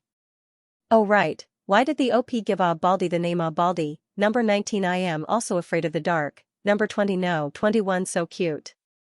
However, there was a small problem. Was the OP biased towards Baldy? Feebar, I really like the OP and Baldy, but it's strange that the OP didn't mention Bobo. Did the OP mention that Bobo can't move because of special reasons? Did Bobo have a problem with his legs? If possible, I hope the OP can go to the hospital for treatment as soon as possible. If the OP's medical fees are not enough, I can pay a portion of the money. She hoped that both of them would be fine. Number 22 the sister above is so rich. Actually, I also wanted to ask why Bobo's appearance rate is so low. Sucking a cub is no longer enough to satisfy me. House Lord no. 23 at the same time, I replied, Bobo is very healthy. Everyone, don't worry. To protect Bobo, I won't mention Bobo in this post. When Albaldi was born, he didn't have much hair and was very bald, so he was called Albaldi. Rouge wanted to continue reading, but when he heard Shiguechan's footsteps, he put the optical computer ring back to its original position and memorized the post title. He was going to save this post and read it slowly in the future. Albaldi was still sleeping soundly. Rouge thought that Shiguechan had forgotten to add Albaldi's weakness, which was that he would snore when he slept. If Bobo was a singer during the day, then Albaldi was a noisemaker at night. Rouge couldn't sleep at first, but after he got used to it, he was able to sleep with the little snoring. When his gaze moved from Albaldi to Bobo, Rouge realized that Bobo had woken up at some point and watched him put the optical computer ring. Rouge felt inexplicably guilty and made a shushing gesture to Bobo. Bobo nodded understandingly. There was no need for a pinky promise. They had a little secret between them. A man in a pitch-black military uniform held a bottle of nutrient solution in his left hand and 2 milk bottles in his right. He stepped into the bedroom with light footsteps and glanced at the little white tiger that was still sleeping soundly. His blue eyes were filled with a mixture of disdain and adoration. Rouge used to think that Shiguechan despised Albaldi, but when he let go of his prejudice, he discovered the love he had for Albaldi. Today was the anniversary of Mao Xingyong's death. Mao Xingyong and Mao Xingqi's human experiments had been exposed by the Maozi Association, and the galactic masses had shown unprecedented anger. This anger, which was not properly directed, was like a beast that had escaped its cage, causing some unexpected and evil things to happen. For example, last month, Mao Xingyong's grave was dug up and his corpse was whipped. Before Mao Xingyong died, he had volunteered to donate his body. His left arm was in the grave. After 18 years, the shriveled left arm could no longer be seen. After whipping the corpse, the white finger bones were broken. This time, on the anniversary of Mao Xingyong's death, the Maozi Association wanted to place the urn in the empty grave. The reason why they invited Shiguechan and Rouge was because the Maozi Association not only wanted to rebuild Mao Xingyong's grave, but they also contracted the cemetery to erect tombstones for the victims of the human experiments. Right, the cemetery was on Planet 17, on the flat ground where the Xinghai orphanage had been bombed. Numerous nameless tombstones surrounded Mao Xingyong's grave. The Maozi Association said that Grandpa probably wanted to repent for those cubs. He felt that he was not worthy of offering flowers, so he invited Shiguechan to the cemetery. Shigue-chan was the only survivor of that year, and he was probably the only person in the world who could empathize with those lonely souls. However, this time, Hiruge and Shigue-chan were not the only ones going. They also brought along the cubs from the orphanage. Each cub held a flower, jumping and chattering in the car. "Children, we're going to a place today. Every child has to give away the flowers in their hands to the cubs in the graveyard who are about your age. Are you ready to tell your special friends what you're going to say?" Hiruge clapped his hands to attract everyone's attention. "This is a huahua for you. I hope you like it. I wish you happiness every day." Xianxia raised his hand enthusiastically. "Yes, happy." Baby Sloth echoed slowly. "Can I give a few more flowers? I'll give one to my new friend and ask him to pass the other two to my parents." The cubs' faces were full of smiles, like a car full of thriving sunflowers. They had experienced life and death, so they had no resistance to going to a place like the cemetery. The ground they had walked on was buried with corpses, and later, they planted flowers on the ground. The life and death of a human was actually no different from the blooming and withering of a flower. Outside the car was the blue sky, white clouds, and green fields, and inside the car was the laughter of the cubs. One of the peacocks in the Bad Gugu duo had finally grown beautiful feathers. This Gugu, who had spread his tail, was very proud. He spread his tail whenever he saw someone, and it was obvious that he was not a reserved peacock.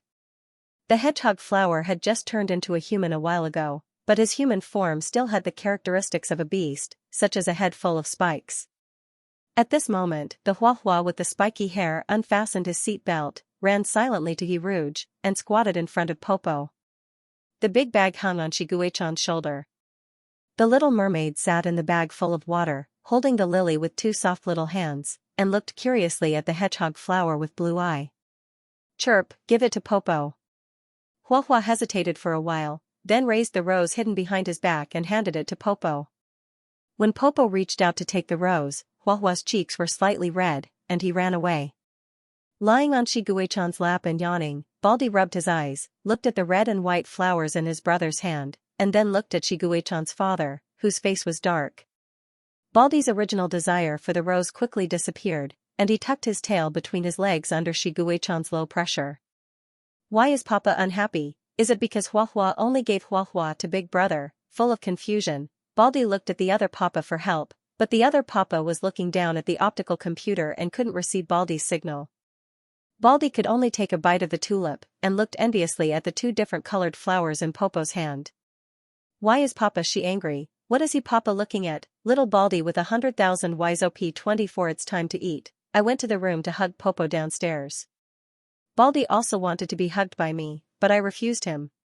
He's now rubbing against my feet, sticking to my feet, and following me with small steps. 25 wow.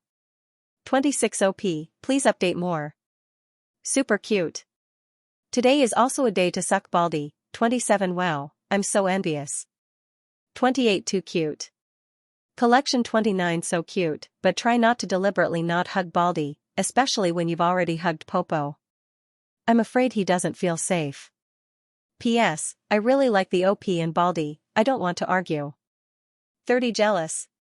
Don't let me see this post again. Manually collected this post. OP31. I have a bunch of photos of my lover in my optical computer, and every time I play with my optical computer, Baldy would stick to my chest like a little rice cake, watching me play with my optical computer. I showed Baldy my lover's photos one by one, and asked Baldy if she looked good. Baldy nodded and said she looked good. After showing Baldy a lot of photos, Baldy gradually became impatient, and whined, "Don't just look at my lover's photos." I feel that Baldy is different from me in this aspect. I'll never get tired of looking at my lover's photos, but Baldy actually started to get tired after looking at a few hundred photos. I frowned and took out a photo of Baldy when he was just born, and asked Baldy, "Is this bald cub handsome?" Baldy instantly became excited, and his tail wagged, leaving after images. He covered his face with his two little paws, and his eyes peeked out from between his paws. He said to me embarrassedly and happily, "Baldy's beauty is indeed different from mine." I asked Baldy, "What do you mean by MMM?" Number 32. I ate dog food for no reason. There are many photos of my lover stored in my optical computer. I like to look at them when I have nothing to do. This is the kind of love that I envy. Number 33. Wouldn't that be the end? All Baldy's sense of beauty was skewed. What if he found Baldy's boyfriend or girlfriend in the future? This would cause the baldness gene to be passed down from generation to generation.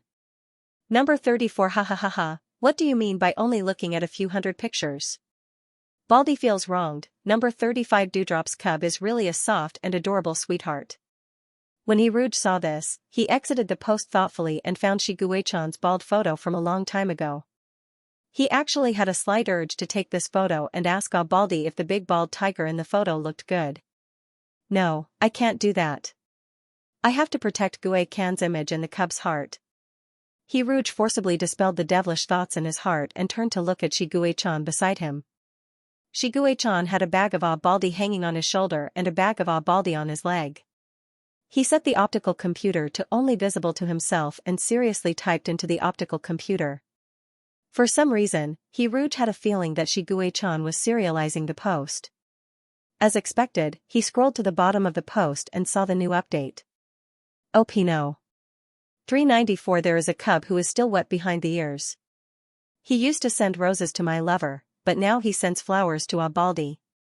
At such a young age, he goes around sending flowers to good-looking people. What a playboy.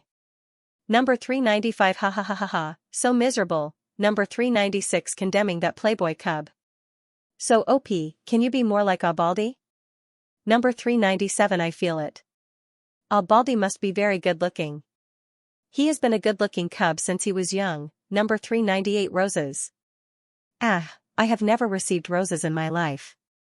Baldy is still drinking milk and he already has roses. I am crying, the single dog is crying humble tears. Number 399. OP, please give Baldy a house full of roses. A good-looking cub should be raised well. After having a house full of roses, he will not be easily deceived by a single rose. Every cub is a rose that needs to be carefully watered by our parents. When did I become a parent? Today is also the day that Baldy raises the cub. Happy after arriving at the destination, Rouge led the cubs into the cemetery. The cubs lined up to deliver flowers. After Baldy delivered the flowers, he whispered into Rouge's ear, Papa, can I sing lullabies for them? When Rouge coaxed the cubs to sleep, he would often sing lullabies. Baldy had an amazing talent for singing. Every song that Rouge sang to him, Baldy could remember them. Even the lyrics that were difficult for the cubs to remember, Baldy could sing them word by word. Rouge was stunned for a moment. He patted the mermaid cub's head and said softly, Of course you can. Baldy closed his eyes and sang the lullaby. His long eyelashes were like two small fans. The sun shone on Baldy's snow-white face, his pure black hair, and his silver fishtail. The mermaid's voice was the most beautiful voice in the world. The little mermaid's voice was as clear as the light and as soft as the clouds. When Baldy finished singing the last line and opened his eyes that were like the blue sky, the Mousy Association, who was hiding in the shadows, had unknowingly burst into tears. Oh no. For 16. I originally did not want to mention Baldy too much in this post, but today I suddenly wanted to talk about Baldy. I once said that Baldy and my lover were somewhat similar. Today, when Baldy sang Under the Clear Sky, I seemed to have seen a miniature version of my lover. This was not referring to Baldy being like my lover when he was young. When my lover was young, he looked quiet on the outside, but he was very lively on the inside. However, Baldy was quiet from the inside out. It was only when he began to sing that he moved. Just like a lullaby, the tune was soft and peaceful, but every note was jumping. When Baldy sang, he was exactly like my lover. At that moment, they would both shine. Number 417. So good. Number 418. I want to hear Baldy sing. Number 419. Ha ha ha ha. Is this the legendary beauty is in the eye of the beholder and the filter of the father? Number 420. I can understand the OP's feeling. In this world, there was only one person who gave me this feeling. It was Rouge. When he sang to me, I felt like my world was shining because of his voice. End of chapter 151. Don't forget to subscribe, like, and share the video to support the channel.